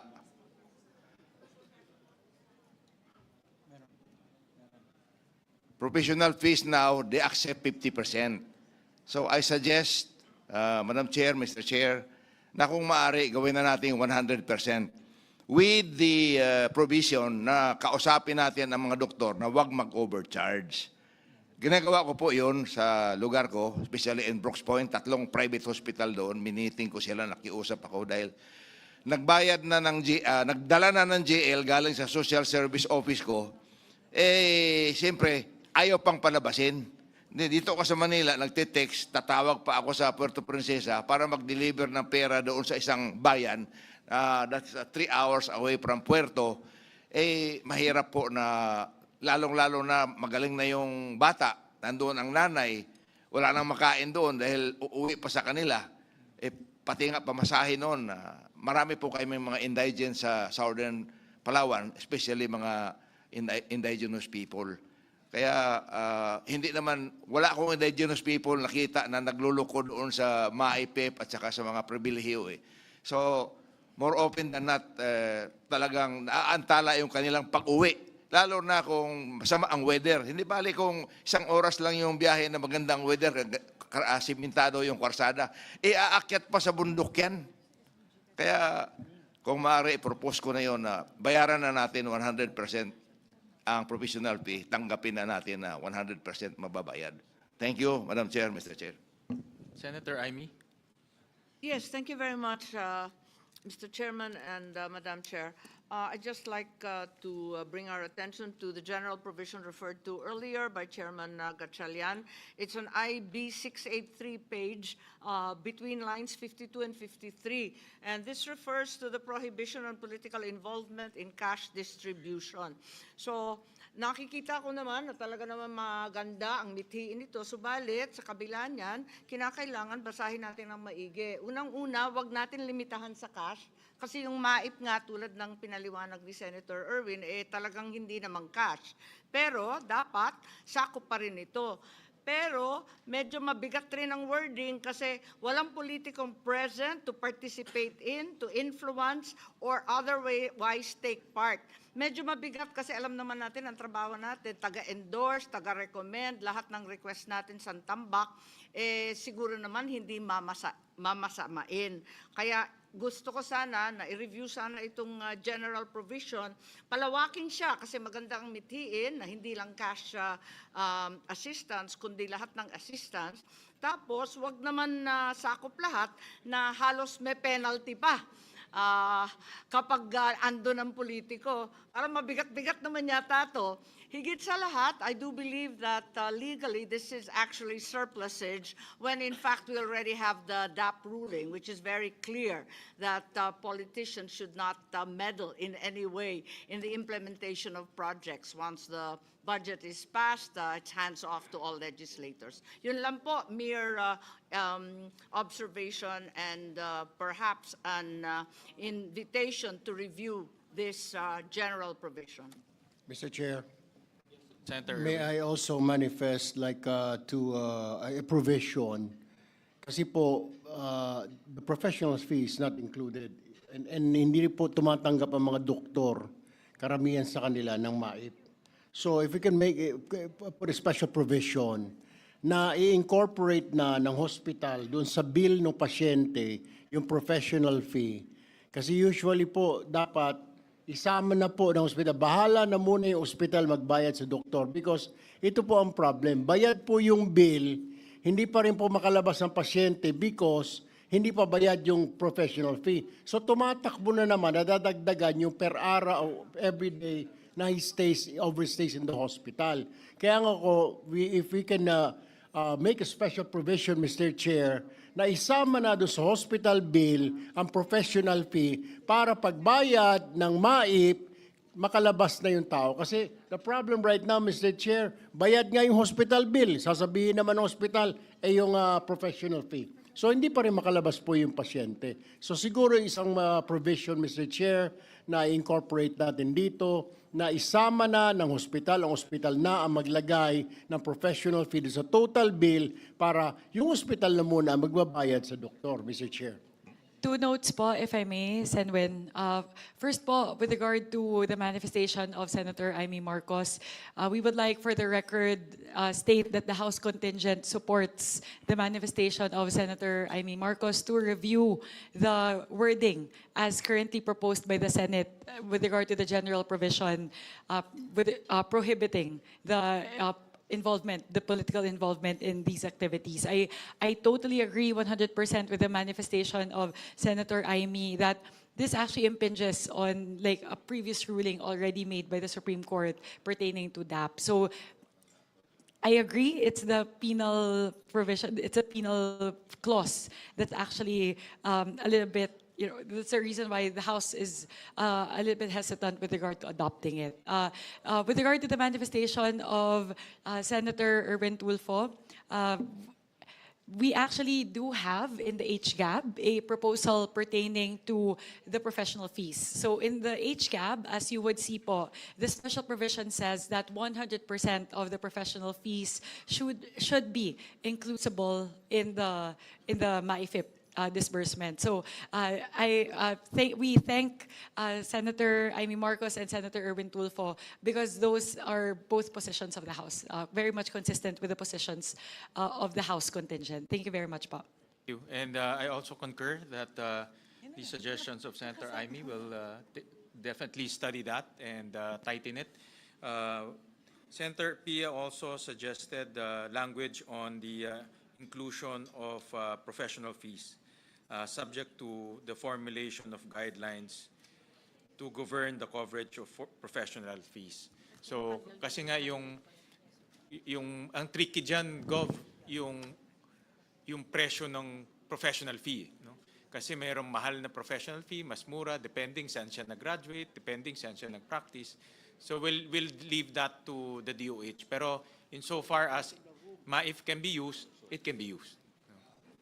Mr. Chair, point of clarification, the professional fee, yung charges is depending on the room that you get.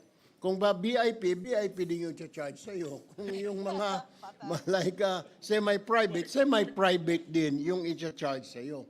Yan po yung kalakaran sa mga hospitals these days, Mr. Chair. Maraming salamat. So we can... Mr. Chair? Yes. Again, another point of clarification for Chairwoman. If you could indicate to us, alin sa HGAB, anong bahagi doon na may professional fees at magkano ang nakalaan? In the HGAP po, we have a special provision under MAIFIP, which says the amount appropriated herein under medical assistance to indigent and financially incapacitated patients shall be used for hospitalization and medical assistance to indigent or financially incapacitated patients, included but not limiting to, including but not limited to inpatient services, outpatient services, comprehensive checkups, emergency services, dental services, ambulatory care services, ophthalmology services, drugs, and medicines as approved by the FDA. And 100% professional fees, subject to the guidelines issued by the DOH. In no case shall more than 1% of said amount be used for administrative expenses. So in the version po of the HCAB, it clearly states, it expressly states that 100% of the professional fees should be covered by MAIFIP. All right, so I think we can move on to the next item. Madam Before we Chair. proceed, just on the earlier manifestation of the chairperson of the House panel, perhaps we can include another phrase after 100% fees, professional fees. Well, I'm thinking of the language, but that the fees should be commensurate or should be commensurate to the indigent patient's ability to pay or something to that effect. No? But precisely, it's for indigents. And then you're going to charge, you will overprice your fees because ang alam ng doktor, gobyerno magbabayad. It defeats the whole purpose of us providing precisely the medical care that an indigent is entitled to. So maybe we can, Mr. Chairman, we can probably include an additional phrase to qualify, to put a qualification on the fees precisely that the doctors can charge, given that this is a program that's meant for indigents. Thank you, Senator Kiko. That is actually something that we've discussed earlier when we did our huddle. That maybe a qualifier that we can put is that only those in the charity ward would be guaranteed the 100% coverage of professional fees under MAIFIP. Pwede po yun para ma-insulate din naman po yung mga, baka naman po sobra yung charge as mentioned earlier, baka sa VIP room or sa private room. So maybe that's something we can explore, putting in a caveat saying that it only covers, that the 100% professional fee coverage for MAIFIP only pertains to those in charity wards. Thank you, Senator Kiko, for those interventions. So we move on to the next item.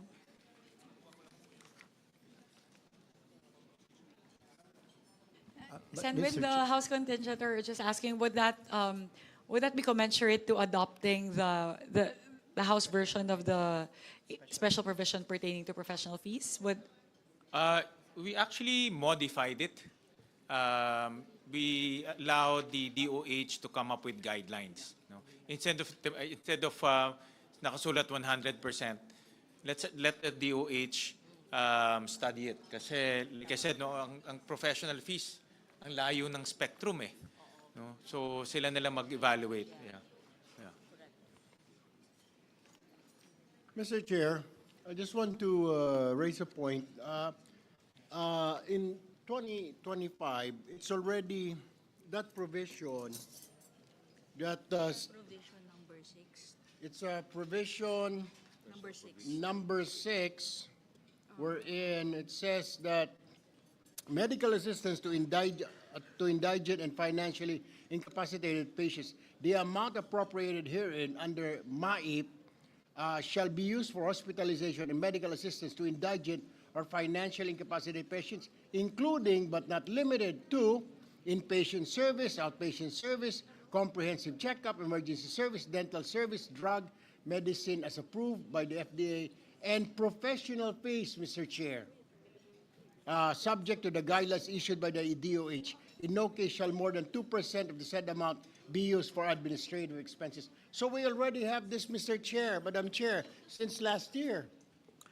However po, if I may respond po, what we want to modify in that version of the provision in the 2025 CAA is that we want to stipulate that it has to be 100% of the professional fees. And second, we're actually arguing against the 2% administrative cost being that's stipulated in the 2025 GAA.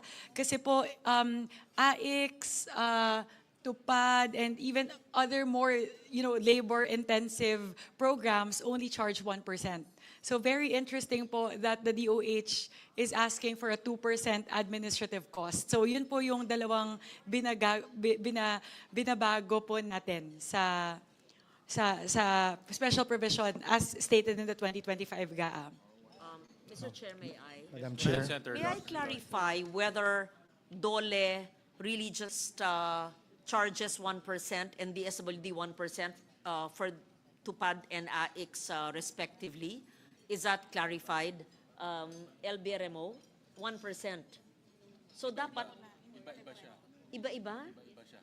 No, Chair Swansing said that it's only 1% with DOLE and 1% for DSWD. The admin cost, I think there should be Alam ko social pension. I think there should be a standard, no? Not depending on the agency, not by whim. Thank you, Oo. Sen. Lauren. Actually, that's what we did exactly in the HGAP version. So we aligned everything because we found out that in AIX, it can vary. So it can go up to 5% actually in some areas. So yun yung, parang hindi po siya standard. That's why we said we can standardize it. Kasi may It should not be, depending on the areas, the admin fee will differ for DSWD? I'm not sure of that. Para Really? ano po, like for example, social pension for sure is 1%. So that's something na I'm sure of. We heard there are instances po, especially if it's an ATM disbursement, it can command up to 5% of the administrative cost. So yun po, kaya yun po isa naming tinitignan na dapat ma-standardize din natin yan. Because of this, I think, Mr. Chair, we should stipulate in the GAA the admin fee of the agency. Otherwise, it will be their discretion. That's dangerous.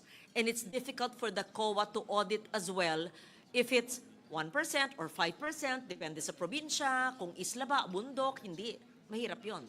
Oo. So, I think we should stipulate and we should agree on the percentage of the admin fee.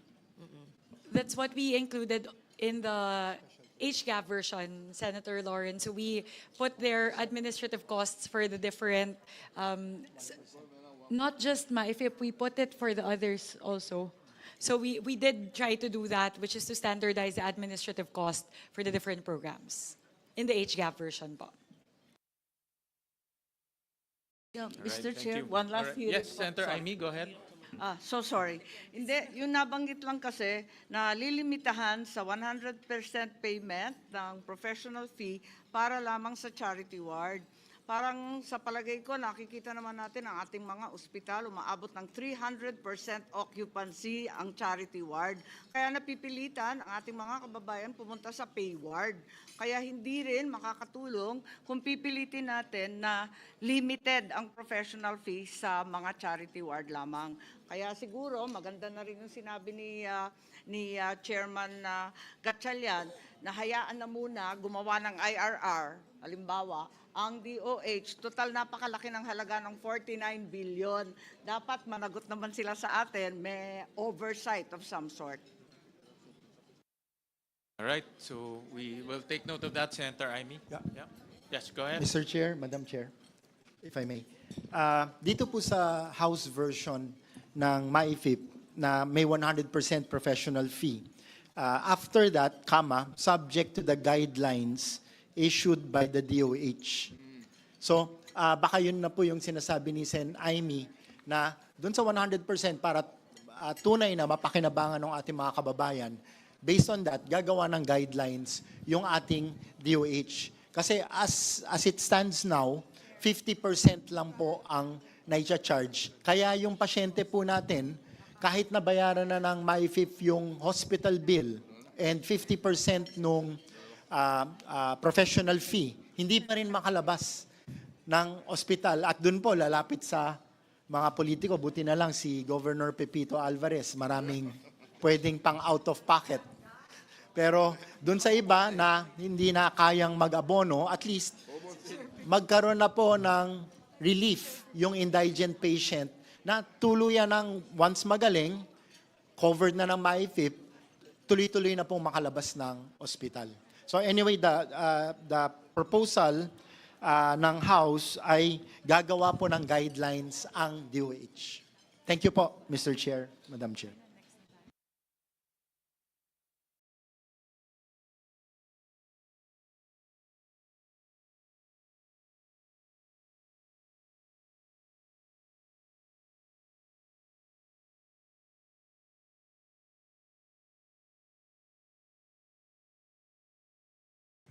Good evening. Just a quick response. Let me recognize you first. Let me recognize the presence of Senator Pia Cayetano. I feel I've been present because I was monitoring in the 1 hour that I was in traffic. Anyway, on that note, let me just give a quick comment. Congressman Abet, good evening. I think it's been said, so I won't take up everyone's time, that the concern is there are overpriced. No? I think all of us can understand it happens in some places. So if we just say guidelines without saying 50% or 100%, and we will express to DOH this forms part of the record that we're not objecting to 100%. It can be anywhere between the current 50 and in the 2026 budget, it could go up to 100%, but they have to provide the proper guidelines. So if I don't know, if it's in a private hospital and they know that that 100% is way above the average price for such a procedure, I think they can provide limits. So that's my recommendation, so that we give DOH that leeway. Thank you.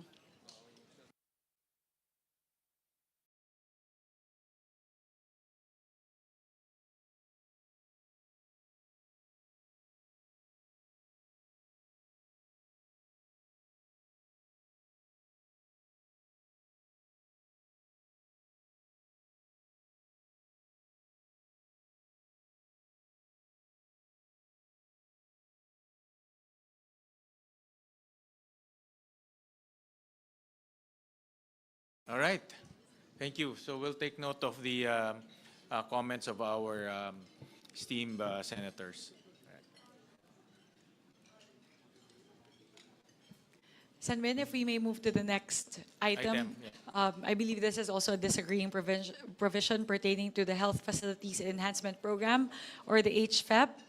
Similarly, we appeal to our colleagues in the Senate contingent to please consider restoring the increase effected by the House pertaining to HFEP to have a final amount of 26.26 billion pesos.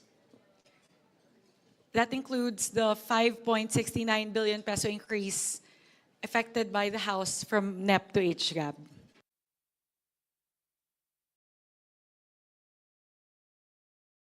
Chair. With the chair.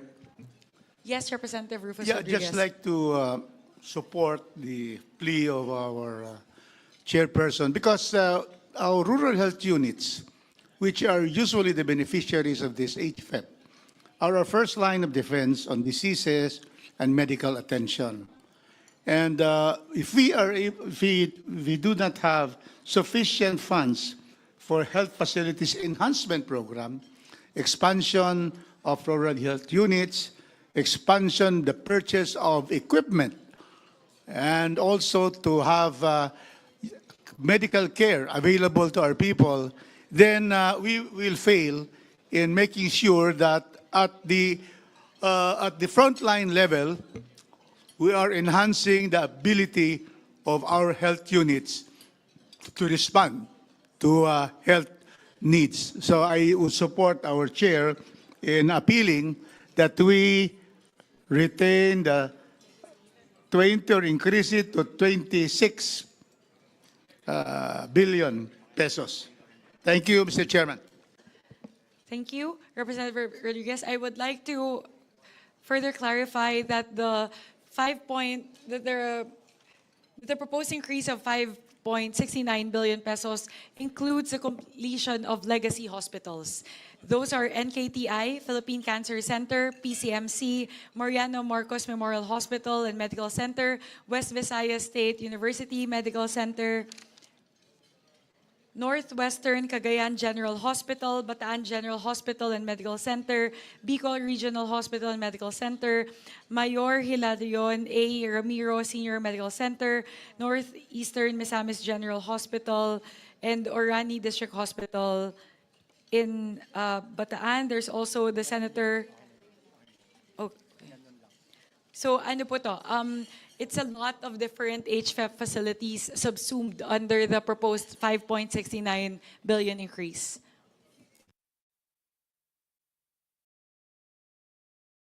Right, so how many facilities will be built with those amounts?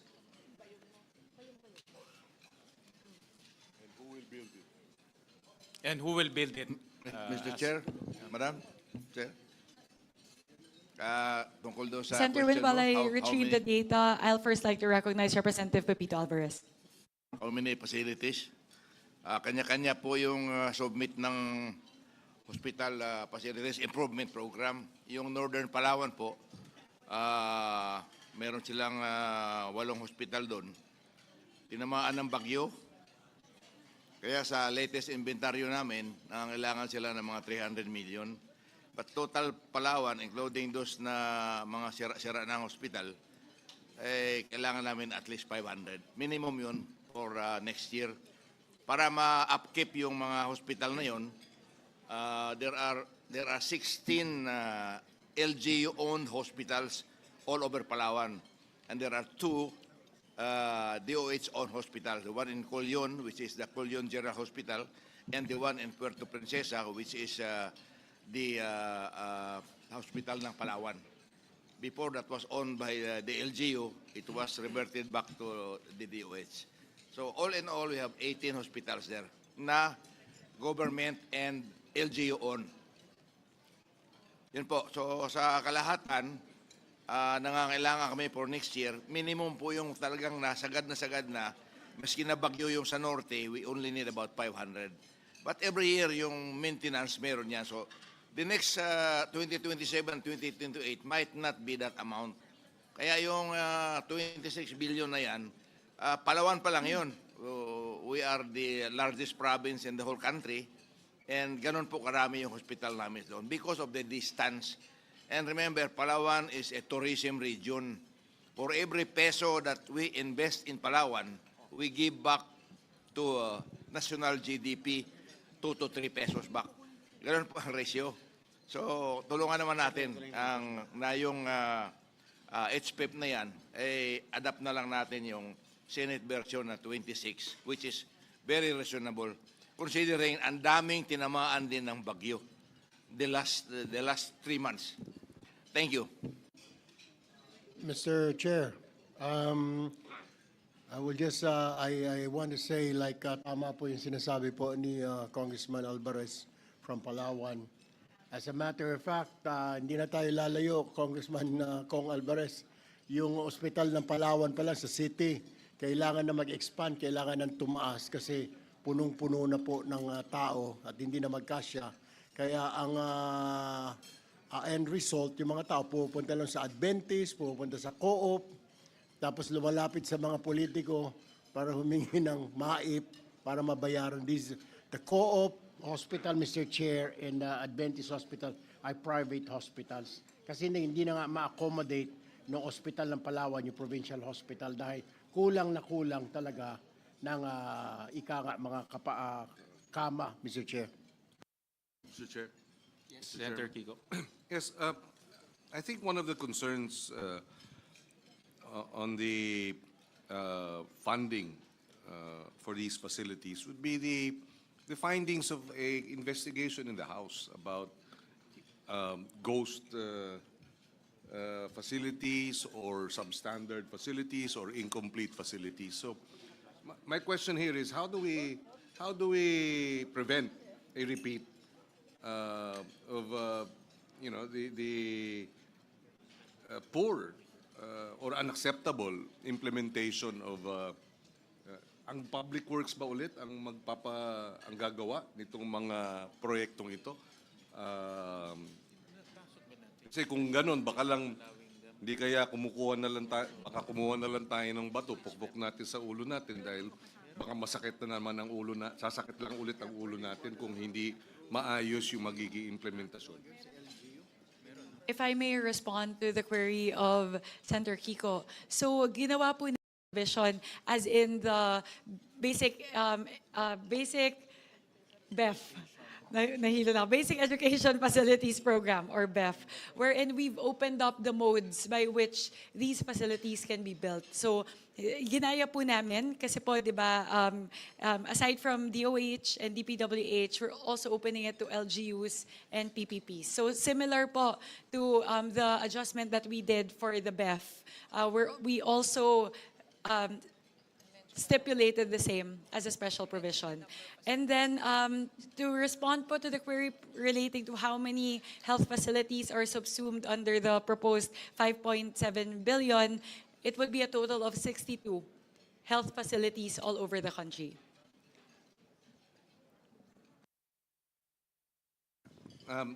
Yes, Mr. Chairman, just to follow through on that, and I recall now when we were hearing the classroom acceleration program. It was mentioned earlier, but I just like to stress that point, that when you have the private sector PPP program in place, and you have local matching between the local government and or getting the local government to be a partner in the infrastructure. At one point, the DepEd was able to build 600 classrooms a week. This was under President Aquino's time. And Brother Armin, who was the Secretary of Education then, would attest that they were able to fill up the backlog. And so we welcome this special provision wherein you have PPP, you have local government engagement to be able to address the infrastructure facilities for the health budget, for the Department of Health budget.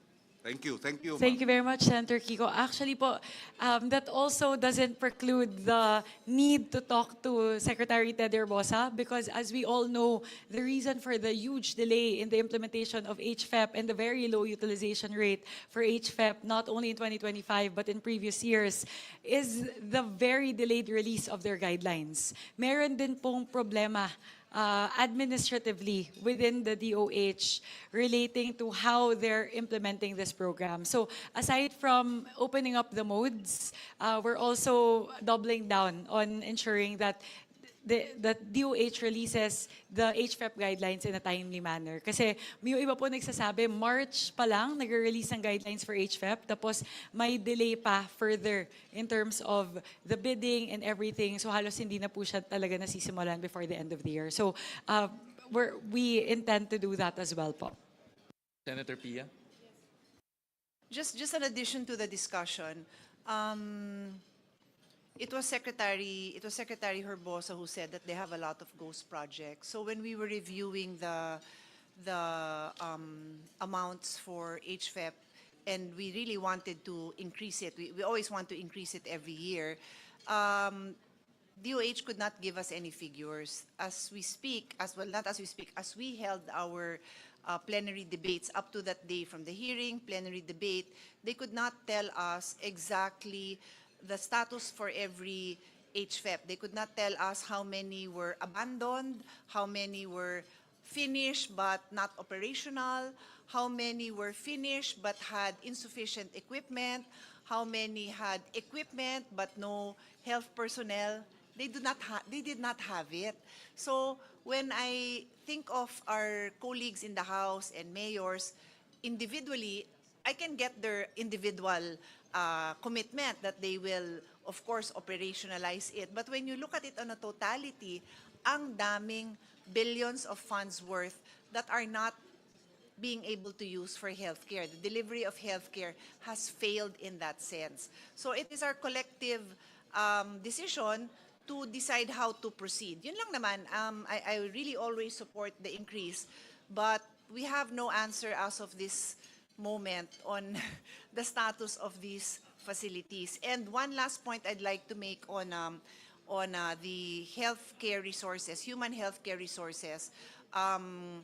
The budget for our Doktor para sa Bayan and allied health is something that I've always fought for. And this goes into our ability to have human bodies, professional human bodies in every health center in your districts in our country. We're far from achieving it, but our goal is getting closer. But according to the Secretary, and by all means spread into the record if you feel otherwise, a lot of LGUs will sign a MOA to commit that they will hire health professionals, and then hindi sila makahire. Whether that is a budgetary constraint on the part of the LGU, or there is just no health professional willing to serve in that area, I do not know the individual reasons. I can give you the top 5 general reasons that are received, but that is the end result. Wala silang nakahire. So there's a nationwide problem which we're trying to address by funding the human health resource gap, but individually we have to look to our colleagues in the House to help us address this situation so that maybe next year we can have a better situation. Thank you, Mr. Chairman. Madam Chair, Mr. Chair. Yes, Representative Pepito Alvarez. Yeah, in response to and then Representative Albert Garcia. Thank you. In response to the good senator, ma'am, maraming salamat. I can only speak of the whole Palawan. We have 12 non-performing large-scale RHU.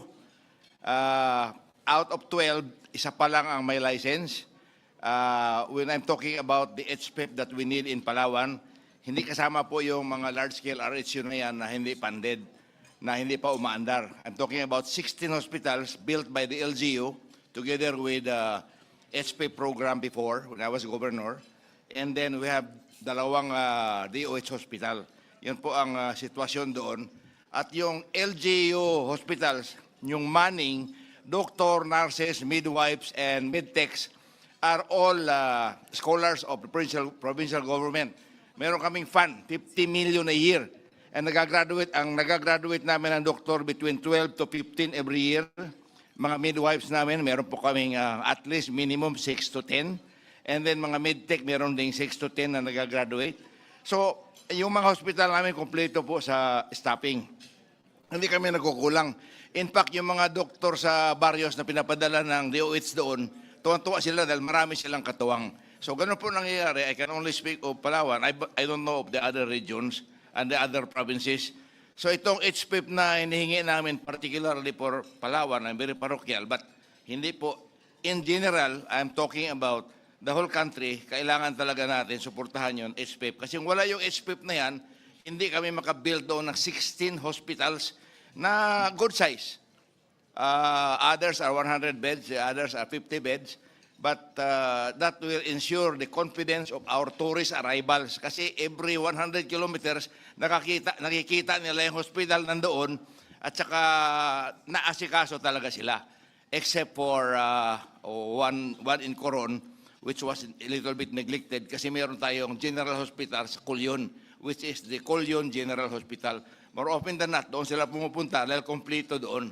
So ganun po yung sitwasyon. And when we requested funds sa DOH, nakita nila na reasonably yung request. So if all of the requests are being made in the spirit that we have to put these facilities to work, dapat wag natin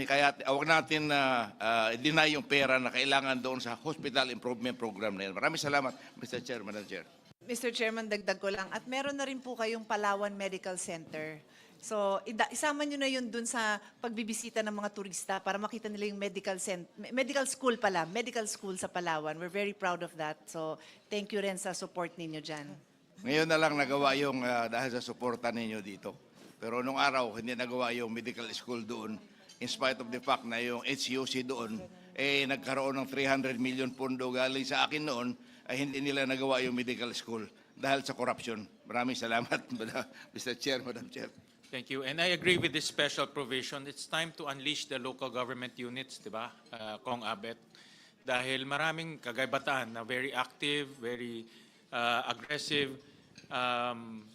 Kailangan ma-empower rin sila eh. So if DOH can partner with the local government units, mag-counterparting sila, local government na magpagawa, mas mabilis eh. Kasi ngayon, exclusive ang DPWH to build HFEP facilities, kaya hindi natatapos. But now, with this special provision and everyone can build at the same time, parang school building, then I think mas bibilis yung implementation ng HFEP. No? If I may lang po, Senator Win, before I yield the floor to Representative Abet, I just wanted to comment on the point of Senator Pia. I totally agree po, especially with the issue around super health centers that are non-functioning. It's really because a lot of the LGUs do not actually adhere to the MOAs that they sign, that they will ensure that they provide doctors and operating funds. So yun po siguro yung pwede nating tignan, that DOH has to be more strict in terms of implementing and enforcing the MOA. So, ano po, pwede po natin kausapin yung DOH tungkol doon. Representative Abet Garcia, please. Yes, thank you, Madam Chair, Mr. Chair. Just to add to what Madam Chair said, regarding the DOH HFEP facilities, medyo exaggerated po yung nabanggit sa news na ghost. It is really more yung mga non-functional, like what the chair said, na nagawa yung super RHU, tapos nasa MOA with the LGU, nalalagyan ng mga staff, pero siguro kulang din ang pondo yung LGU, hindi nalagyan, so hindi nag-function. So this also came about during the budget deliberation of DOH, and Secretary Ted Herbosa, doing a catch-up plan on this, said that he would be more diligent in implementing the MOA with the LGU para talagang mabawasan or totally mawala na yung mga non-functioning LGU. Kasi sayang naman kung mapipinalize yung mga proactive LGU like yung kila Congressman Alvarez sa Palawan dahil dun sa kakulangan o dun sa kakulangan sa pagiging proactive ng mga ibang LGU. So, sana maging merit-based dun sa mga talagang nakikipagtulungan with the national government, in this particular case, DOH, sana mabigyan din natin ng chance para mas maraming makinabang ng mga kababayan natin. Thank you, Mr. Chair, Madam Chair, and Senator Pia. Salamat po. Mr. Chair, may kausap ka na rin lang, sisingit na ako.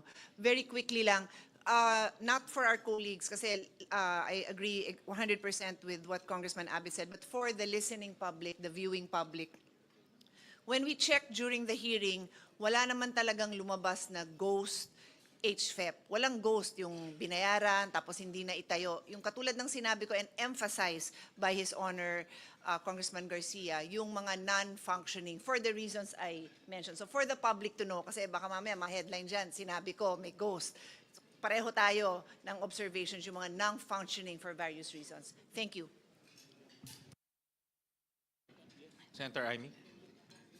Mr. Chair, allow me to be the devil's advocate in the optimism that we all share, that broadening the modes of construction of RHUs, of public schools, and so on, will be hastened and expedited by bringing in LGUs, NGOs, CSOs, etc. Totoo nga, nakakatulong yan. Pero nakita naman natin ang karanasan ng late great nating Bayani Fernando, hirap na hirap siya. At ang katotohanan, ang talagang nangangailangan ng mga LGU, sila rin ang walang kakayahan. Yan ang problema. The ones most needy are also the least capable in terms of finances, technical, and so on. Kaya may hangganan rin itong pagpapartner. Kaya medyo minsan hindi ako masyadong gung-ho dyan dahil alam naman natin yung mga 4th and 5th class and 6th class municipalities kung meron pa, talagang hindi nila kayang gawin. Kaya sila, ang pinakamalalayo, sila pa talagang hindi makapagbayad. Wala talagang kakayahan. Kaya yun ang tanong ko kung puros partnership ang inaasahan natin, baka yung mayayaman, masigasig ang mga LCE, yung magagaling ang kanilang mga doktor at engineer, kakayanin yon, pero hindi lahat. Ikalawa, magtatanong lang ako sa ating chairwoman ng appropriations kung tama ba yung narinig ko na kalakip nitong HREP sa meron rin tayong mga hospital na legacy hospital na andito yung mga kidney center at iba pa. Tinatanong ko lang for accounting purposes and perhaps in the interest of tidiness, would it not be better to directly release them to the large hospitals who are in any case government enterprises and in fact chartered corporations? Hindi ba dapat diretso? Bakit ilalagay pa sa DOH? Tatagal din lang yan.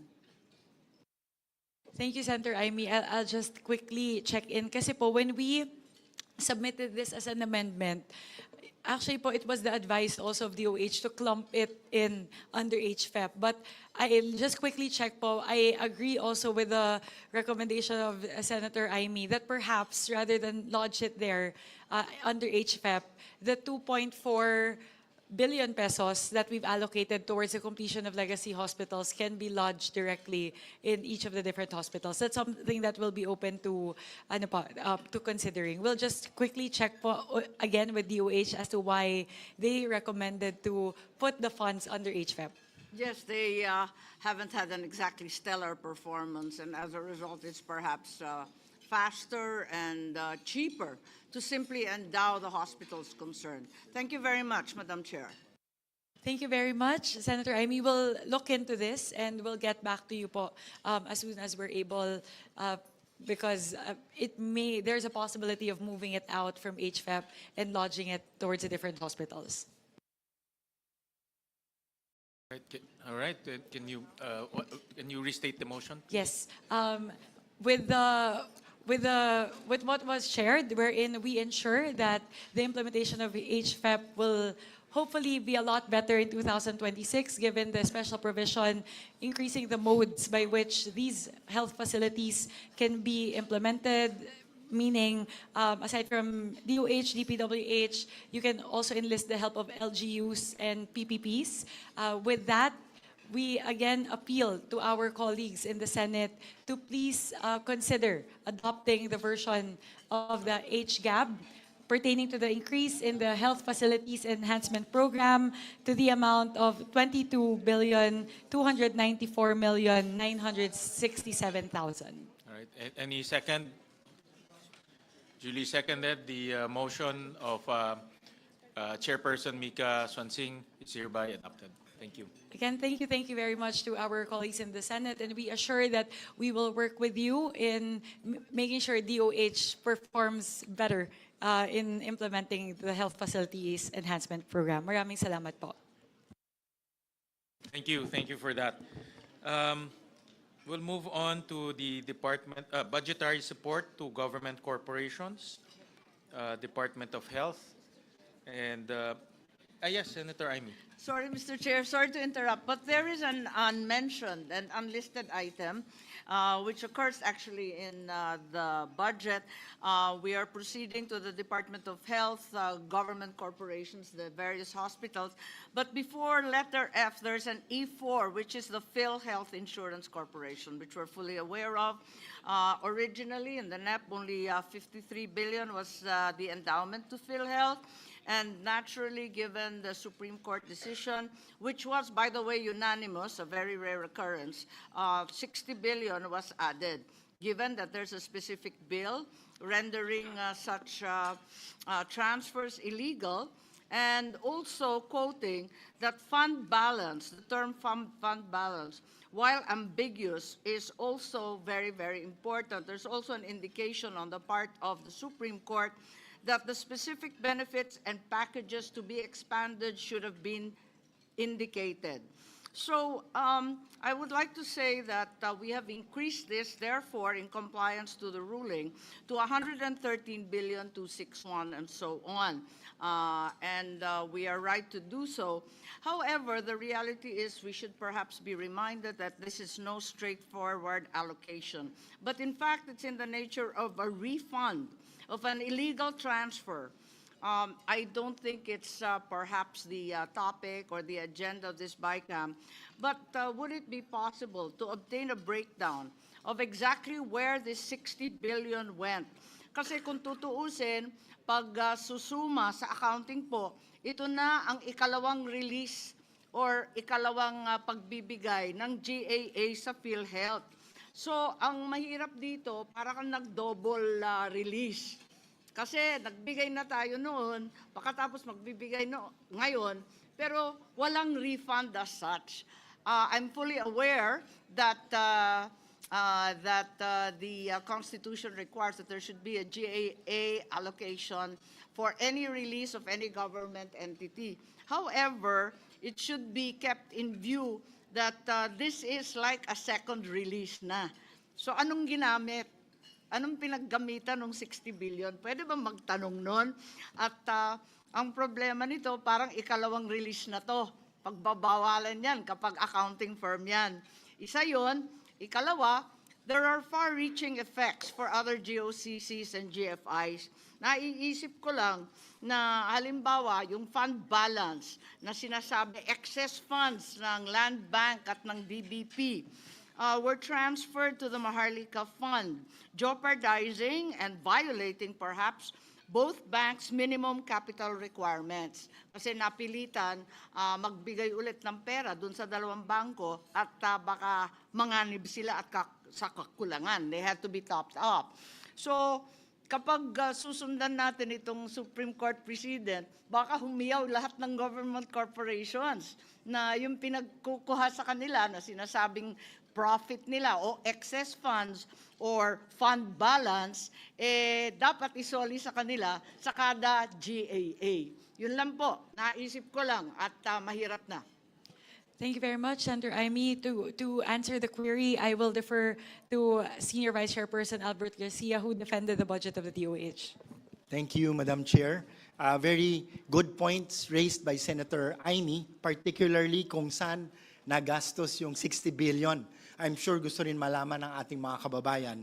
So during the budget deliberation and defense of the DOH, tinanong din po namin exactly itong query na ito.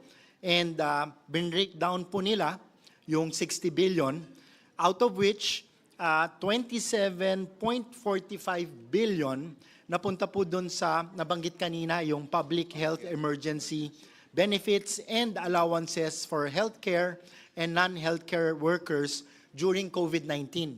Ito po yung matagal ng utang, pero finally ay nabayaran na po last year, if I'm not mistaken, galing po doon sa 60 billion. So that's 27.45 billion.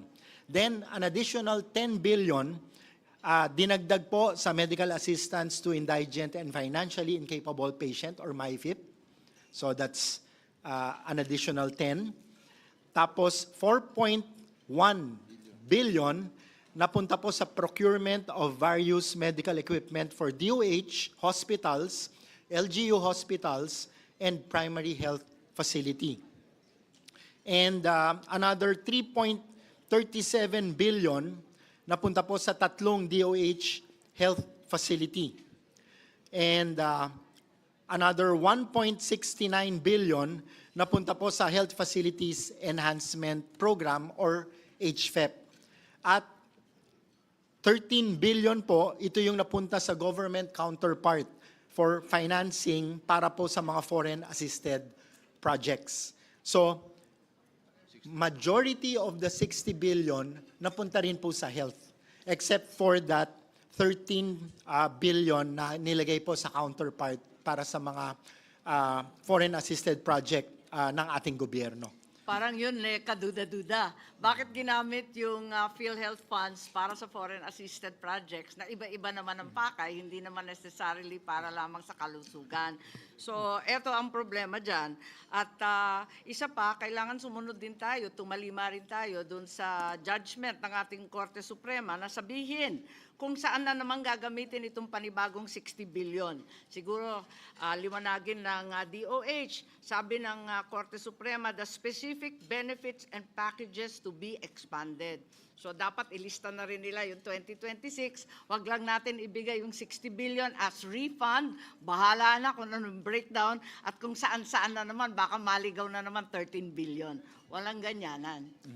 Tama Mr. po, Chair. Madam Chair, yung sinabi ni Senator Amy. This was done before the Supreme Court decision at nag-decide na po yung Supreme Court na talagang mali. Kaya sinosoli po natin. And to the other point that was raised by Senator Amy, ganito rin po ang ginawa ng ating chair during the budget deliberation nung DOH na siya mismo nag-question and I had a hard time defending the budget kasi pinressure po niya talaga ng ating chair yung PhilHealth to come up with specific packages nang sa ganon ay agarang maramdaman ng ating mga beneficiaries. So tama po kayo and hopefully ay naririnig po ito ng ating liderato ng PhilHealth para maglabas na po ng mga malinaw at expanded na health packages. Salamat po. Madam Chair, Chairman Mr. Chair. Gatchalian, pwede bang i-require yan sa PhilHealth na yung 60 billion, medyo may breakdown konti? Mr. Chair. Yung rinimit sa DOF? Yes. Yeah, Kasi actually, yun ang sabi ng Korte Suprema, asan yung specific Yeah, actually, benefits meron program? silang submission sa atin ng DOF kung saan nila ginamit. We can furnish Your Honor about That's the past po. But since we're going to be allocating anew in the 2026 GAA, pwede bang ilista rin nila yung 60 billion kung saan nila igagastos yun? We'll request PhilHealth to give us a breakdown. Sen Win, if I may, respond.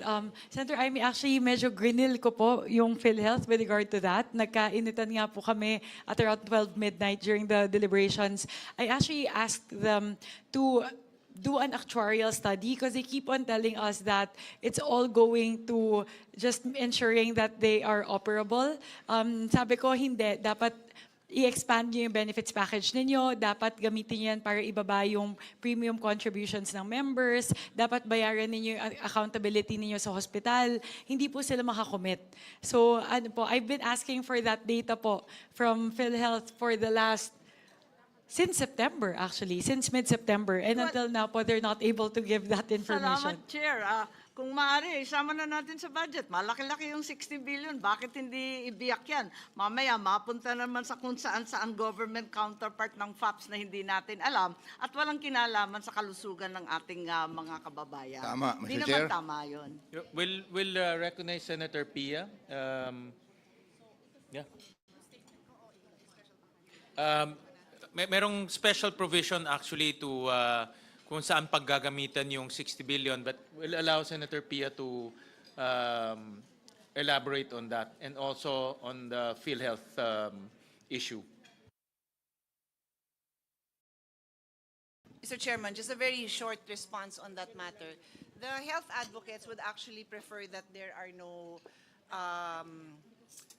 specifics on how that would be used. That the PhilHealth board would be able to make that determination.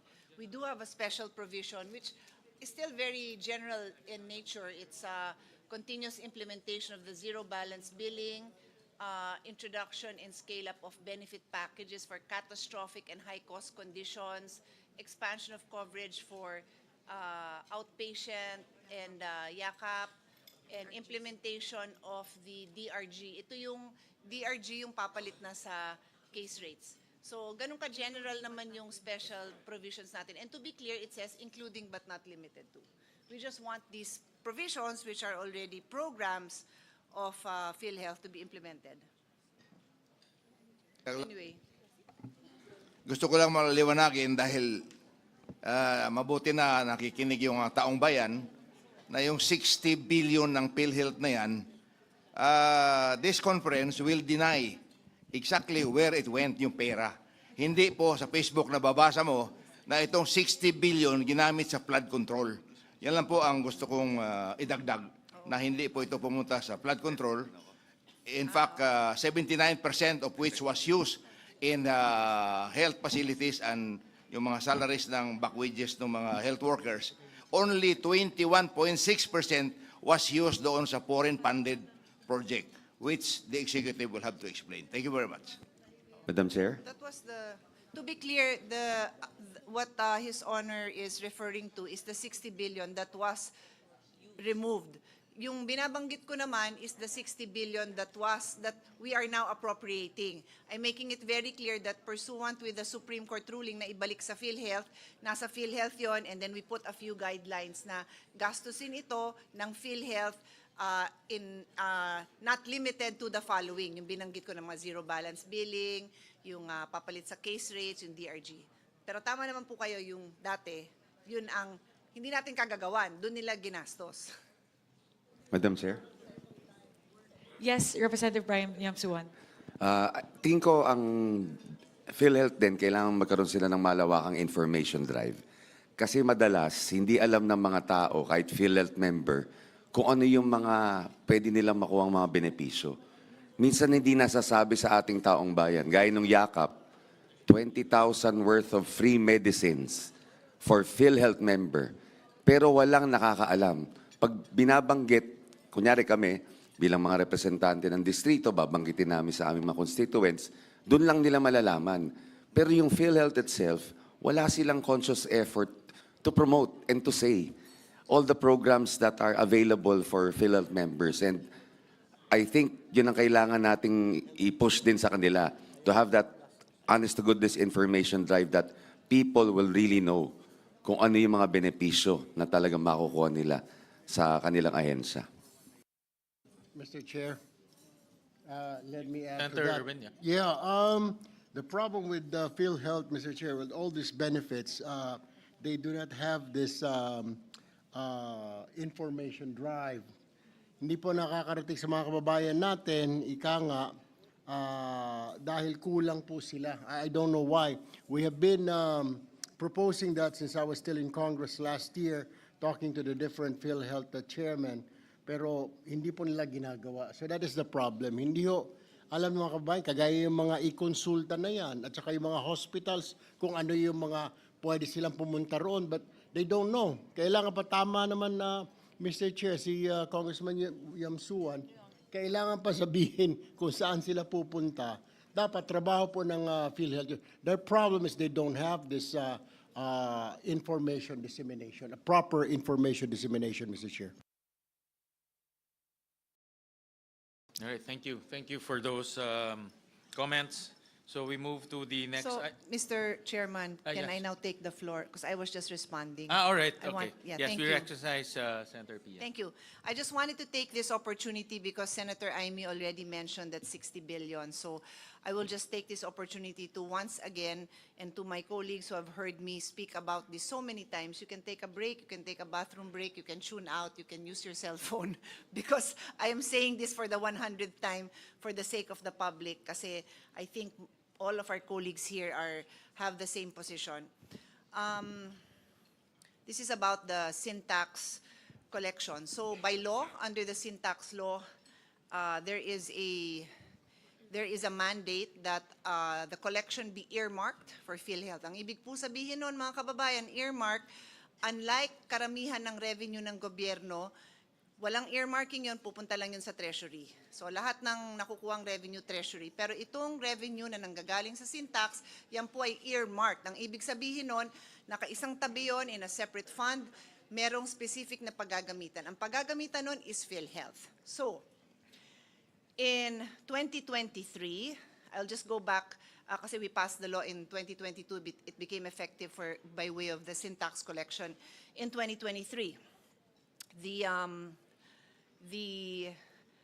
in our General Appropriation Act, itong budget na pinapasa natin in 2023, 79 billion yung na-appropriate sa sin tax, and it is lacking it is lacking by 4.9 billion because the total sin tax earmark in 2023 was 83.90 billion. Kulang ng 4.9. Nasaan? Hindi ko alam. Nalunod, na flood control, hindi ko alam. 2023 po yun. In 2024, the sin tax earmarked amount was 79 billion. What was in the NEP was 80.28, so nadagdagan pa ng konti. And what was in the General Appropriations Act was 40.28 na bawasan. So ang deficit is 38.73 billion. I repeat, this is earmarked. There is no basis in law for this amount to be used anywhere else, even if it is for a legitimate purpose. Walang naka-earmark na sin tax para sa ibang purpose. Ito po ay dapat nasa PhilHealth. Kulang ng 38.73 billion in 2024. In 2025, the sin tax earmarked amount was 69.81 billion. Ang nasa NEP is 53.13 billion. Ang nasa GAA is 0. So ang kulang is the whole amount, 69.81 billion. Nawawala, nasaan? Nasaan? So yung mga tanong natin, makasamahan natin, Senator Amy, na 60B, yung dun pa lang sa tinanggal, pero before that, 4.9, 38.73, 69.81, where is it? It is earmarked for PhilHealth. So, in the earlier discussion where pinag-uusapan ng MAIP, ang dami nating pambayad. We would not have to have this discussion because the funding is available by law. So, I move on. In 2026, which is ngayon, ang earmark is 69.78 billion. Magkano ang nasa NEP? 53.26 billion. Ano kulang? 16.52 billion. We have the power. Ladies and gentlemen, tayo dito. Wag na natin gayahin yung 2023, 2024, and 2025 GAA. We have the power to reinstate the 16.52 billion.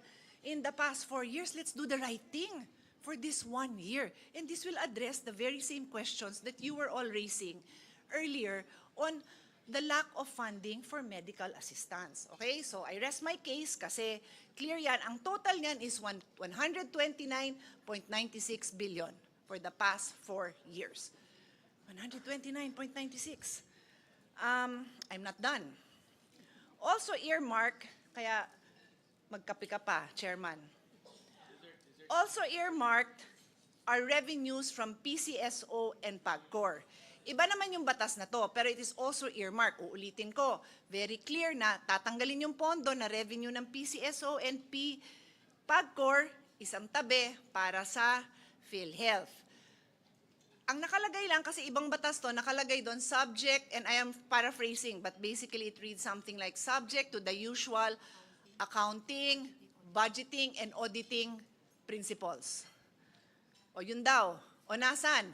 Wala, zero. Ibig sabihin sa apat na since 2019 pa ang PCSO, 2019, 2020, 2021, 2022, 2023, 2024, 7 freaking years. Walang pumasa sa auditing ni piso. That amount, dear colleagues, is 106.95 billion. Earmarked. Where is that? Where is it? It's floating with the flood control projects. Now, what year was that? 2022, yung 2 years na nasa GAA? There were 2 years, I think it was 2022 and 2023, basta, there were 2 years, wow, nakapasok sa GAA yung earmark ng PCSO and PAGCOR. So pinasa natin. Guess what? Never na-release. That amount was 21.17 in 2024 and 21.17 in 2023. Never released, but it was in the GAA. So, dear colleagues, that is our situation, and I will now wrap it up. That total amount plus the diverted funds, so 129 billion is the sin tax collection that was never, the sin tax deficit. 106.95 is the earmark for PCSO and PAGCOR for 2019 to 2025. And then the diverted funds of 60 billion, if you add that all up, it's 296.91 billion. Almost 1/3 of a trillion. But of course, we will now reduce 60B because for all intents and purposes, we have all agreed that yung 60B ibabalik. So 236.91 billion ang kulang, Mr. President. So lahat ng diskusyon natin, kulang ang Medical Assistance Fund, yung ZBB na nagugulat yung mga tao, yung ating kayo po, mga colleagues natin who are very active on the ground. Ang dami siguro mga mayor nyo, mga barangay captain nyo na nagtanong, bakit yung LGU hospital ninyo, walang ZBB, bakit may balancing hinihingi sa kanila? And it was only later na ipapaliwanag ng DOH sa atin na it is only DOH hospitals, if you recall that explanation. But with this kind of funding, we can do more. What we did was we put 1 billion for DOH to give LGUs. But you know that that won't go that far. But with 236 billion, that will go far. That will reach the far areas of your barangays. Congressman Pipito, di ba? Sa'yo din, Congressman Abet, sa ating lahat. So that is where we are. I rest my case, but I will also point out that PhilHealth also by law is supposed to subsidize the contributions for the indirect contributors. Ito po yung mga hindi nakakabayad like certain solo parents, PWDs. So walang nabigay na pondo dyan. Eh, magagamit na talaga itong earmarked amounts specifically for this purpose. So, what is my appeal? Why not the whole amount? O sabihin yung sobrang laki, then in the Senate has been discussing possibility of a 3-year plan. Maybe the chairman can expound on that. But for me, let's do the right thing this year. The 16.52 billion should be included so that for the first time, masabi naman na in this Congress, we upheld the law that we ourselves passed, the sin tax law. So 16.52 billion yung kulang po this year. Yun lang po, Mr. Chairman. Thank you very much to everyone for your patience. I know all of my colleagues here, they have participated in our discussions on this. So kasama na sila dyan, seconding, thirding the motion on this. Thank you. Mr. Chair, yes, short lang. Mr. Chair, can I be recognized? Yes, Senator Lauren. Thank you, Senator Pia, for putting that on record. Yes, we discussed that in plenary, and I was hoping that at least a 16B would be completed and we could find it in the BICAM. Unfortunately, it looks like it cannot be completed because it should have been in the NEP, diba? It should have been in the NEP. But what the NEP of 2027 can do is to include the whole 129.96B.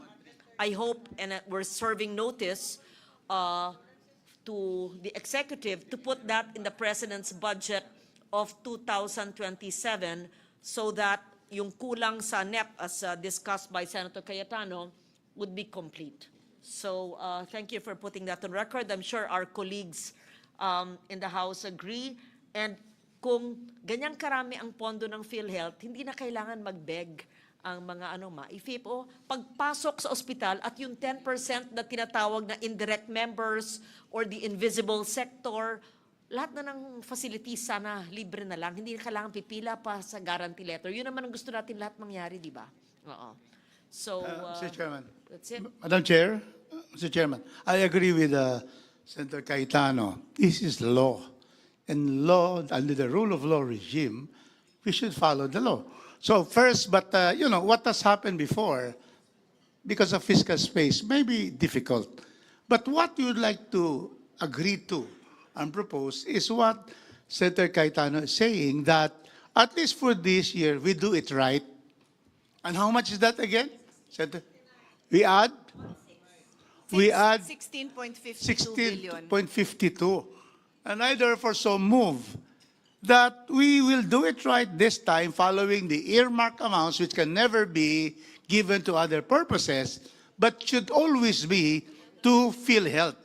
And so therefore, that is what we would like to do, Mr. Chairman, to make the right thing at this moment. Now, for 2027, let us see if we have fiscal space for 126 back amounts of the amounts earmarked by law, not given to PhilHealth. But this year, I think we should do this. Senator Pia is urging us to do what is right. I support the good senator. Thank you.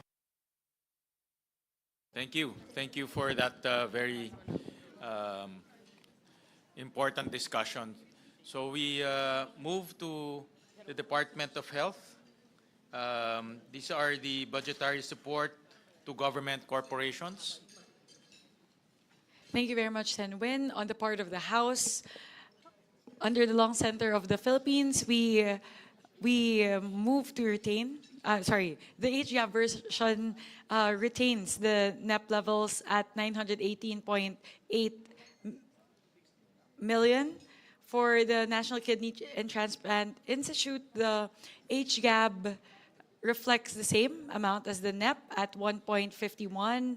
For the Philippine Children's Medical Center, the House proposes to increase it by 150 million pesos, thereby increasing the amount to 1.8 billion pesos. And for the Philippine Heart Center, the HGAB reflects the same amount as the NEP at 2.42 billion. And for the Philippine Institute of Traditional Alternative Healthcare, the HGAB reflects the same amount as the NEP at 174 million pesos. Thank you, Chair Mika. For the Senate, and I'm pleased to inform everyone, these are all the interventions of our Vice Chairperson, Senator Pia Cayetano. So I'll just mention the proposals from the Senate. Lung Center of the Philippines, 2.7 billion pesos, broken down as follows. Hospital Services Program, 1.7 billion pesos. Implementation of advanced lung integrated interventions and networking for comprehensive endoscopy. Alliance Care Program, 50 million pesos. Establishment of the Integrated Robotic Surgery, IROS, and Endoscopic Center, 200 million pesos. Advancement of biobanking phase 3, 50 million pesos. Procurement of linear accelerator, LINAC, 400 million pesos. Procurement of position emission tomography, computed tomography, PET CT scanner, 320 million pesos. For the National Kidney and Transplant Institute, 3.2 billion pesos, broken down as follows. Hospital Services Program, 2.3 billion pesos. Construction of an outpatient services building capability, 400 million pesos. Tama. For Philippine, tama ba? Parang dalawa ito. Sorry, there's a misprint. I think for the construction of an outpatient service building is 500 million pesos. Ano itong isa? Yeah, merong isa pa. Hindi na print mabuti. Linear, tama?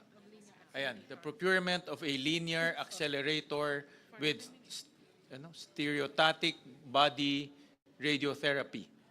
Tama ba? 400 million pesos, no? All right. For the Philippine Children's Medical Center, 3.5 billion pesos, broken down as follows. Procurement of medical equipment, 200 million pesos. Construction of a new building phase 200 million pesos. Renovation of old building phase 200 million pesos. Completion of Eskwelahang Munti, 10 million pesos. Harmonization Initiative, MITHI, 595 million pesos. Hospital Services Program, 2.2 billion pesos. Training and Research Program, 215 million pesos. For the Philippine Heart Center, 4 billion pesos. Hospital Service Program, 3.2 billion pesos. Procurement of various medical equipment, 863 million pesos. For the Philippine Institute of Traditional Alternative Healthcare, 206 million pesos. broken down as General Management and Supervision, 152 million pesos. So any questions, any motion? Just check lang. I don't know if my record is wrong. I only have old building, walang new building. Which one? Which Children's Hospital? Yeah. New. Old building eh. Meron ba tayo? Renovation of building phase 2. Hindi, old meron, new wala. New ito. Kaya nga meron? Ayan, no? New building phase 2. Meron tayong pinasok? Yes, Meron. Galing to sa'yo eh.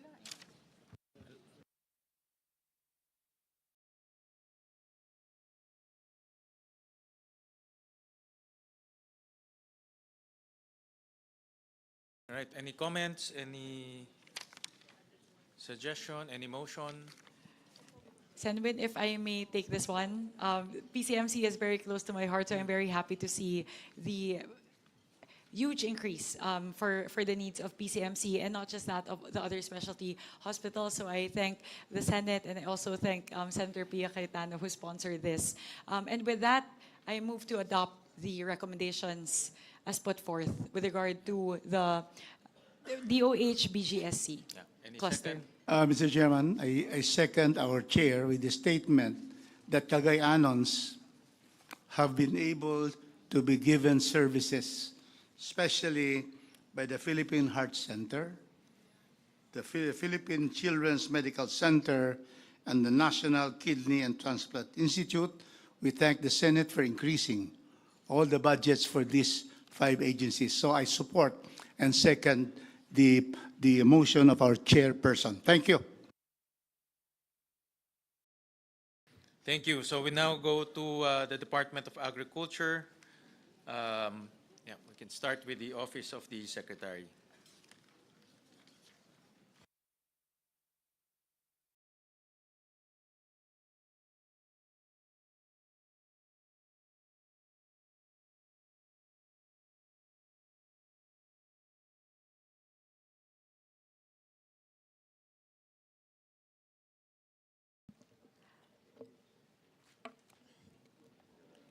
For the department, yun po, napapagod na yung mata ko, lumiliit na, hindi ko na mabasa yung maliit, sandali lang po.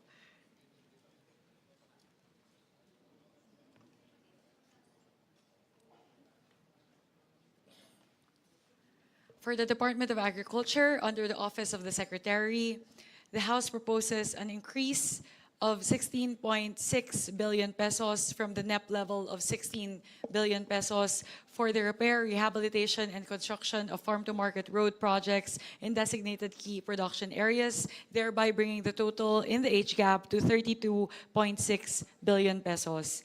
Next would be a proposed 50 million peso increase in the PAEF on the National High Value Crops Development Program, thereby increasing it from 601.9 billion in the NEP to 651.89 billion in the HGAB. Next, and very important for the House, would be the next item, which is to institute a 10 billion peso fund for the presidential assistance to farmers and fisherfolk.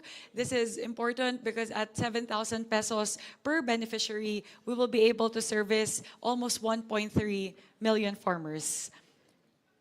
Next would be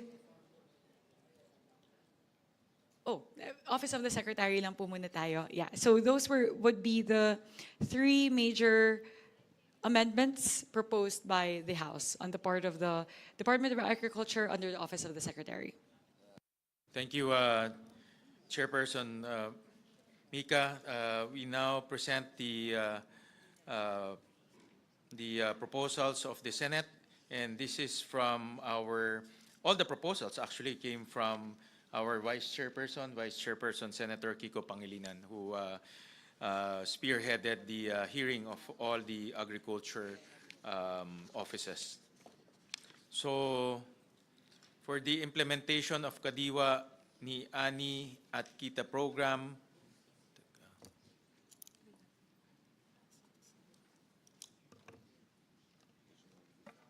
ito yun.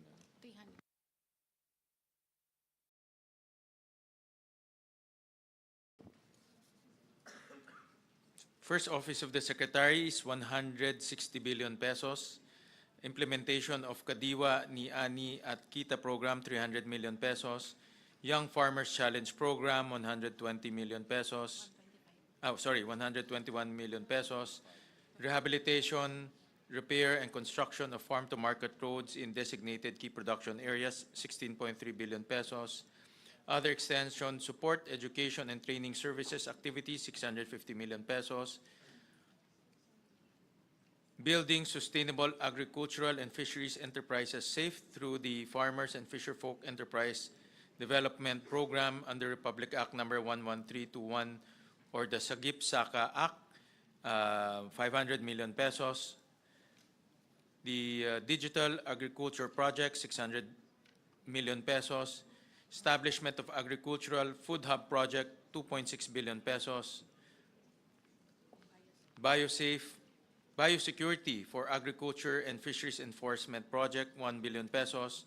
PSS on the National High Value Crops Development, 1 billion Development Program, 1 billion pesos. Assets on the National High Value Crops Development Program, 519 million pesos.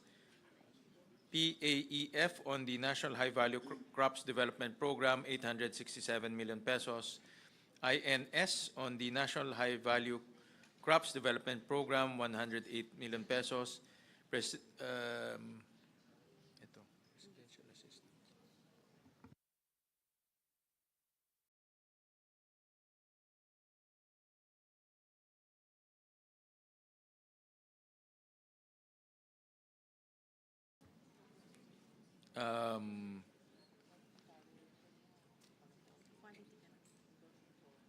Okay.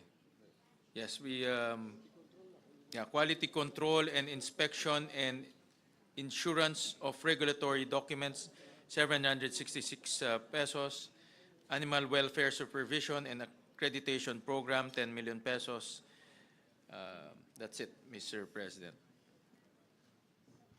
Mr. President, Mr. Chairman, that's the end, Yes, as you mentioned. yes, No? yes, Just to mention, the very last one was this representations amendment. And I just want to mention, because it's a first of its kind, it's animal welfare to provide assistance to private animal shelters that have demonstrated exemplary performance in delivering care, protection, and rehab services to animals. This is the usual domestic animal situation where they're abused, walang matakbuhan yung mga tao, walang tumutulong, walang financial assistance. So this is a first small pilot project that will put under DA the responsibility to vet these shelters and then to provide them with the financial assistance to help them do the job that many of them are already doing very well. Yun lang, Mr. Chairman. Thank you, Senator Pia. So, Mr. Chairman. comments? Yes. Yes. Mindanao, Mr. Chairman, has a population of 26 million Mindanaonons, comprising 22% of the 119 million Filipinos. Mindanao contributes to our GDP in the tune of 18 to 19%. But this and the net that was provided to us only gave Mindanao, out of the total pie for the DA, 15.2%. So I asked Secretary Laurel on this, and he said that there are also funds lodged in the office of the Secretary to be able to give justice to Mindanao. Imagine 15.4, and we are the breadbasket of our country. 50% of the corn, Mindanao. Coconut, 50%.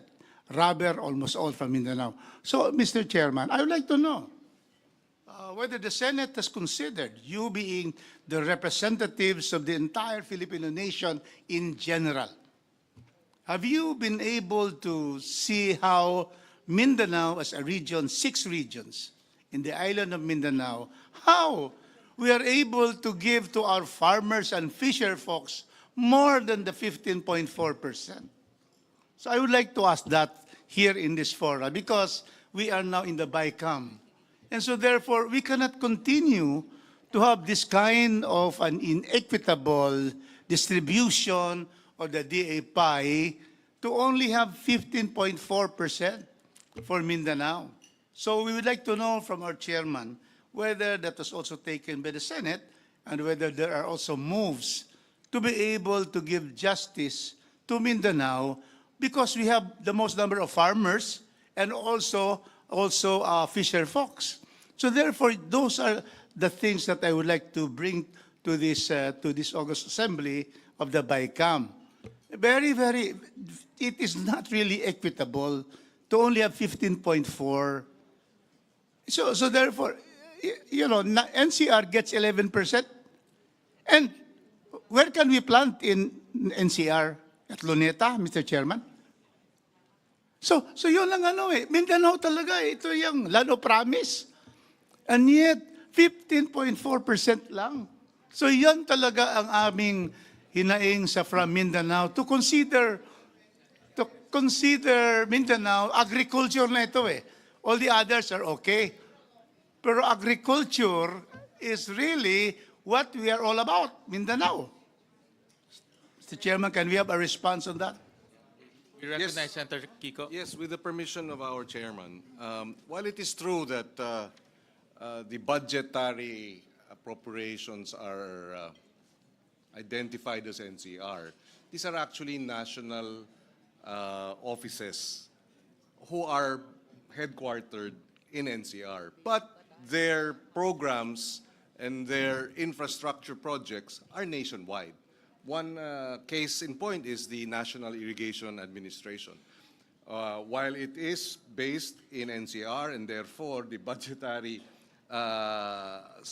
allocations would be NCR-based because they are headquartered in NCR, the projects of the NIA are nationwide. So having said that, it is not exactly accurate to say that because the allocations are for NCR and the programs therefore will be implemented in the National Capital Region. So, but having said that, we understand the concern. In fact, because of this concern, there are a number of interventions that we put in place that we would like to address the challenges and nationally. For example, the establishment of a food hub project of 2.6 billion includes a food hub as endorsed by the Department of Agriculture in Mindanao. Where is it? Cagayan de Oro, Mr. Chairman. There you go.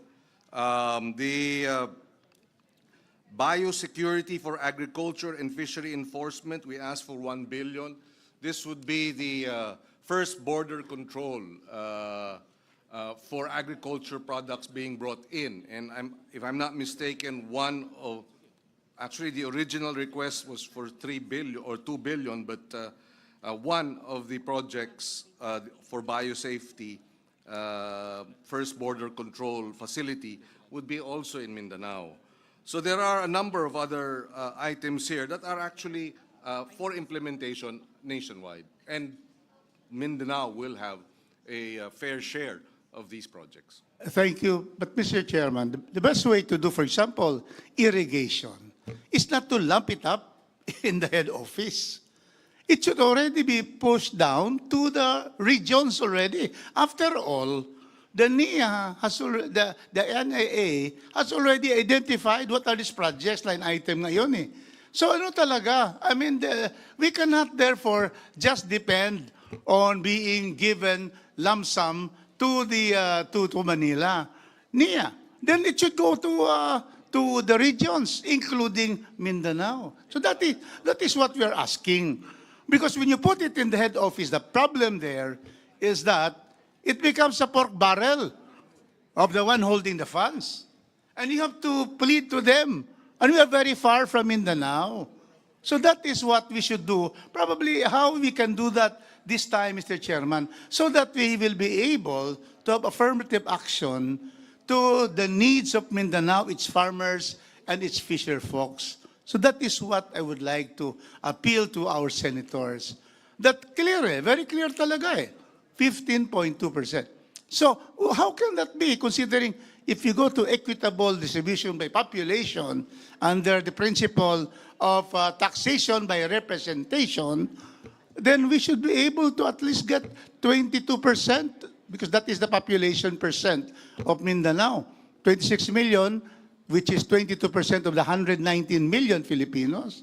So that's what we like to ask, how we are able to do that so that it will be right there. So that people, us from Mindanao will see, Nia, okay, ito yung amount. It should already be given to the regions. We can see how much Mindanao will get already. So those are the appeal of those from Mindanao, Mr. Chairman, and of course, Senator Kiko Pangilinan. Yes, if I may also add, Mr. Chairman, there are budgetary appropriations for the Office of the Secretary, which we believe we pushed for the increase, and there should be a fair share for Mindanao. For example, we increased the PCIC budget by an additional 1 billion, which therefore will be made available to farmers nationwide. The ACPC, we also increased it by 250 million, again to be made available for our farmers and fisher folk nationwide. So these are some of the programs that we pushed for in terms of additional funding, and definitely we should be able to put in place perhaps maybe even a special provision on ensuring equitable distribution of the programs throughout the country. Thank you for those increases, Senator Kiko. And indeed, if there's a special provision that will have equitable, then it will be okay with us. Equitable distribution in accordance with the number of farmers. In the presentation of Secretary Kiko, we can see that 35% of the farmers are in Mindanao, 35 to 40%. So, and the fisher folk. So therefore, we should have that kind of equitable apportionment. So I would propose that we pass a special provision to have equitable share of those funds lodged in the office of the Secretary. I so move, Mr. Chairman.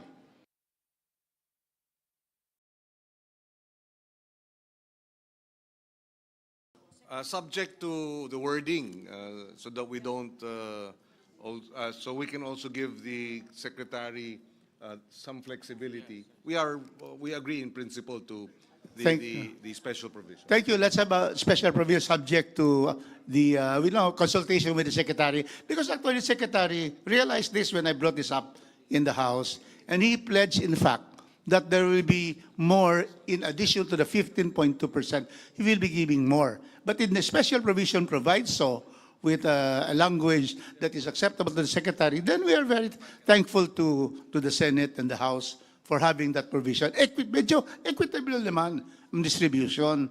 Thank you, Mr. Chairman. Thank you, Secretary Kiko. Thank you. Thank you, Congressman. Mr. Chair, Yes. Senator Lauren. I would just like to express my agreement with the points of Congressman Rodriguez. And I'm also wondering why the lump sums are big.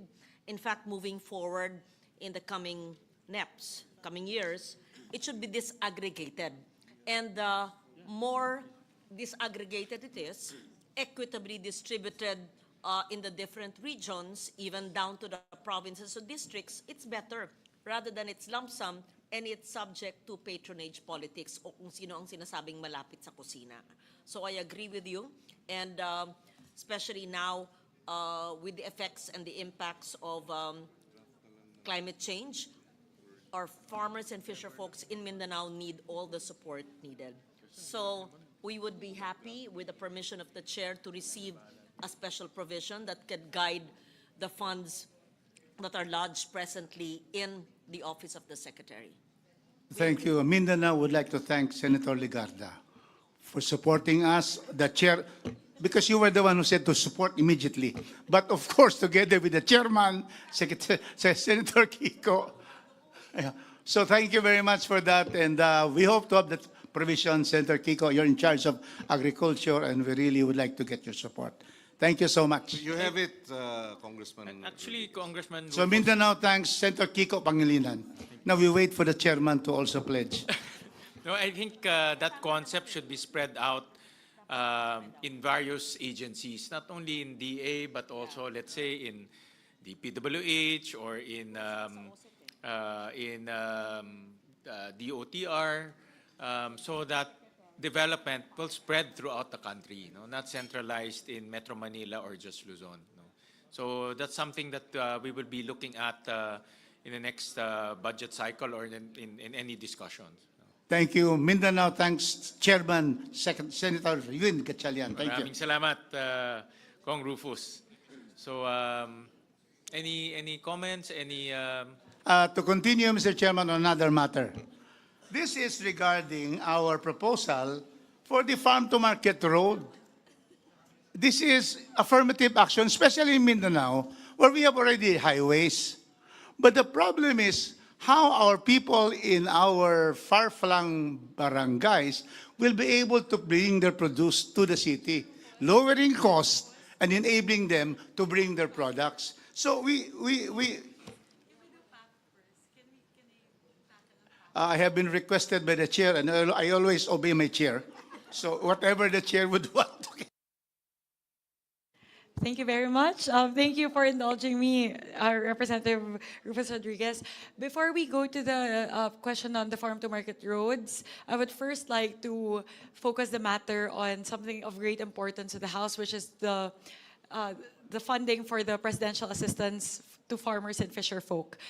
In the HGAB, there is a allocation of 10 billion pesos for this program, and we appeal once again to our colleagues in the Senate to please help us fund this in the final version of the GAA. The reason being that this is a critical program, one of the flagship programs of the President that enables him to provide assistance, enables the administration to provide assistance to farmers and fisher folk all throughout the country. Several instances where it has been given in the past, in Navotas when there was an oil spill, in Cavite as well, I believe, also due to the oil spill, when there in Camarines and in other areas when there were times of calamities, especially when typhoons would strike, and this would damage the crops of the farmers. And finally, in cases wherein crop prices are so low that farmers get prices below their investment. So siguro po yun po yung hihingiin namin. Napakahalaga po kasi ng programa na ito para po sa ating mga magsasaka at mangingisda. At I will also personally advocate for this as a representative from the 1st District of Nueva Ecija, which is the rice granary of our country.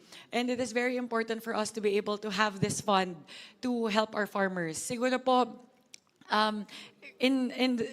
more recently, siguro po gusto ko pong banggitin yung nangyari nitong nakaraang cropping cycle na napakababa po ng presyo ng pagbili ng palay. At napakalaki po ng nalugi sa ating mga magsasaka. At ito po sana, itong path na to ay posibleng maging susi. Malaki po yung papel na gagampanan nito para matulungan po yung ating mga magsasaka na una po kahit papaano ay makarecover doon sa nawala nilang puhunan sa nakaraang cropping cycle at magkaroon din po sila ng puhunan para naman po sa susunod na pagtatanim. Napakahalaga po nito. At siguro po nung isa-cite ko na din po yung nakaraan, nung natamaan po ng Bagyong Carding, yung aming distrito, halos higit 1 bilyon po yung nasalanta na mga pananim at mga bukirin. At kung meron po sanang PAF nung mga panahon na yon na agad-agad po na pwedeng mai-disburse para po matulungan yung ating mga magsasaka, napakalaking tulong po sana nun para sa mga nasalanta ng bagyo. And sa parte naman po ng mga magsasaka, napakalaki po na itinulong nito doon po sa mga natamaan ng oil spill. Kasi hindi po sila makapagpangisda. Kaya po ilang buwan po, mahina na yung ilang buwan na hindi sila makapamingwit. Makapamingwit ba yung term pag malakihan? Pero hindi sila hindi sila makapangawil sa kanila pong mga kadagatan dahil po oil spill. So, ang aming pong proposal, ang aming panukala ay itong 10 billion pesos po na ito ay hahatiin po sa 7,000 pesos bawat benepisyaryo.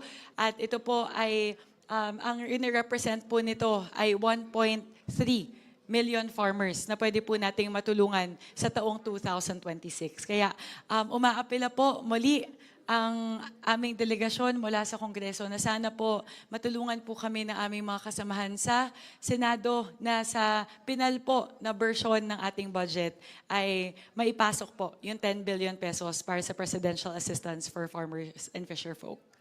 Maraming salamat po. May we hear from our colleagues from Mindanao? Sorry, I'm sorry, Senator. I think Senator Kiko first, and then. If I can, Senator yes. Lorne. Well, we were reviewing first it was not in the NEP.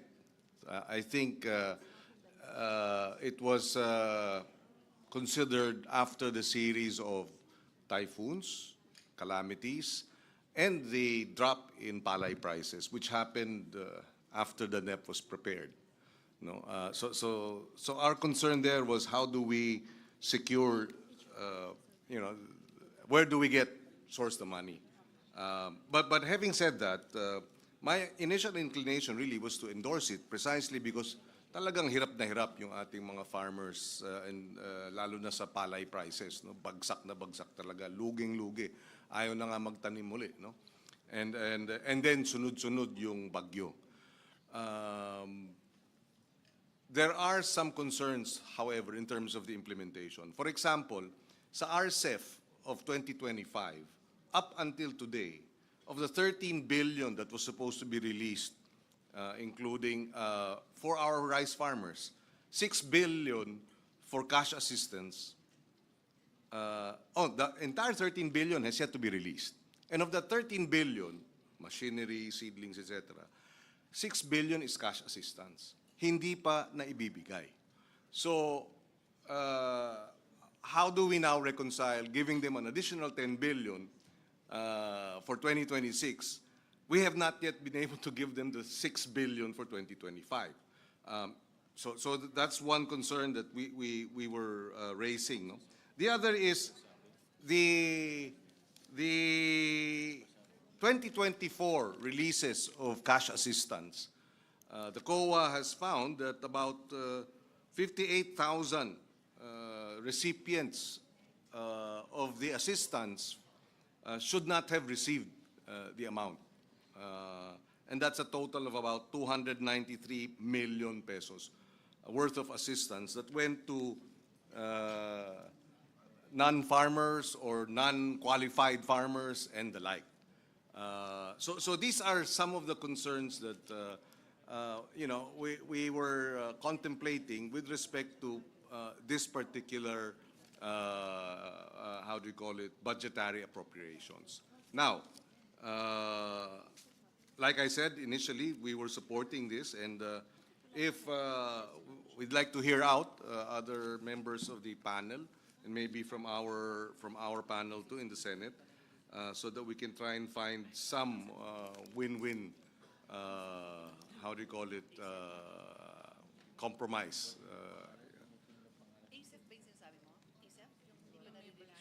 No, the RCEF. RCEF. The Rice Competitiveness Enhancement Fund, 30 billion should be allocated. 13 billion has not been released for 2025, and of the 13 billion that has not been released, that includes seedlings, fertilizers, farm inputs, equipment, and 6 billion pesos worth of cash assistance. So these are the challenges, and the issues that surround our decision regarding the 10 billion additional assistance for farmers and fisherfolk. In principle, we have no argument that they need the support.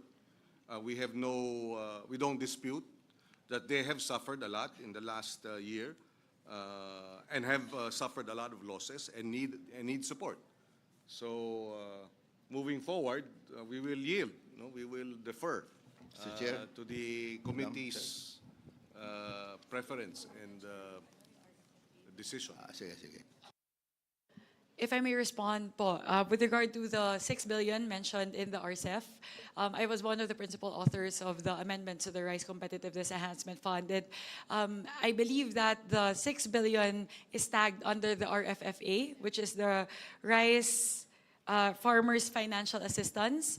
And I think one of the chokehold points there would be the recognition of the funding source. Kasi po ang source po nito would be the tariff revenues. And yun po yung isa sa mga naging problema. Nagkaroon po ng late recognition, late reporting from the part of the BOC. Kaya nagkakaroon po ng delays kasi hindi po natin nakikita kung ano yung excess tariff revenues. And yun din po yung isa sa mga dahilan kung bakit in general, since RCEF was implemented in 2019, mabagal po yung disbursement. And I believe with the amendments that were introduced was it December of 2024 when it was signed? Hopefully po maayos na po yun. But I believe it's tagged, it's linked to the funding source in the case of RCEF kasi it's a SAG-F po. That's why it might be that. So it's not really the disbursement, it's the source of fund that may be the chokehold point, the choking point for RFFA. With regard to the actual identification of beneficiaries, siguro po pwede po nating kausapin yung DA patungkol dyan. Mas paigtingin po yung guidelines. We have to be more stringent with the guidelines to ensure that only farmers and fisher folk affected by calamities, either calamities or very low palay prices or oil spills and the like would be eligible to receive the PAF. So we can put in those safeguards po just to ensure that this program will be implemented correctly. And with that, I would like to yield the floor to Representative Pepito Alvarez.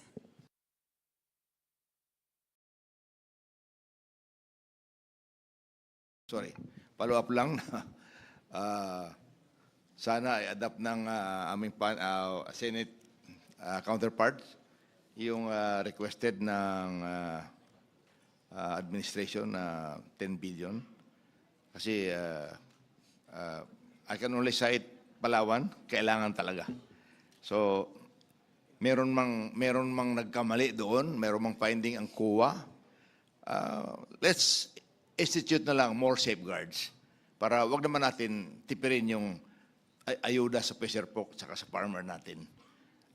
Yun lang ang pakiusap dahil kung makita mo yung minention ni Senator Kiko na nawalaan tayo dahil hindi mayroong mga nagpapanggap na farmers at saka fisher folks, but sa next cycle siguro mas mabuti, mas mababa na yan.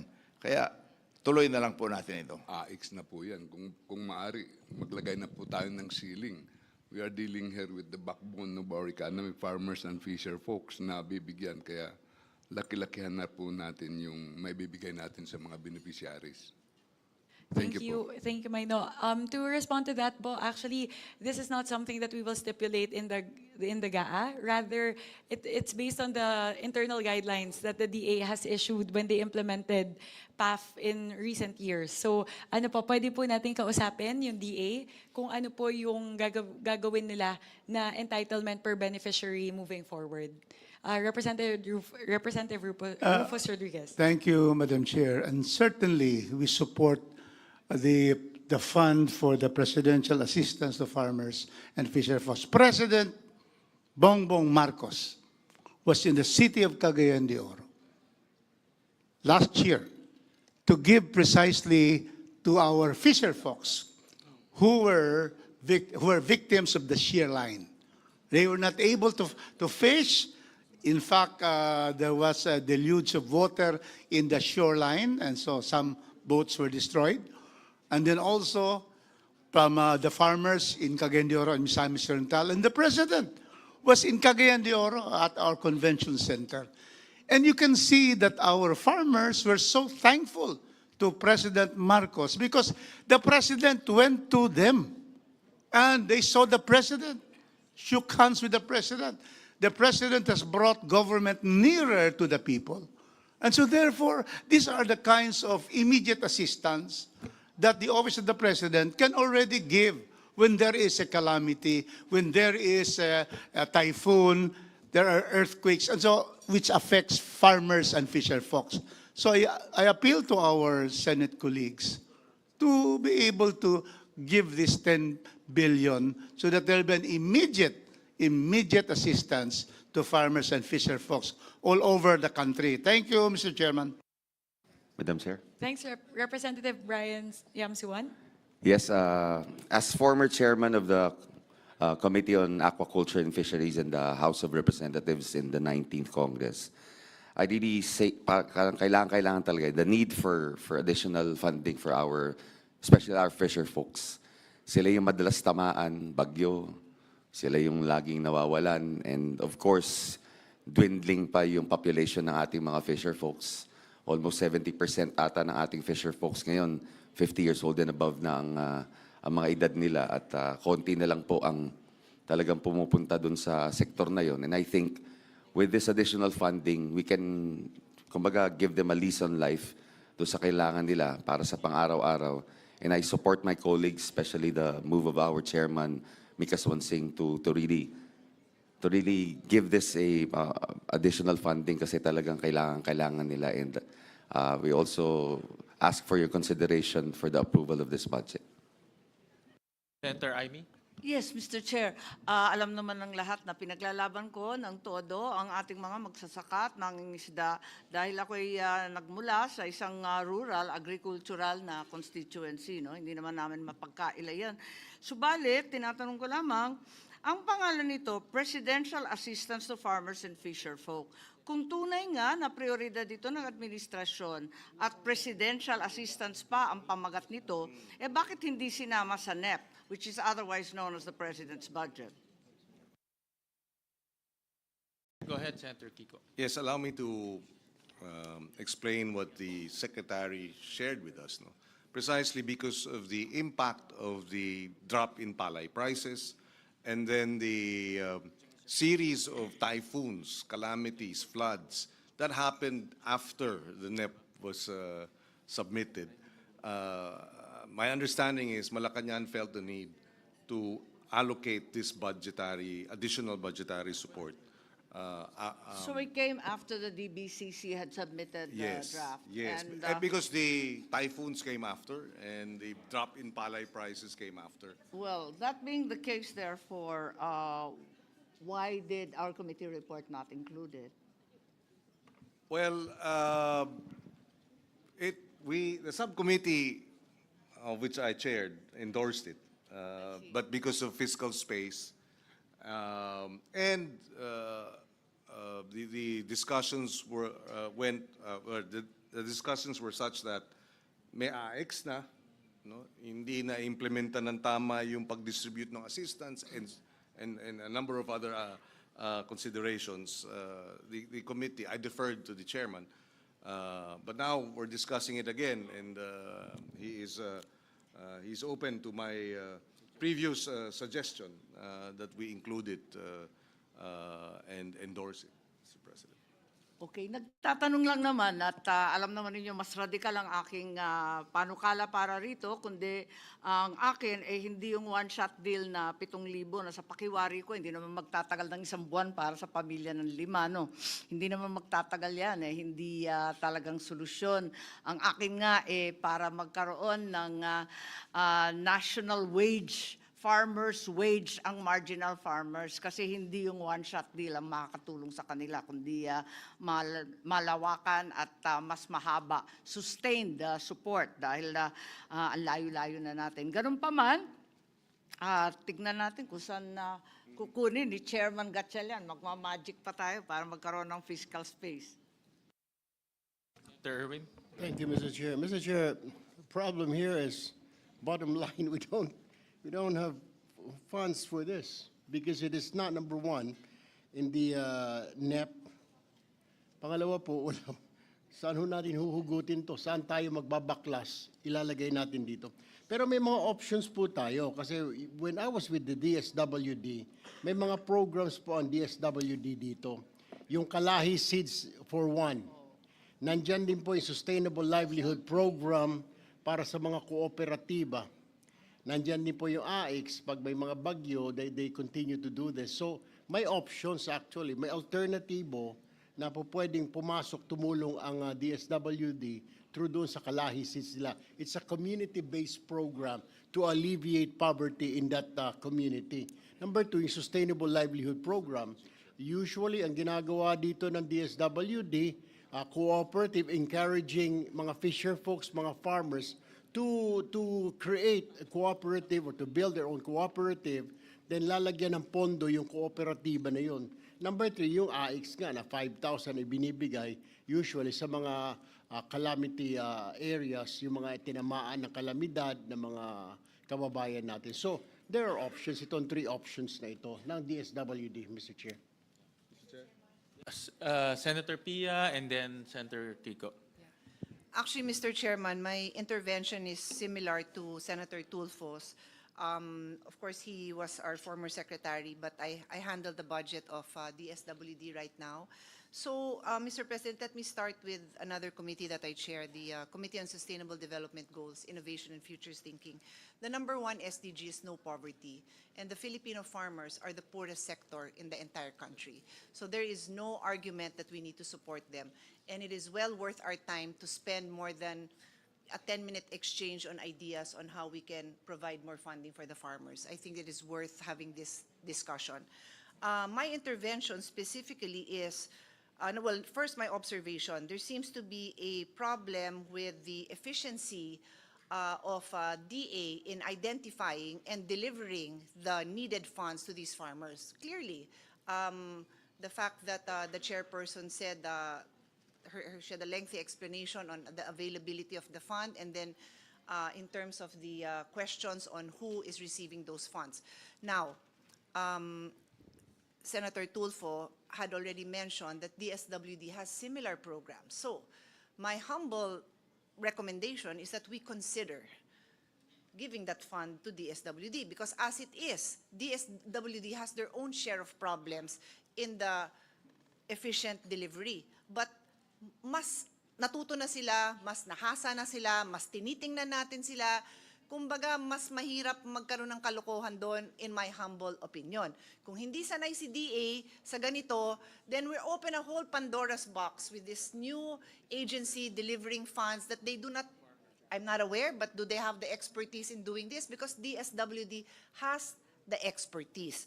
On that note, the LSLP that His Honor mentioned is 4.5 billion under the NEP, and the House recommended this to be 5.13 under the GAB, and the Senate supported this. So pwede natin dagdagan yon. It's just an option because mahirap sa atin na nakakarinig tayo ng pera na pinaghirapan natin hanapin para makarating sa mga kababayan, tapos hindi nakakarating, nakakaltasan. Ang sakit eh. So kung mabibigay natin to sa isang ahensya na mas maaasahan natin, that might be an option. So that's all really that I'm recommending that the body considers, because I want to support the farmers and fisher folks. I shared the concern of Senator Aimee, and I'll include Senator Lauren as well, because we were discussing na medyo parang afterthought naman kasi, dahil taon-taon naman tayo binabagyo.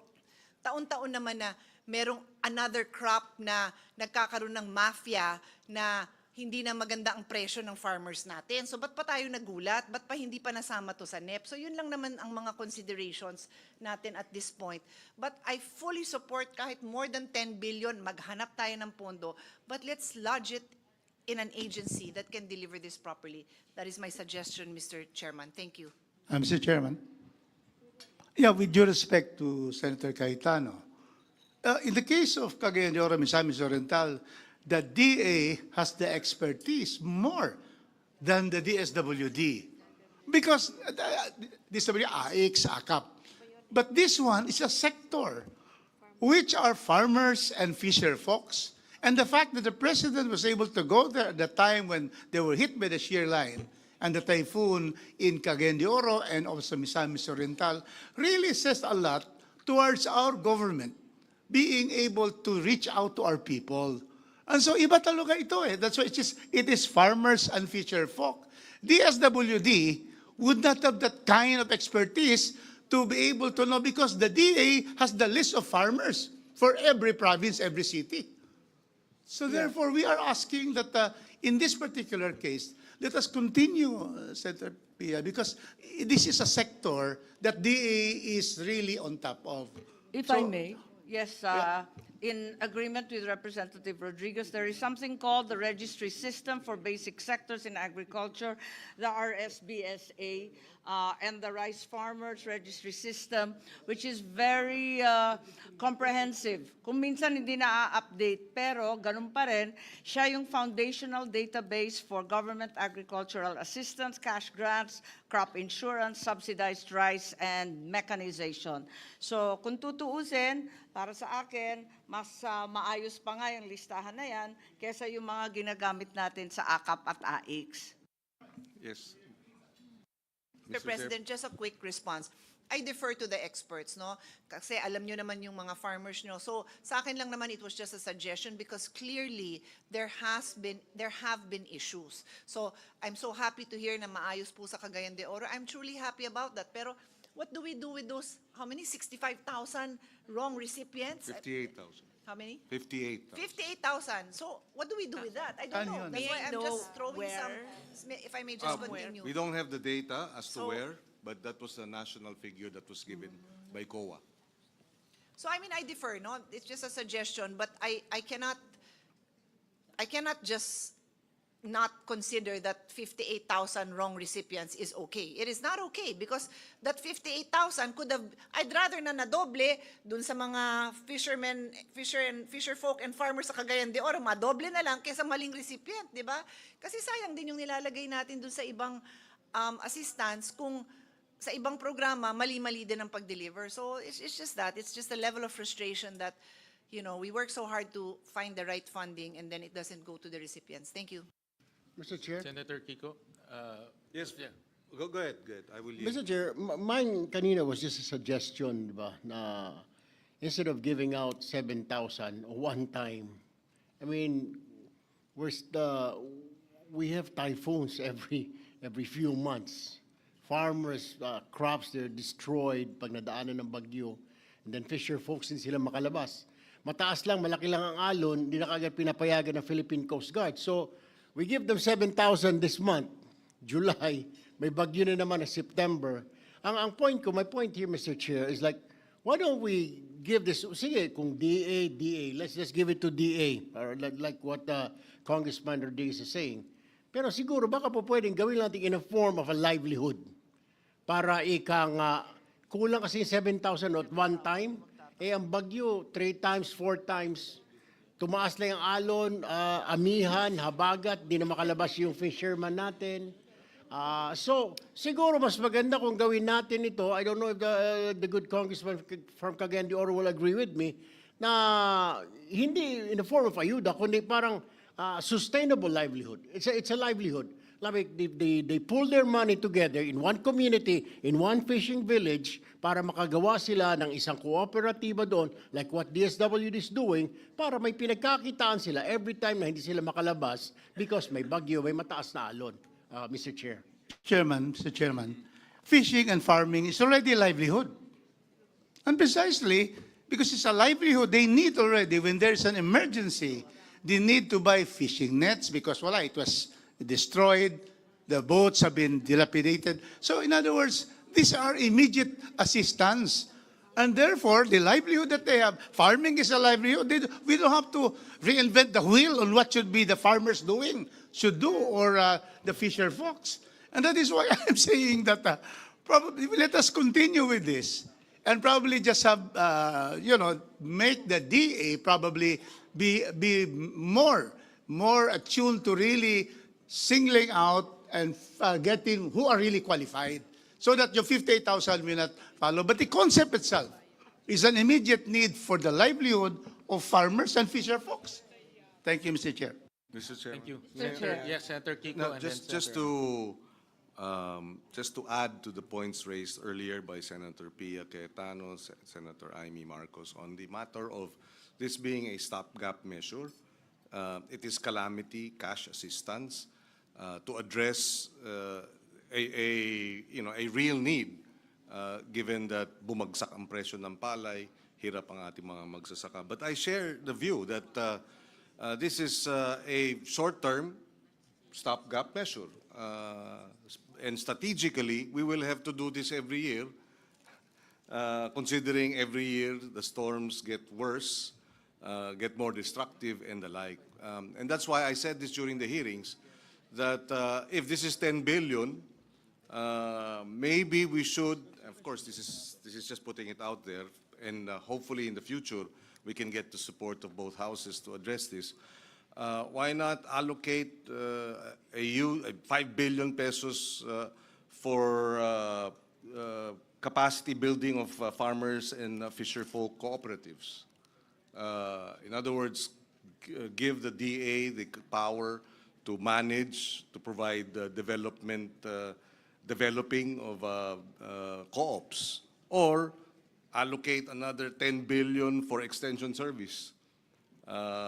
In other words, expand the extension service capacity of our DA, not in the regional level. Bring them down to the municipal level, so that extension service funded by the national government will reach our farmers down to the grassroots. This, I think, in the long run, we're putting money for strategic, sustainable interventions. This is a stopgap intervention.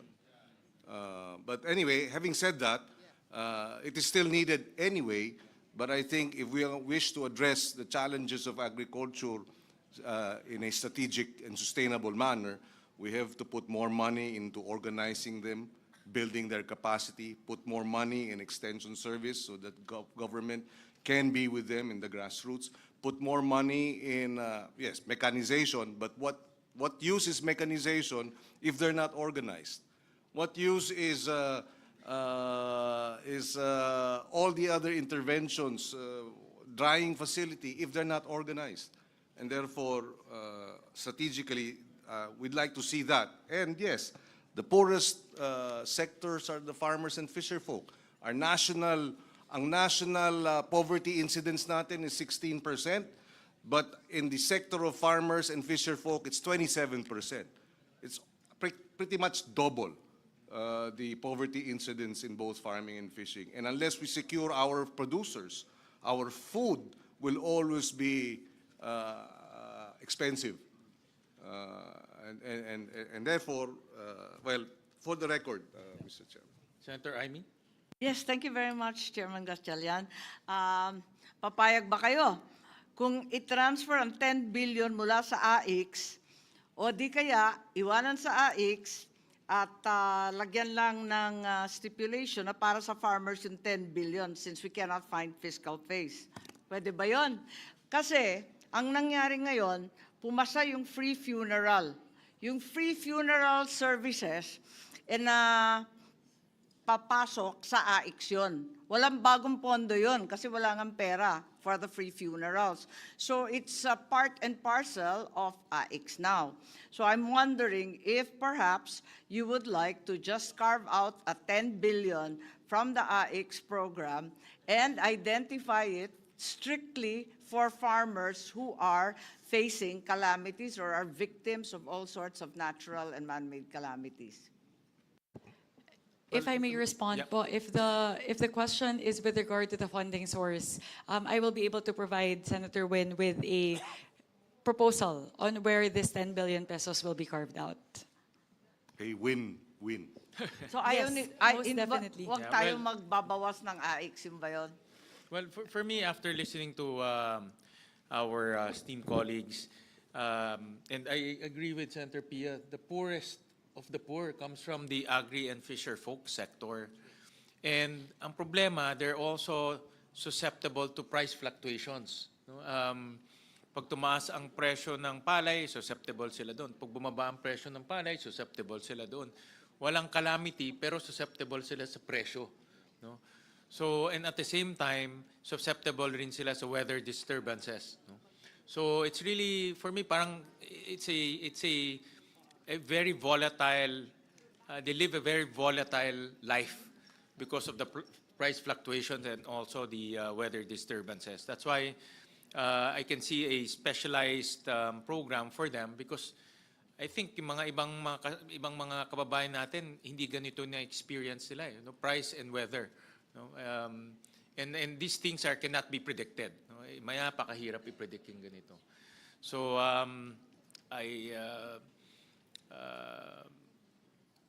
for me, I see the benefit of this program, no, especially for our farmers and fisher folks.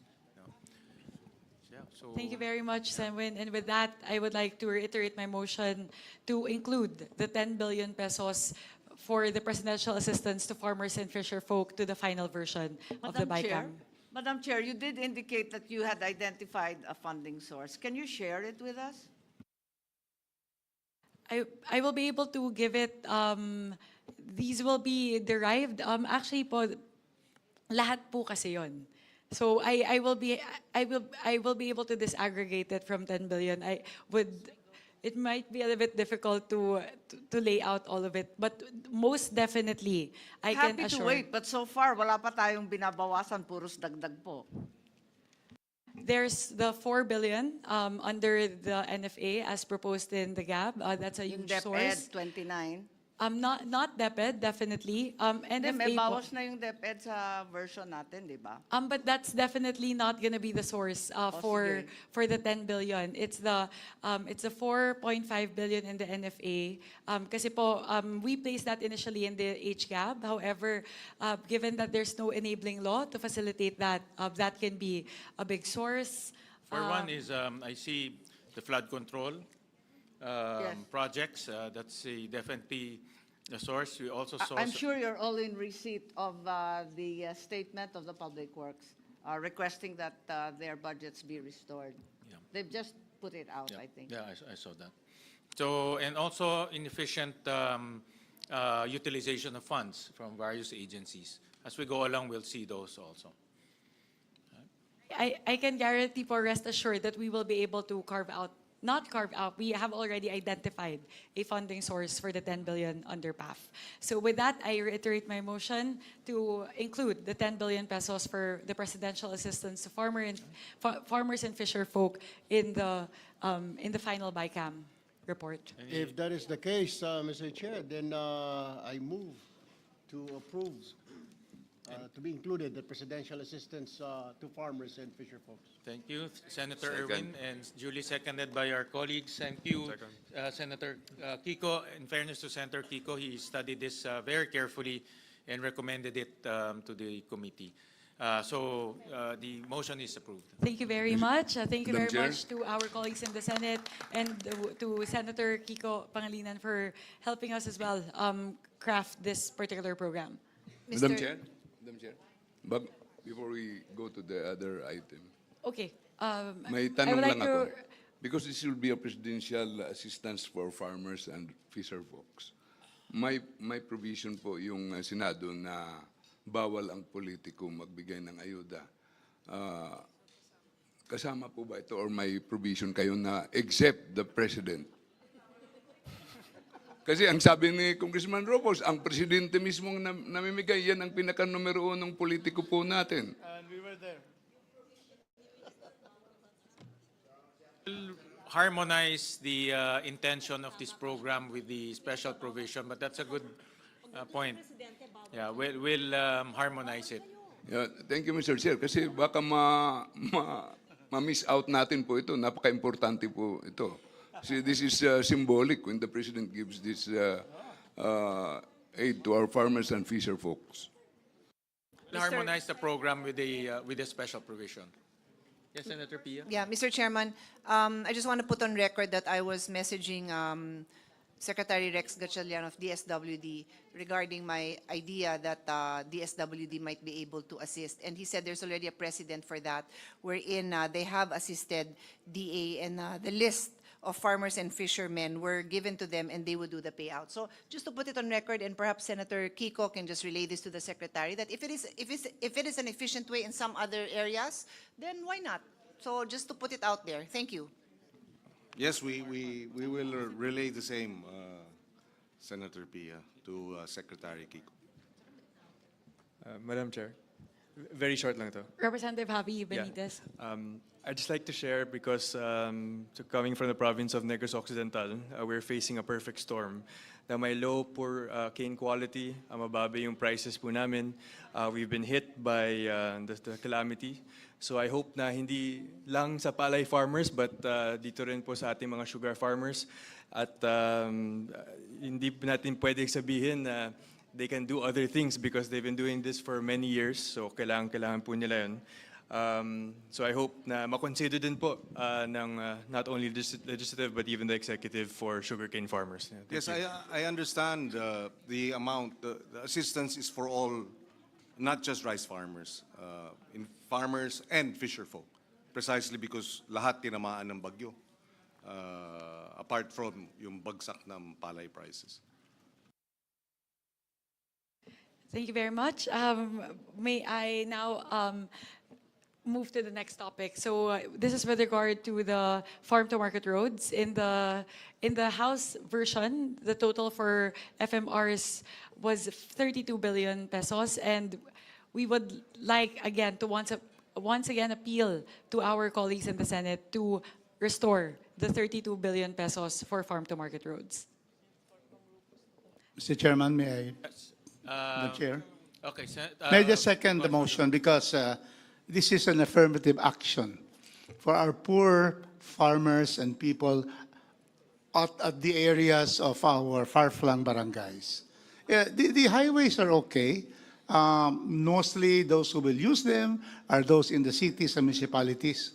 But then it is by going to the deepest parts of our barangay that we really bring in this particular service to them, and they're able to bring their products and their produce to the markets, making it, the prices of products also would lower in terms of prices. And so therefore, I just also state that Senator Kiko Pangilinan has stated that in Region 10, there is no ghost FMR.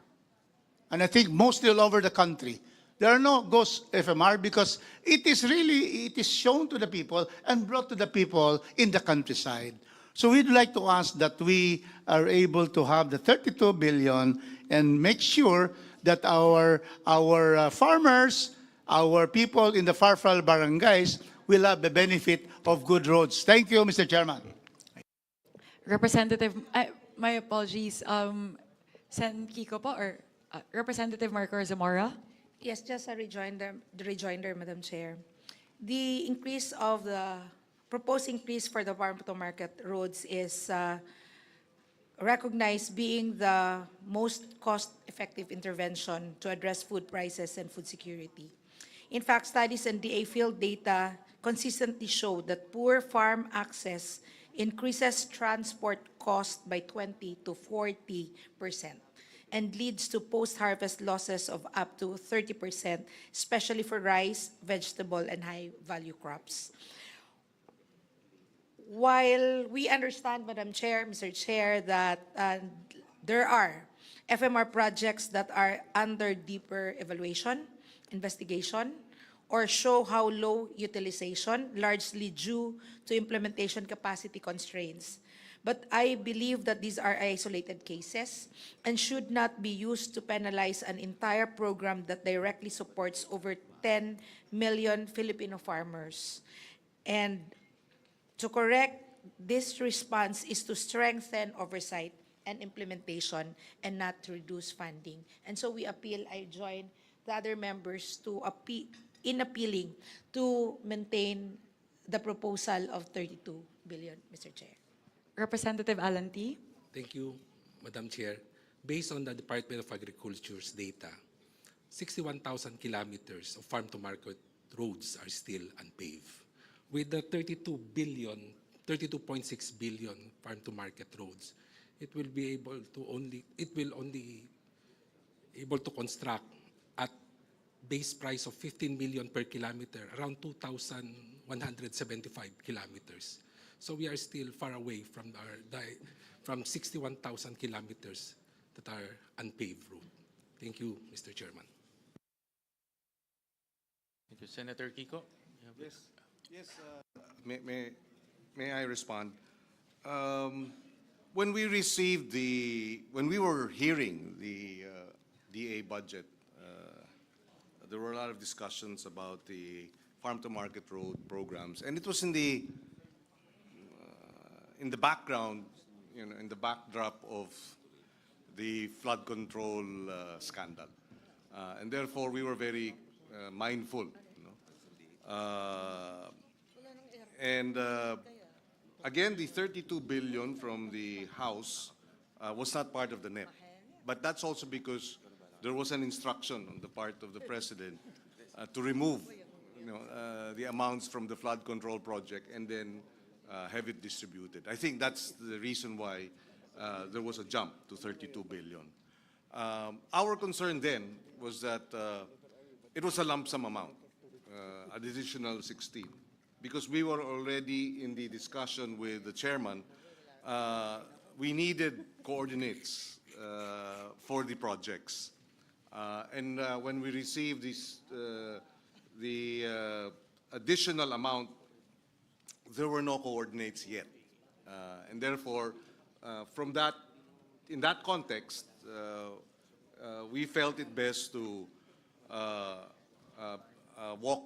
tread carefully, set it aside, approve whatever amounts had supporting coordinates, so that we were all clear about moving away from the previous practices of lump sum amounts without corresponding coordinates. So that is where we came from. By the time we endorsed our committee report, our subcommittee report, dun lang pumasok yung coordinates na binigay ng DA. So kumbaga, the train had already left the station, and ang hirap na ibalik. But we are actually open to adjusting because nailabas na nga itong mga coordinates na ito. Another issue that is our concern as we approve the amounts as endorsed by our Senate version is the discussions with the Secretary of Agriculture, Secretary Kiko, about the cost estimate of 15 million per kilometer. According to, and this is for the records, Secretary Kiko felt that the 15 million was on the high side. In fact, he said, we can do the same per square meter, per kilometer construction at 50% less. In other words, 10 million per kilometer. So that again became a concern for us. How do we now ensure that the farm-to-market road projects implementation will not go the same or similar route as the flood control, wherein you have overpricing? So this is again where we're coming from. If I may suggest, if we are to bring it to 32 billion, that we put a proviso that there has to be the buffet. Oh, another point, by the way, before I proceed to that, is that we agreed that it should be the Department of Agriculture that would implement the farm-to-market road projects. We appealed to Secretary Kiko, and he agreed. Initially, he was hesitant, but we were concerned because of precisely the scandal and the track record of the DPWH. And he agreed eventually, after some thought, that the DA, through the buffet, the Bureau of Agriculture and Fisheries Engineering, will take on the challenge of implementing the farm-to-market road projects for the Department of Agriculture. So with that, we will defer, of course, to the chairman, but we are more than willing to restore the 32 billion as vice chairman of the committee and having defended the budget. But with some proviso, special provision on the ensuring that the buffet does the technical, what is the term? If I may read it. Prior to the procurement of any FMR project, the detailed engineering design program of work and approved budget for the contract shall be subject to technical review and cost validation by the DA buffet, taking into account prevailing market prices, standard unit costs, and site-specific conditions. So there, for the record, Mr. Chairman. And also, let me add that we managed to put technical descriptions, station numbers in all FMRs. And that was a requirement that the Senate gave to the Department of Agriculture. And nagawa naman nila. No? They submitted to us technical descriptions. So ngayon, alam na natin exactly where are the FMRs, how long are the FMRs, and we will have cost estimates on the FMR. So those requirements should also be the same, no? Be implemented the same to these new FMRs, new proposals. And Mr. Chair, to add to what Senator Kiko said, that DA will be implementing, can we also add a choice na baka pwede rin LGU? So Yeah. a choice. I think that's also, we can also, I remember talking to Secretary Tiu Laurel about that during the hearing, and he also agreed. No? That is possible. Mr. Chair. In fact, with the permission of the chairman, we actually tackled that, that the DA could look at the template of the school building acceleration program of getting PPP, as well as local government participation in the farm-to-market road infrastructure project implementation. Mr. Chair, in relation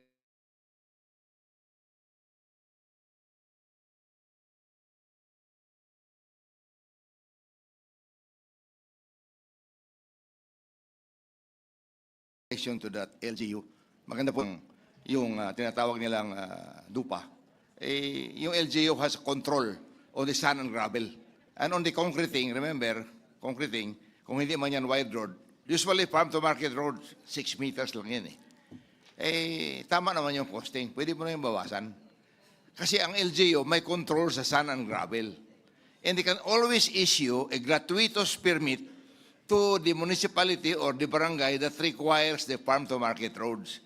So, tulong-tulong na lang ito. Pag in-involve mo yung LGU, makakasiguro tayo na magagawa talaga yung project dahil sa kapasidad ng LGU to give the gratuitous permit. Yun lang po, magdagdag ko. Kaya maraming salamat, Mr. Chair. If I may also add, part of the discussions for the farm-to-market road projects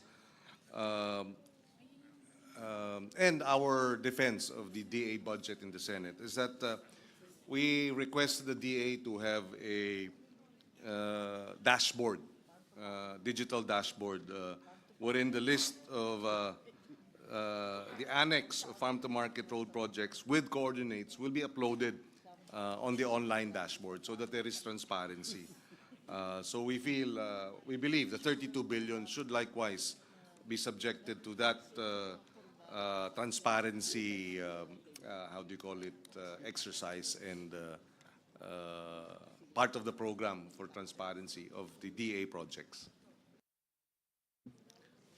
I think we will have to suspend a minute because the two chairmen are over there.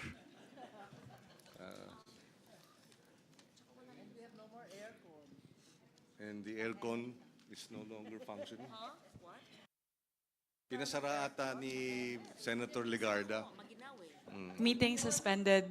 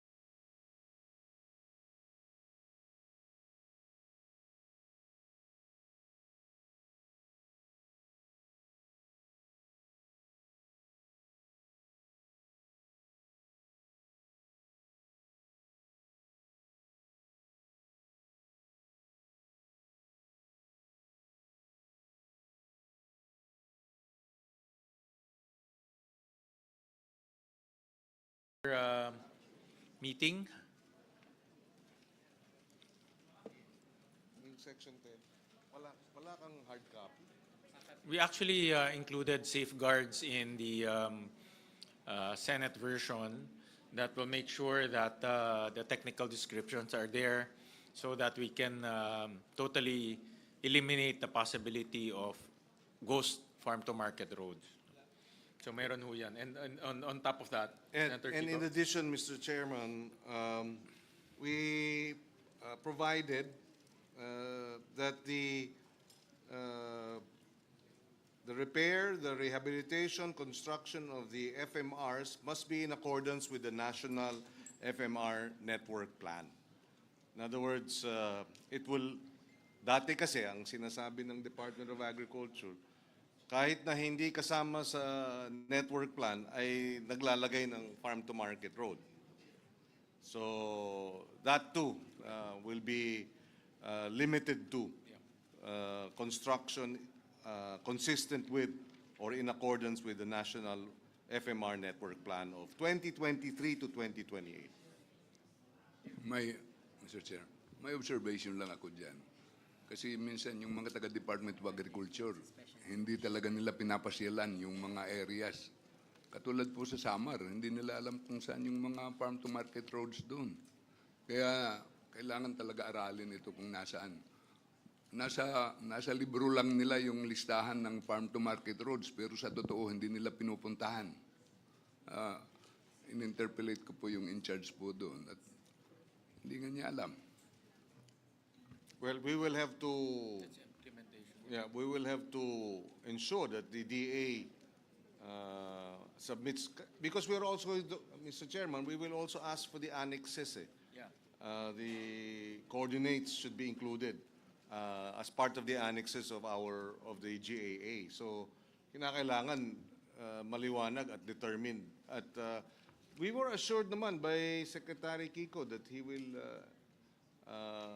submit, these necessary coordinates. So. Isa pang observation ko, Mr. Chair, yung may mga barangay na wala pang kalsada, hindi pa accessible, kaya hindi rin ito mauuna yung farm-to-market roads natin pag hindi pa accessible yung barangay. Kaya minsan yung farm-to-market road natin ay minamabuti nating tumama muna sa barangay bago mapunta sa kanilang farm. Isang kailangan nating i-consider po yan. Marami pa tayong barangay na walang kalsada. Sa akin, one of my, isa sa mga nakita kong benefits ng farm-to-market roads, yung kalsada, ginagawa natin outside of the urban areas. Unlike here in Metro Manila, puro kalsada na, maybe Cagayan de Oro, Cagayan. Ngayon, we're pushing it to the countryside. So we're bringing infrastructure projects to the countryside. So yun yung sinasabi nga ni Kong Rufus kanina, na we're pushing it to the Mindanao, to the far-flung areas. So Mr. that's Chair, one benefit. Mr. Chair, I agree with you on that. Ang sinasabi ko lang, may mga far-flung areas tayo na yung barangay mismo ay walang kalsada papunta sa barangay. Kaya saan tayo maglalagay ng farm-to-market road? At dyan, nagro-drawing minsan ang Department of Agriculture. You have to be very strict kung na dapat nasa master plan siya. Tama po. That is the minimum requirement. Dapat nasa master plan siya. Kung hindi, hindi siya magiging useful for the farms, for the farmers and fisher folks. That is correct. I will give you an example. In my hometown, Taft, may ginawa silang farm-to-market road proposal from Bungdo to Pangabutan. Pero from the town to Bungdo, walang kalsada. So unahin mo muna yung Nato to Bungdo bago yung Bungdo to Pangabutan. Continuous. Otherwise, how can you build that road? Hindi ka naman pwede lumundag doon. So to me, Mr. Mr. Chairman, if I may, just to follow up on that, I'm listening very intently. I'm a city girl, so ang nararating kong lugar na yan is either mag-hiking ako, magbabike ako, and I've seen it also with my own eyes. So paano natin ma-assure na hindi mangyayari yun? And who do we hold accountable? We are already living in a time that billions of pesos have been wasted on what we now call this flood control scam. So we cannot sit here and just say we all support this worthwhile project, because of course it's worthwhile to build farm-to-market roads. Nobody will say that the people who live in these far-flung areas do not deserve a road, do not deserve access. Pero no less than the House Minority Leader is telling us that this exists. How do we ensure, not even on paper, and who do we hold accountable? The barangay captain, the mayor, the congressional district representative, kung may senator man na nalapitan at humingi ng suporta sa project na yon, the senator, paano? Because it's so difficult to sit here and just say, I love this project, let's do it. We are already in this stage where we know that things happen that we cannot tolerate. So that's my concern. It's hard for me to approve this without knowing who will be held accountable and what are the pre-construction safeguards that we have, not just on paper, but in tell us step by step kung paano.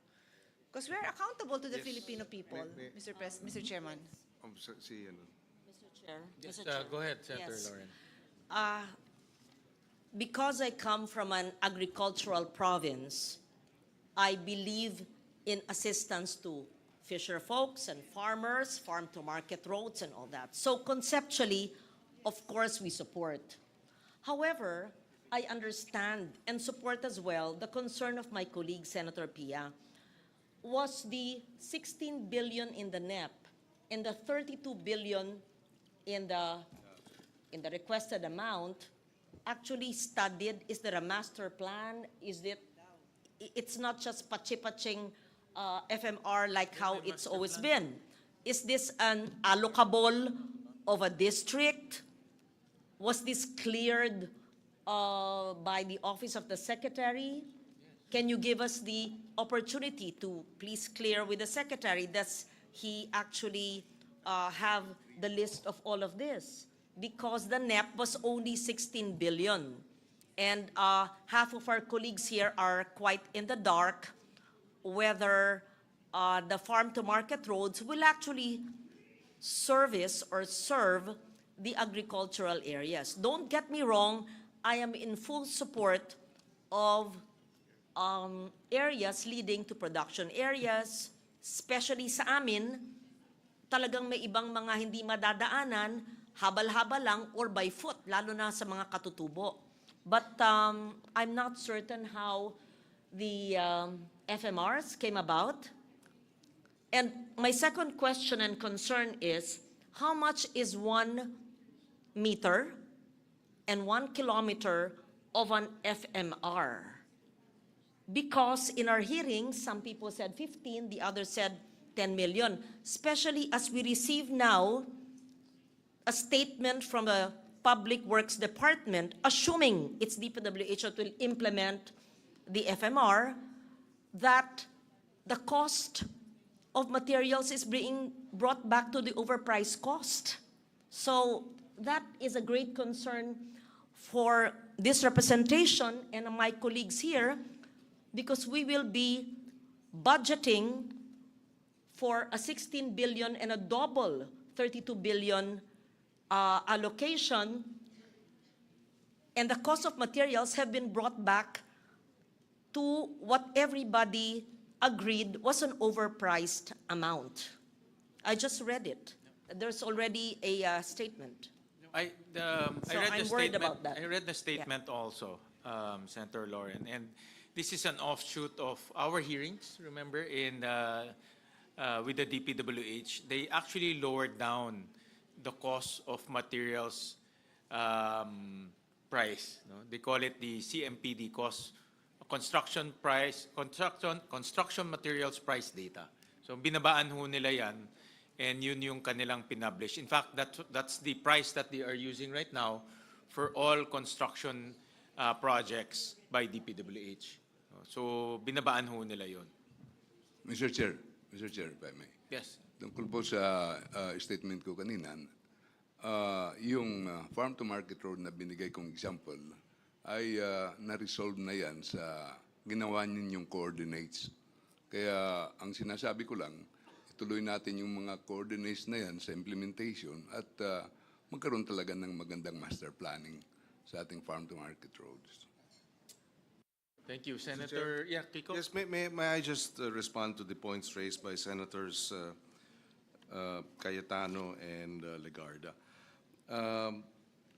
It was precisely our own concerns. Similar, we share the concerns of Senators Pia and Senator Loren regarding the farm-to-market road projects. And this is precisely why, during the hearing, Senator Win and myself were pressing the Department of Agriculture to take it on and not allow the public works to implement the farm-to-market road projects.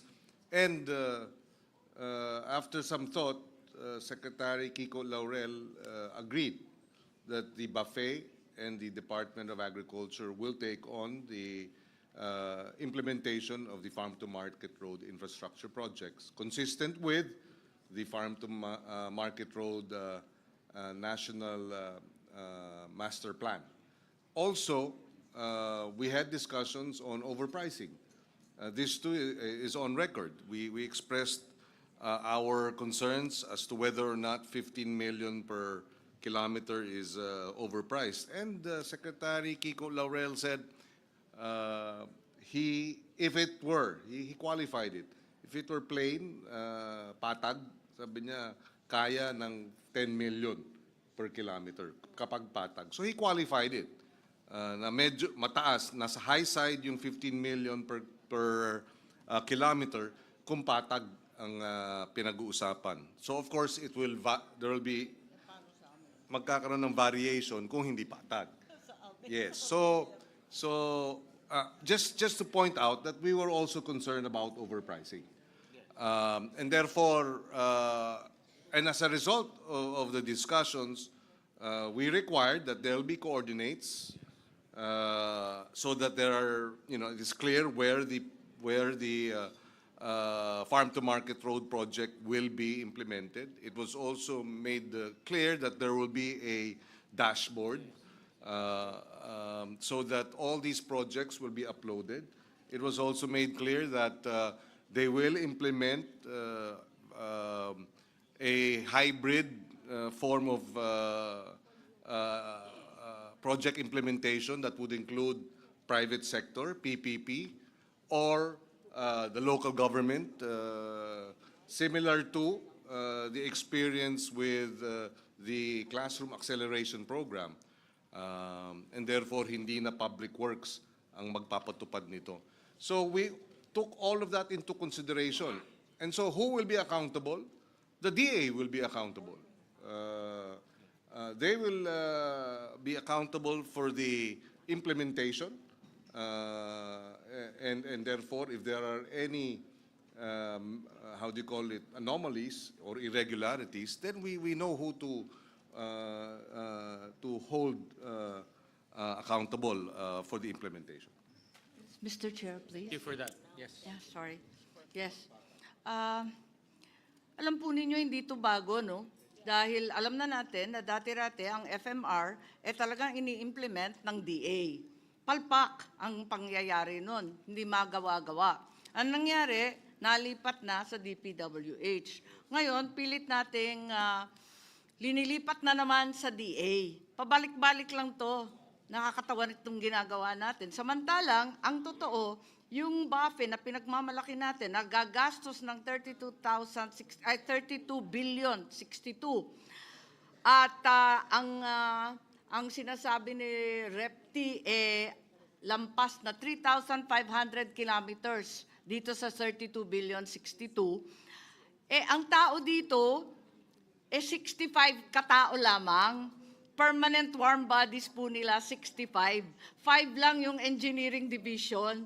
Yung iba technical and admin. Sa buong Pilipinas yan. At alam natin, halimbawa sa Mindanao, kulang na kulang ang kalsada. Sabihin na natin yon. Pero, hindi ba lalala lamang ang sitwasyon natin? Pinapabalik-balik lang natin to, DA, DPWH. Ang DA ngayon, as of June, ang permanent position, 65 sa buong bansa.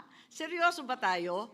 Parang nagbibiro ata tayo at baka, wag kayo pong magalit pero baka akalain ng tao na anuman ang pakitang taong kinakaltas sa DPWH ay ilalagay lang sa DA at mauuwi na naman sa FMR na hindi naman farm to market road, kundi farm to pocket road. Aminin natin na may problema itong planong to. Yun lang po.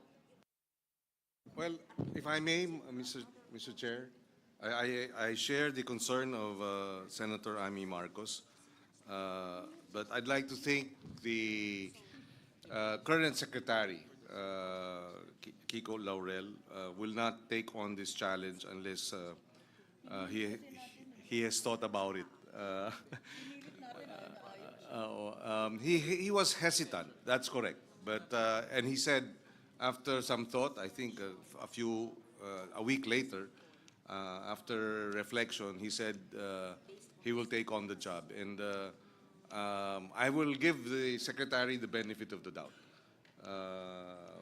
Having come from the private sector, his mindset is different. And hopefully, with the support of the Senate and the House, he will succeed where others did not. Mr. Chair, as much as we would like to ratchet up the implementation of the National Farm to Market Network Plan, which is long delayed, the reality is we've shifted from one department to the next repeatedly with no significant difference. Isn't this the very definition of insanity? Repeating it over and over again and expecting different results. There is nothing that has changed in the BAFE in DA. If anything, it has been downgraded to personnel complement of 65 people for the entire country. I think there is some absurdity in that. I beg to disagree respectfully. If he will take it on, then he has to increase his staff. And I agree, if he stays at 65, then he's bound to fail. But he should be able to increase the number of staff in the buffet between now and first quarter next year. Hindi ba dapat i-pilot muna? Kasi maglilipat na naman tayo, paulit-ulit na ito, palipat-lipat. Pagsabihan na lang tayo ng tao na ito, ayan, magpapakitang tao kayo, kakaltasan yung DPWH. Yung pala, ibabagsak rin sa DA. Linuloko ninyo kami. Mr. Chair, if I may. Discussion, can I, Senator Marcos, are you okay? Yeah, okay. Mr. Chair, yeah. I share the concerns of Senator Marcos. I was actually going to say the same thing na DA, balik sa DPWH, balik sa DA. So may I know if it's with DPWH, 2025 DPWH yan. So when was it last with DA?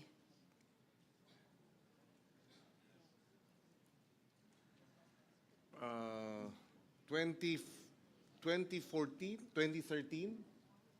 Okay. Roughly, so in other words,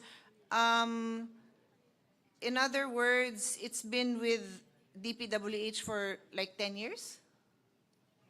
I believe so. More or less, like 2014 to 2025? It was during my term as Secretary for Food Security.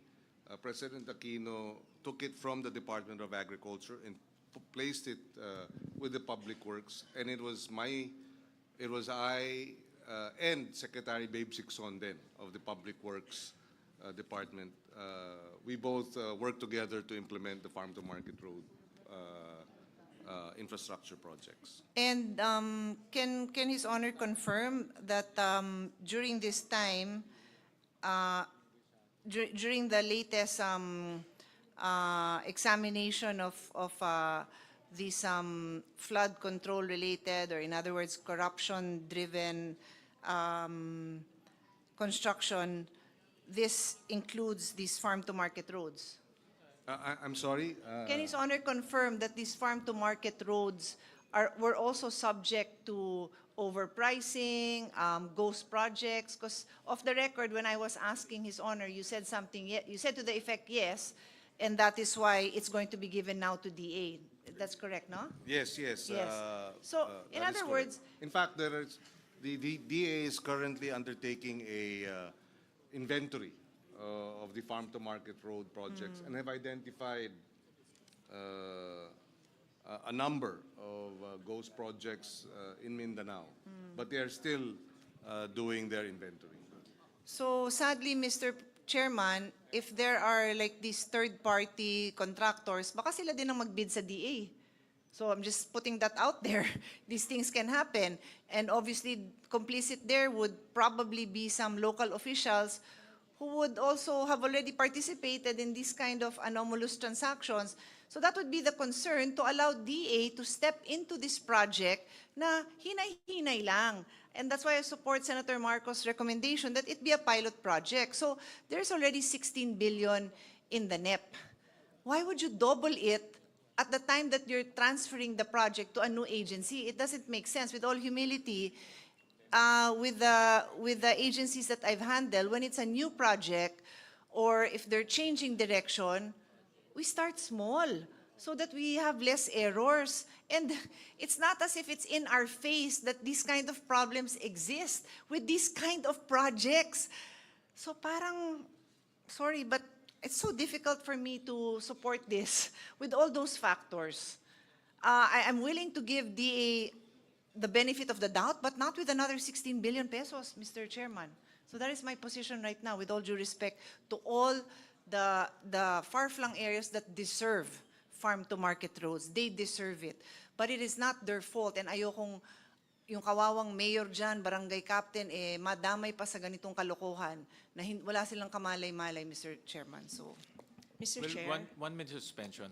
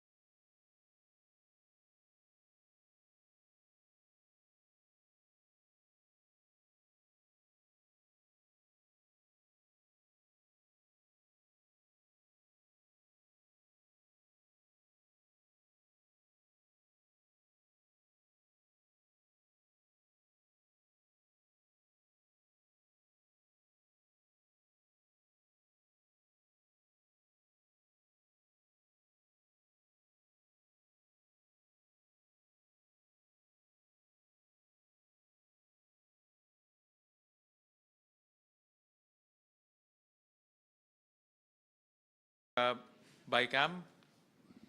So earlier on, during the break, I took a look at the list of FMRs that were submitted to us, and there are indeed coordinates in the FMRs, and only 7 projects out of the 1,000 plus. 1,644 Yeah, po. 1,644 projects. So, and I understand that tomorrow the 7 projects will have coordinates ready. But as an added safeguard, we will now allow the DA to partner with LGUs or download funds to the LGUs to implement the FMRs. They can also do PPPs. They can also do other modalities other than other than public works. No? So that is the another modality so that they can implement the projects quick as possible. And Senator Kiko would want to elaborate In addition, the other safeguard. we will put special provisions that will be additional safeguards, such as the transparency portal necessary so that at any given point, at any given time, alam ng tao, ma-check niya nasaan yung project, anong area, anong coordinates niya, and the citizens' participatory audit will likewise be part of the safeguards wherein we will engage citizens groups, individuals who will check and monitor the implementation of these farm-to-market road projects.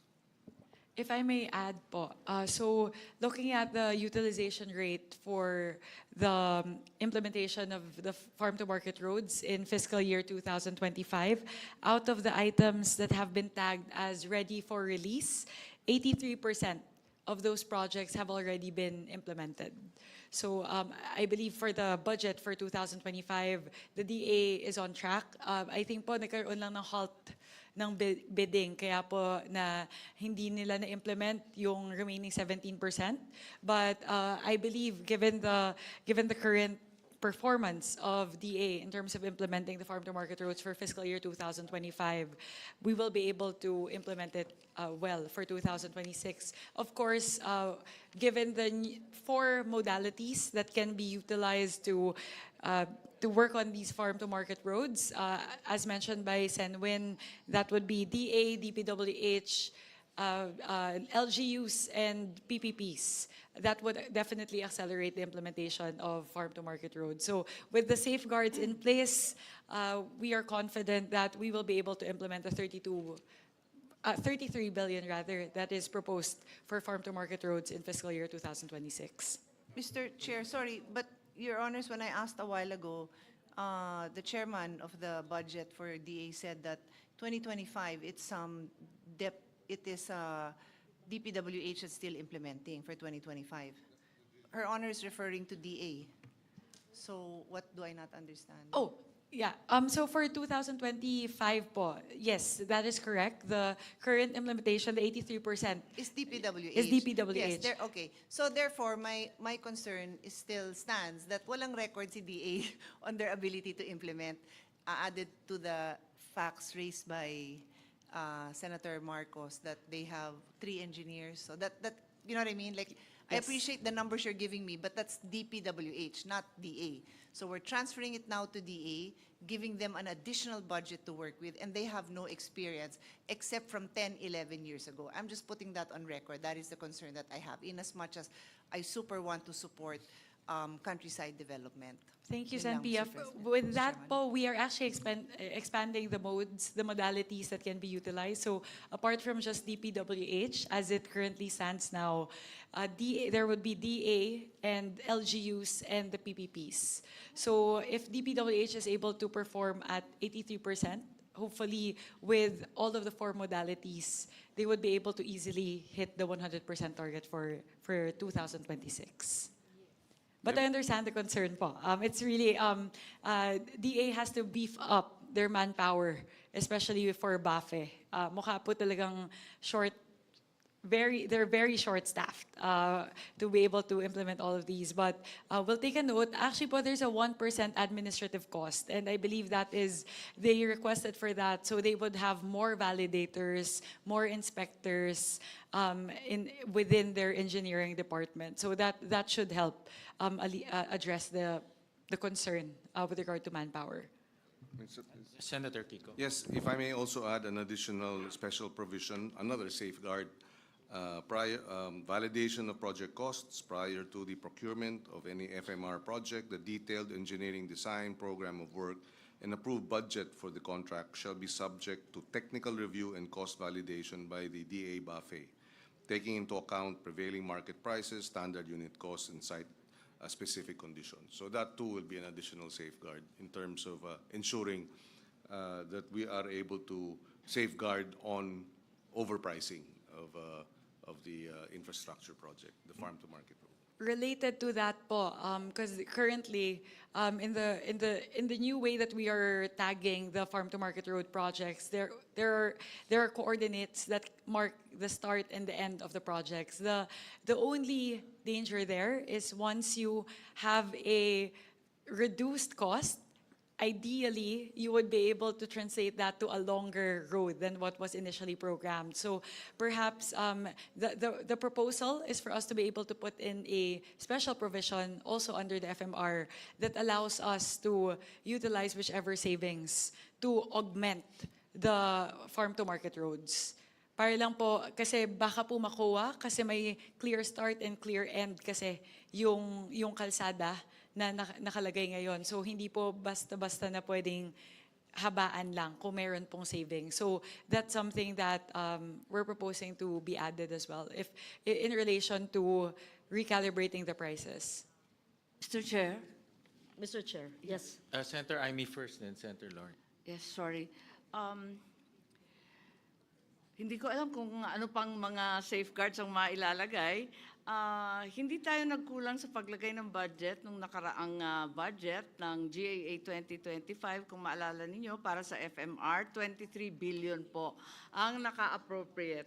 Ang na-release, halos kalahati lamang, 12 billion. 11 billion, puro FLR. So, hindi tayo nagkulang.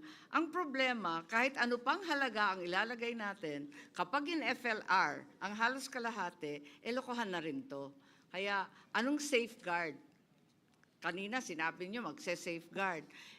Anong mailalagay dyan na talagang i-release yung buong buo yung halaga na ilalagay natin? Kahit napakalaki pa niyan, 30 to 40, kung anong gusto ninyo. Hindi naman pala rin i-release Anong silbi niyan? Yan ang nangyari last year.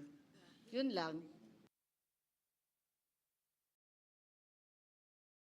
So if you will have a look, the appropriations in GAA 2025, 23 billion, actually released was a mere 12 billion. For later release was almost the same amount, 11 billion.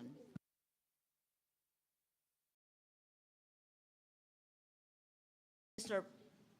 President, Mr. Chair, okay, allow me to put this on record, and I would be happy to be proven incorrect, because I want to be able to say that we are able to use the savings for a longer or a bigger project.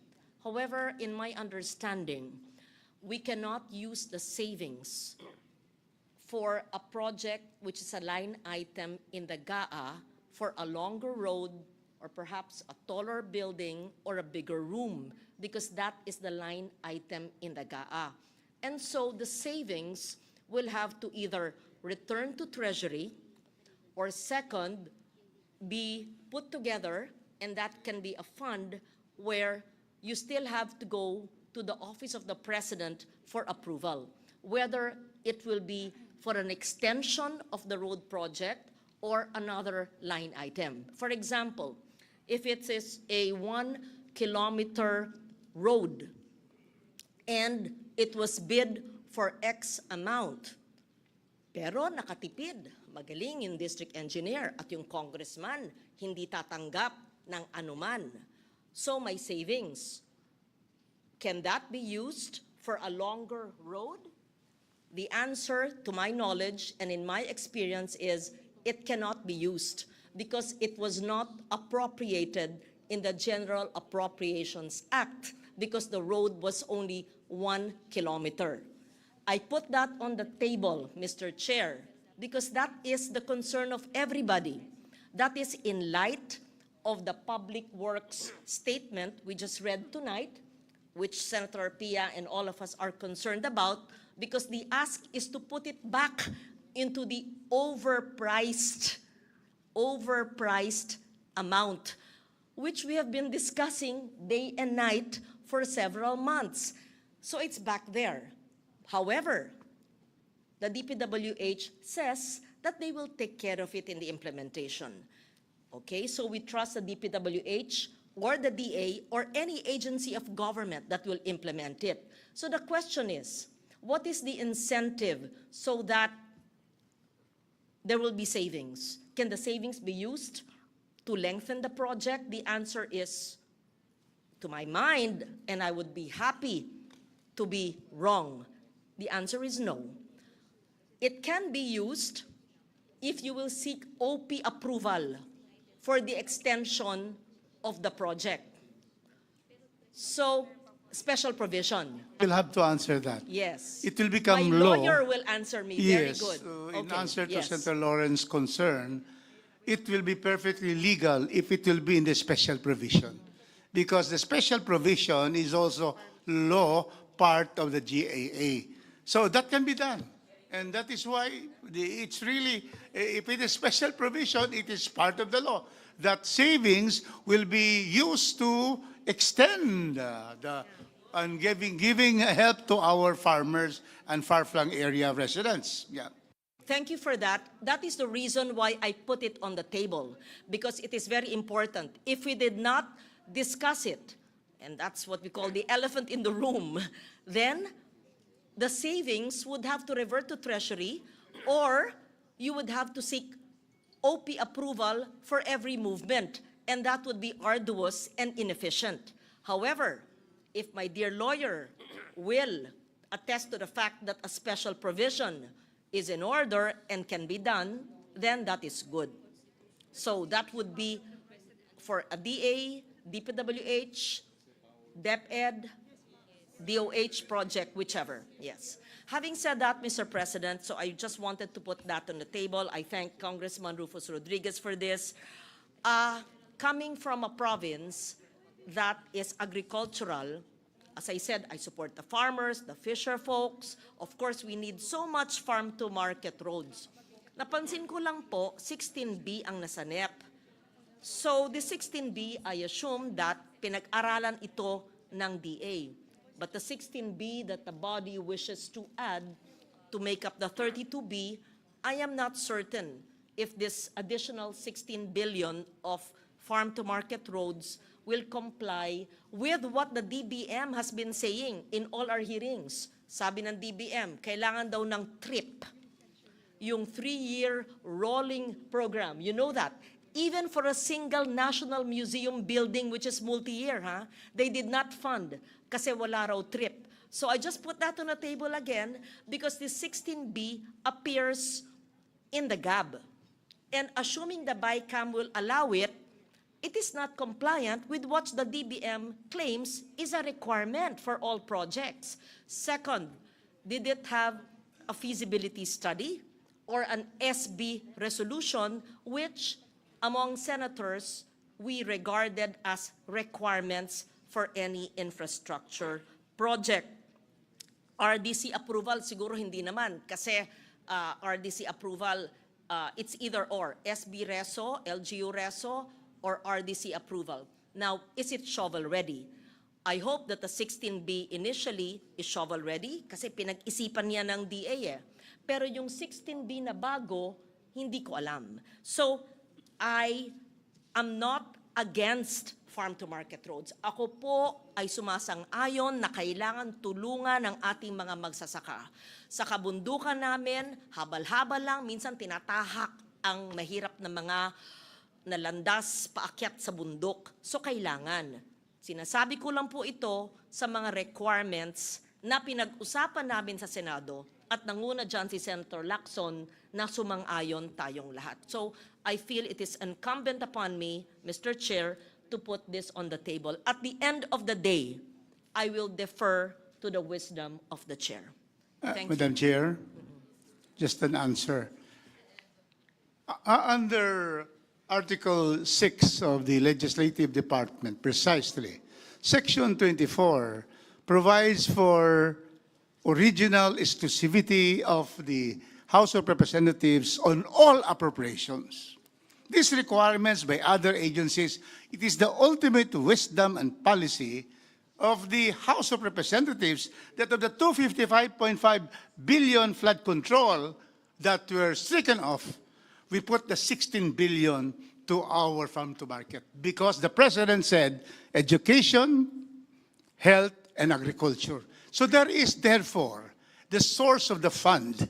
And of course, with the decision of the House of Representatives, of course, we send to you because you have the power of amendment or consensus or proposal for amendment. So it depends upon you. But we are saying that in the first instance, we have already made the decision in the House. So it's up to you whether you would be able to agree with this, and we appeal to you. Because our districts, we are responsible to our districts, that these far-flung areas, unreached by good roads, will now have paved roads. And that is why there is that basis. And so therefore, it's now, if you do not agree also, what can we do? But precisely we are asking and appealing to you to be able to approve this because it complies with everything under the Constitution. Thank you for that, my dear lawyer, my friend, Congressman Rodriguez. Gaya ng sinabi ko, ako isang-ayon sa farm-to-market road, basta sumasang-ayon sa requirements. And I have expressed my concerns, my reservations, and I understand the needs and the requirements of district representatives, especially those coming from the Visayas and Mindanao. Yes. Mr. President. Session suspended.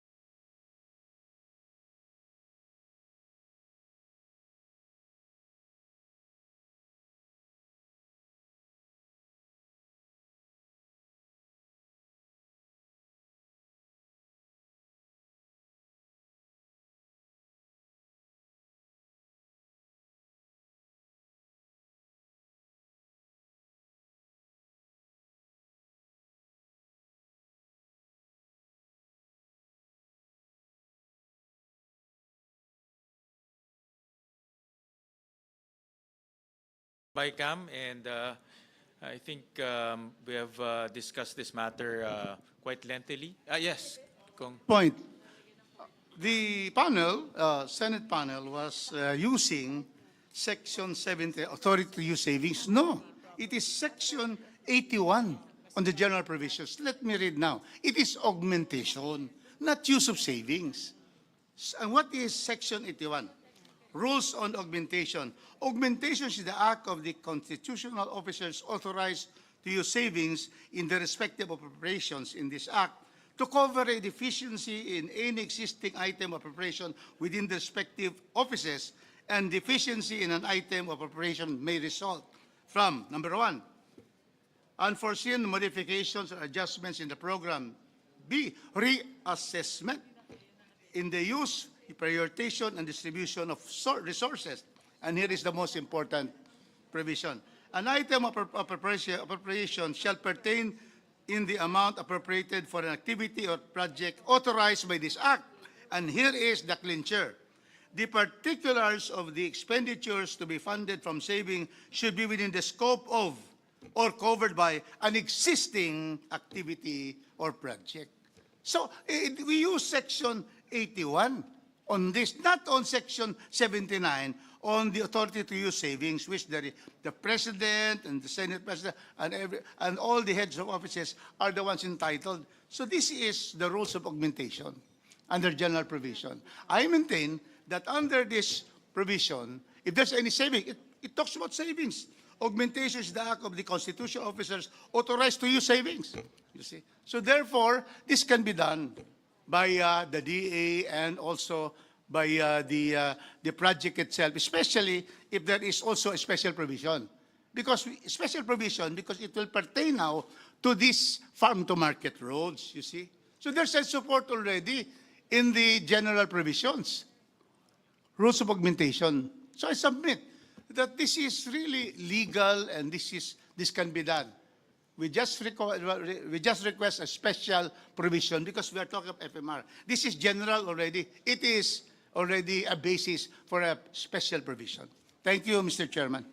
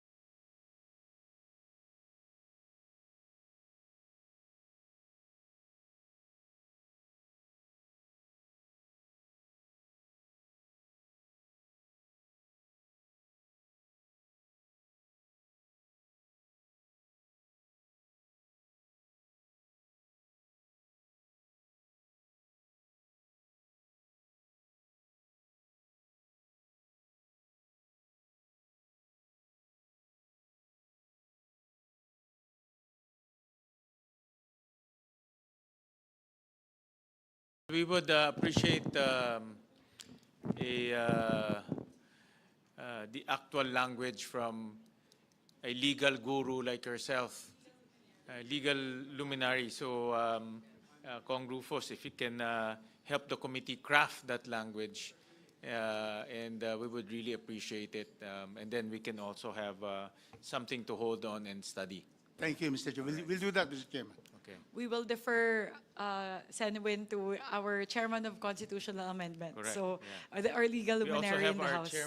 ka pa rin, no? Chairman of Constitutional Amendments here, so both chairmen can work together to Perfect.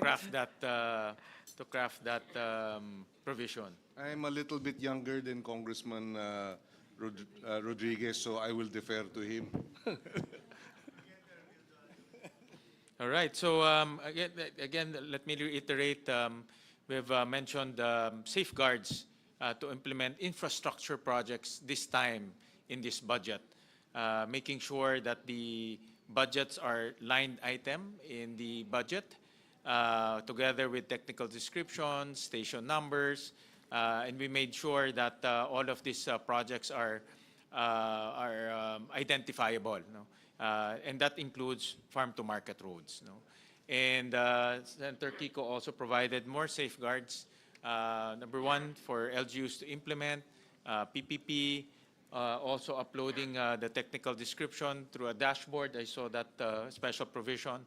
And they also added citizens participatory audit in this in the implementation of these projects.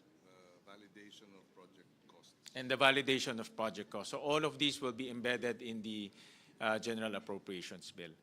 So with that, I think, is there any motion? With that, the very extensive discussion, I think that lasted for 2 hours, close to 2 hours. We've put in the necessary safeguards to ensure that the farm-to-market roads for next year will be implemented well. And with that, I once again put forth the motion to adopt as the amount for repair, rehabilitation, and construction of farm-to-market road projects in designated key production areas to be 33,9,763,000. Is there any second? Second. Julie seconded. The motion is hereby approved. Thank you very much. Thank you. Thank you again to our colleagues in the Senate. I believe that with the safeguards that we have, that came out of our discussions, definitely we'll be able to implement the farm-to-market roads next year in a good way. All right. So we go back to... Mr. Chairman, just before you move on, I just want to put on record my standing reservation on this. There's no intention to delay the proceedings. I commit to study this further. All the discussion here I take seriously. Obviously, I won't even say that, you know, I support the concerns of the congressman because I'm a senator of the whole country. I want to see countryside development. Rest assured, that is what's in my heart. But I cannot stand to see corruption continue to happen. So my job is to continue to read, to study the records, the recommendations, and to really understand it. Because when I read DPWH statement, to be honest, I don't understand it. I don't understand what will happen to give me the assurance that I can tell the Filipino people that pumayag kami sa mga ganito dahil may assurance kaming naiintindihan ko. So kailangan ko intindihan, Mr. Chairman. I hope you can also understand that I need the time to study it over the next few days. Thank you. Thank you, Senator Pia, and we will work with you, Senator Pia, on the additional safeguards if need be, and we can work together in making sure that the projects are implemented without any corruption and also to its fullest intention. So, yeah. Thank you. Mr. Chair. Yes. I wanted to reiterate my reservation, just like Senator Pia, although I explained already some of the concerns. And I strongly feel that farm-to-market roads are needed but must not be distributed according to congressional districts, but must be distributed or implemented according to the need of the area, based on population, based on the land area, and others, not through politically divided districts. So that is my position. I also would like to put on the table my reservation. Thank you. Well, Mr. Chairman, I forget to mention, but we had already previously agreed that the implementation of these farm-to-market projects should be consistent with the master plan of the Department of Agriculture on the farm-to-market road network. So it has to be within and consistent with that network. And the coordinates cannot be produced if those farm-to-market roads are not in the master plan. So it has to be in the master plan first in order for them to produce those coordinates. No, and that is the policy and the procedure of the Department of Agriculture.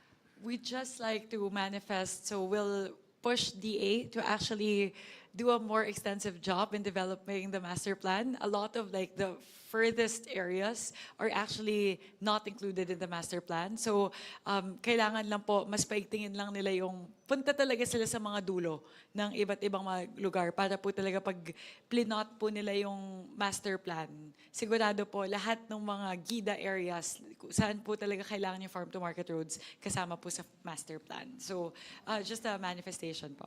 Thank you. Mr. Chair. Yes. I also would like to say that I also have reservations on this. Kasi po, 33 billion, napakalaki pong halaga. I know, our farmers need this. Ang problema ho dito, yung mga tao, the people are watching right now, baka isipin, wala nga yung flood control dito naman ngayon sa farm to market. Ito po ang iisipin na dito naman magkakaroon ng problema. Lumipat lang from flood control dito ngayon sa farm to market, magiging source ng corruption. So, ang punto ko lamang, Mr. Chair, is like siguraduhin talaga natin na when we say na may mga safety measures or guards in place, na talagang kailangan ma-implement yung mga safety measures na yun. It's 33 billion, Mr. Chair. Oh. That's not a joke. That's a big amount of money. Wala na pong farm to market, flood control. Baka sasabihin naman tao, dito na naman itong mga mambabatas natin, nakakita na naman kung saan kukuha ng budget, 33 billion. Yun lang po, Mr. Chair. That's my reservation. Thank you. Mr. Chairman, sorry, I still have addition. Nabanggit po ng kasamahan natin si Senator Tulfo na 33 billion, no? But I was telling Senator Lauren, I think we're talking about 43 billion because there's 11 billion from 2025 that was never released. So what DA will have available to them, or that 11 stays in DPWH, is 44 billion. Wow, that's a lot. And we have to remember that this amount is roughly 16 billion and it's almost times 3.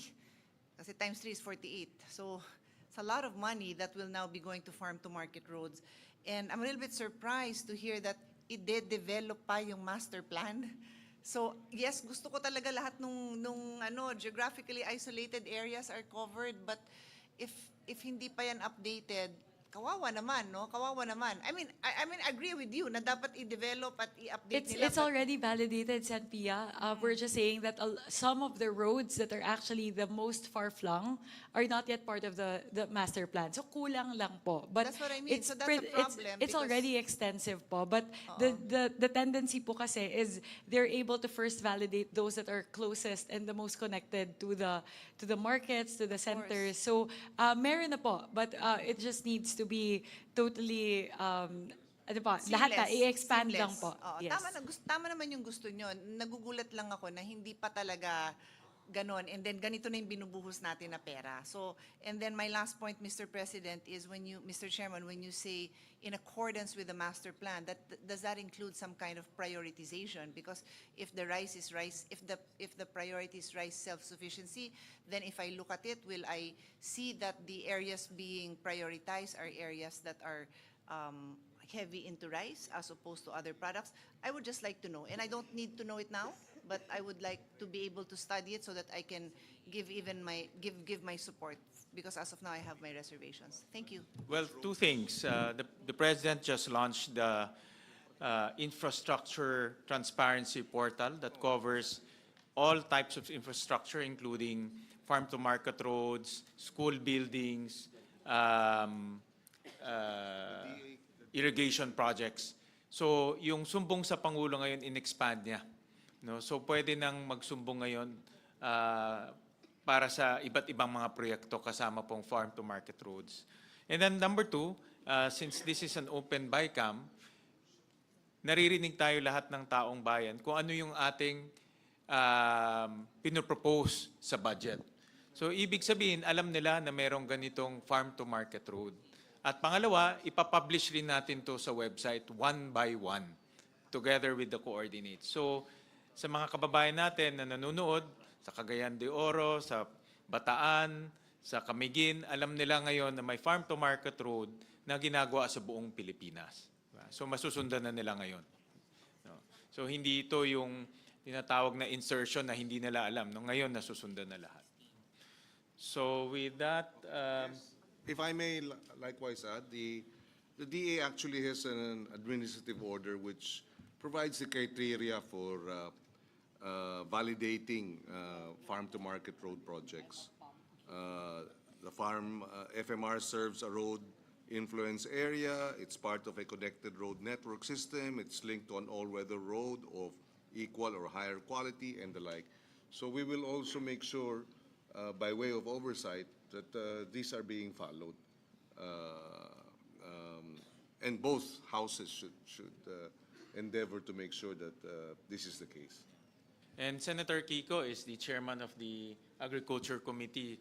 Kung kailangan every week mag-hearing para mag-oversight, gawin na lang natin yun para may accountability. Hindi lang hearing, pakukulong natin. Correct. Yung Mayroon na kayo na pakulong last week.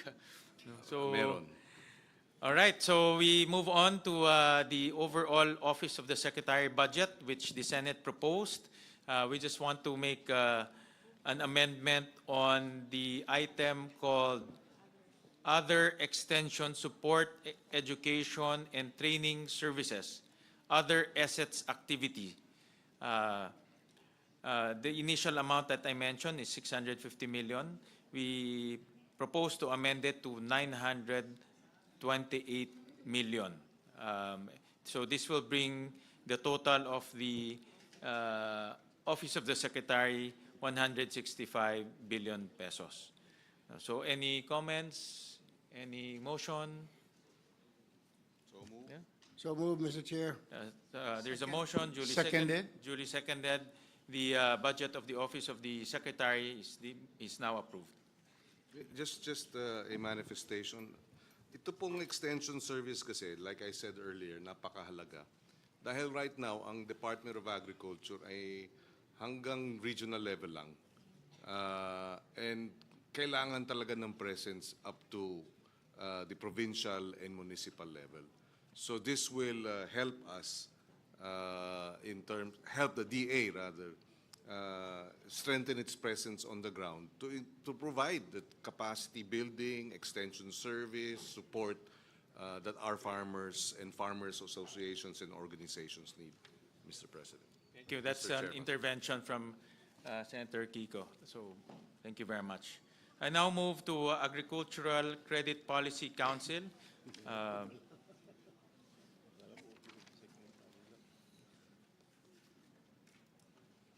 Huwag kayong mag-alala, tapusin na lang ho natin tong Department of Agriculture. Mga 2 hours pa po. No, just kidding. Just 3 more. Just 3 more, ano po, A few more. attached Ano agencies. naman to?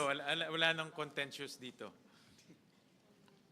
8 more. 8 more attached agencies. But we'll go through it very quickly po. Agricultural Credit Policy Council, on the part of the House, we propose to, the HGAB reflects the same amount as in the NEP, which is 2.7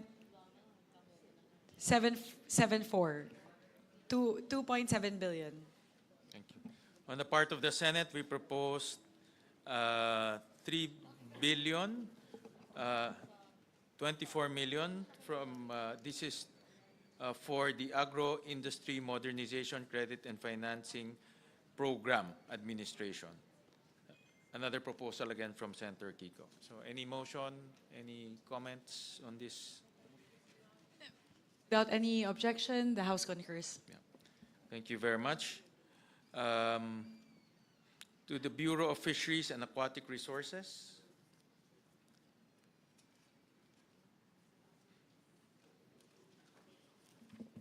Out of the items, the PAPs, the PAPs under the Bureau of Fisheries and Aquatic Resources, The House GAB, the H gap, mirrors the NEP values except for one. On the provision of fishery on-farm equipment and post-harvest facilities, there's a proposed increase of 5 million pesos.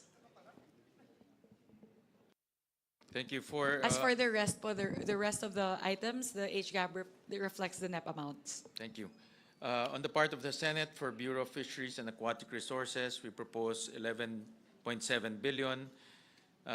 For General Management and Supervision, 641 million. Development of Organizational Policies, Plans, Procedures, 641 million. Fishing gears / paraphernalia distribution, 296 million. Fisheries production and distribution, 2 billion. Operation and management of production facilities, 1.2 billion. Provision of fisheries on-farm equipment and post-harvest facilities, 74 million.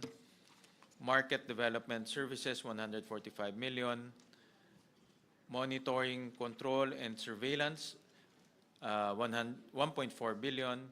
Quality control and inspection, 224 million. Quarantine registration and licensing, 173 million. Coastal and inland fisheries resource management, 521 million. Extension, support, education, and training services, 1.1 billion. Mobile water treatment and desalination system for sanitation, community health, and livelihood support in fisheries household, 150 million. That's it. Any questions or any? Move to approve, Mr. Chair. Second. Duly seconded. The budget of the Bureau of Fisheries and Aquatic Resources deemed approved. For the Carabao Center. Carabao. Laki nito. Carabao feeding program. Wala, no? 1 billion.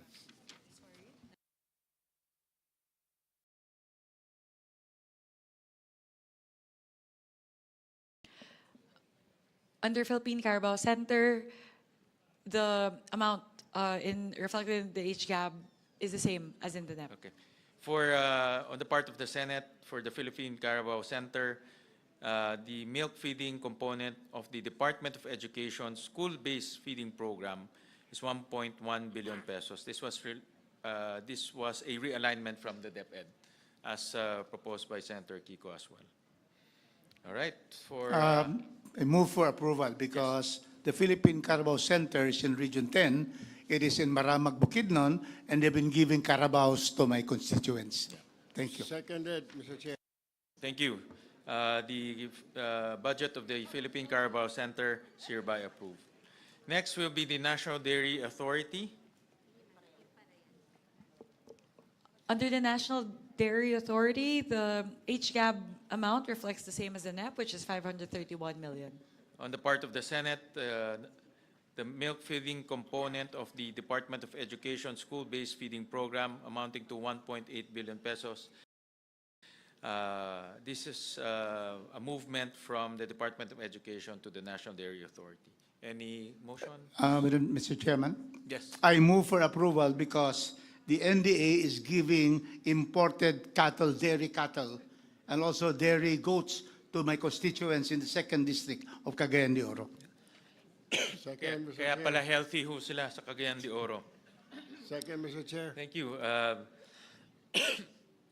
The budget of the National Dairy Authority is hereby approved. Mr. President. Yes. Mr. Chairman, just very quickly, one of the reasons why we transferred it to the Philippine Carabao Center as well as the National Dairy Authority from the Department of Education is because this now allows our dairy farmers to be able to sell directly their milk products to the schools and the school-based feeding program, thereby augmenting their income, increasing their incomes, and providing them additional livelihood. This in turn will increase their incomes and will benefit the local economies where the dairy farmers are located. Thank you, Senator Kiko. Next is the National Food Authority.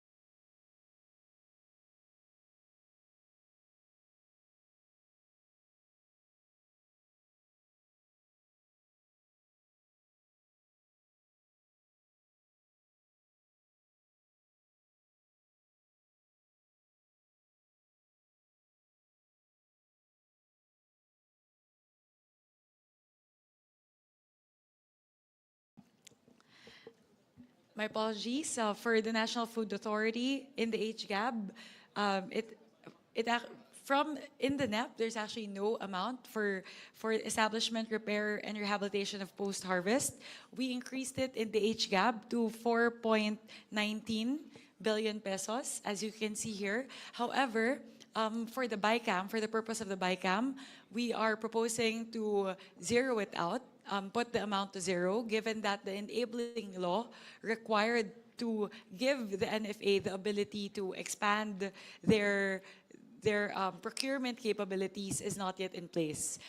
RICE Act, which is the enabling law that we are waiting for, is a LIDAC priority. So we hope that that will get approved soon, just so the NFA would have expanded powers and market stabilization powers. But in the meantime, given that that law is not yet in place, we are proposing to zero out this particular item. In the Senate version, we also removed that item. So we concur with the removal of that item from the General Appropriations Bill. Move to approve. Thank you. Thank you. So we wala tayong approve. So we go to Philippine Crop Insurance Corporation.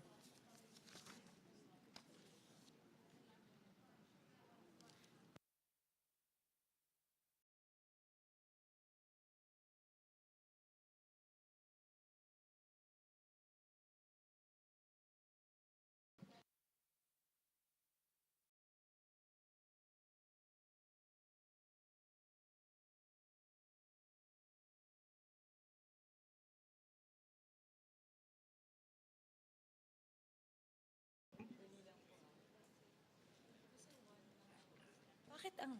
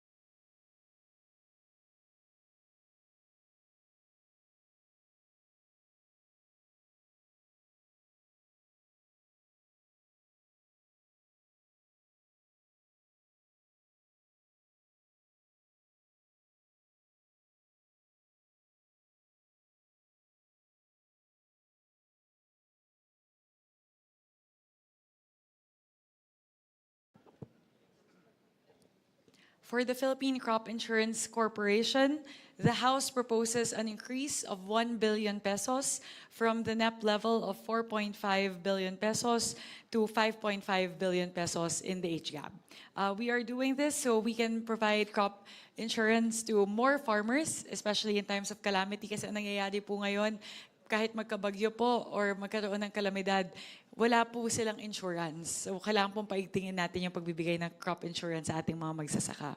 So the House is providing an additional 1 billion pesos for crop insurance. On the part of the Senate, it's we propose for the Philippine Crop Insurance Corporation 6.5 billion pesos. Under it is crop insurance program of 6.5 billion pesos. Any motion?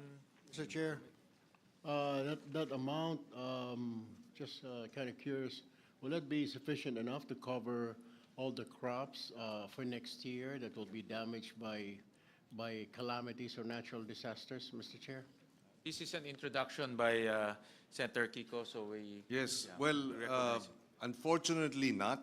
In fact, the damage to agriculture this year is about 15 billion already. No? So,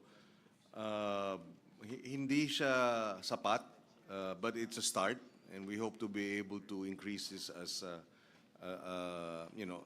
as we go through every budget year. But this the 4.5 billion, in fact, was the amount since 2016, 2015. So it's been 10 years stuck at 4.5 billion. And so now with this additional increase of 1 billion from the House, and then we have another billion from this with the Senate, and this is a significant jump from the 4.5 billion budget last year and the last 10 years. So any motion? I move, Mr. Chair, that we approve the budget of the Philippine Crop Any Insurance second? Corporation. Second. Duly seconded, the budget of the Philippine Crop Insurance Corporations is hereby approved. Last on the list For today. will be the Philippine Fisheries Development Authority. Last for today.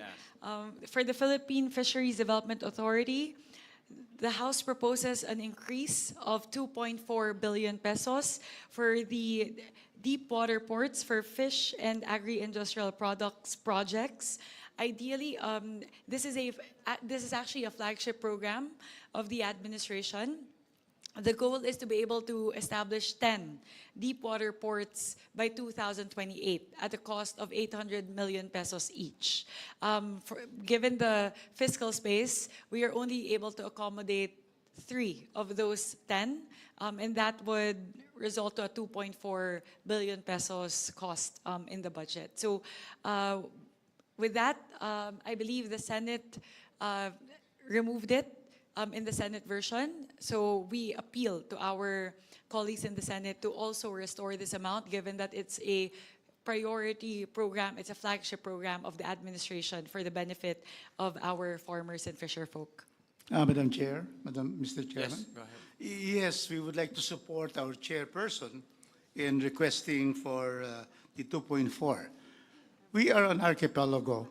We want our fishermen to bring to city centers. That is why one of the ports is in Cagayan de Oro, because the city center is Cagayan de Oro, and we bring in fisher folks from Lanao del Norte, Misamis Oriental, not only fish, but also the produce, which can be brought by boats from different municipalities to come to the market. And then they're able to sell their products, and also they will have cheaper prices for Cagayan de Oro because it is now clear that there is a port for that. So we appeal, Mr. Chairman, that we restore the 2.4 that was removed by the Senate. So moved, Mr. Chairman. Thank you, Cong Rufus. Before that, let me present the budget of the Senate for the Philippine Fisheries Development Authority. That's 2.1 billion pesos, and indeed, we did not carry the deep water ports for fish and agri-industrial products project in the Senate version. So I would like to hear some comments from our colleagues about their thoughts on this. Senator Kiko? Well, as Vice Chairman of the Subcommittee J, we actually endorsed the 2.4 billion. But we were informed by our chairman that because of the fiscal space, it could not be accommodated. So while I am committed to defend the Senate version, I share the concern and the desire of the House to have the 2.4 billion included in the budget of the Department of Agriculture. Thank you very much, Sen. Kiko. My apologies. Thank you, Your Honor. Just wanted to correct myself po, in terms of the breakdown for the 2.4 billion. Actually po, these would actually already start. 7 of the deep water ports.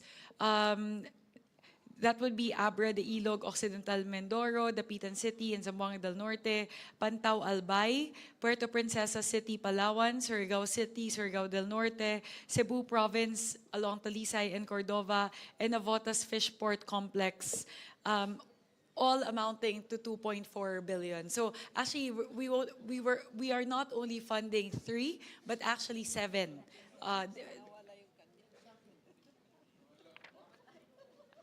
We'll take a look at the Cagayan po. But this is the breakdown that was mentioned. My apologies, Kong Rufus. I actually did not. Well, I just noticed. in fact, in the hearing, it was very clear that Cagayan de Oro will have a fish port. And that is why I'm surprised that I'm now fighting for this, and there's none for Cagayan de Oro. So can you just include that? Because we really need, we are in the Mindanao Sea. Very rich, fertile. It was just transferred fisher- to Palawan, compañero. You just add na lang, you just add, because it's not big, it's only 60 M. We'll confer po with the Yes. PFDA as Thank you. this is actually their proposal for the 2.4 billion. So we'll confer po with the PFDA. Thank you, Kong Mr. Rufus, Madam I'm Chair. unable to commit as of now, but I will confer po on your behalf to the PFDA. I may be mistaken, but I think there are appropriations for ports, but there are also appropriations for deep sea ports. So perhaps I could be mistaken, but perhaps the Cagayan de Oro port project is for the fish port, but not the deep sea port.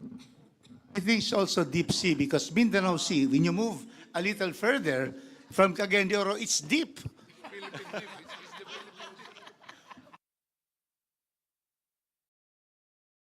Mas malalim pa yata kaysa sa Palawan, sa Puerto Princesa. Senator Pia? Mr. Chairman, I'd like to express my support for this project. As I said earlier, under the Sustainable Development Goals, the #1 Sustainable Development Goal is no poverty, and farmers and fisher folks, to be very clear, are the poorest sector in our country. So if there is fiscal space, I would like this project to be prioritized. And to be clear to our colleagues and to everyone listening, these are the kind of projects that I feel should be prioritized. Not that I'm against access of our countryside, rural areas to roads, but parang ito yung talagang malalim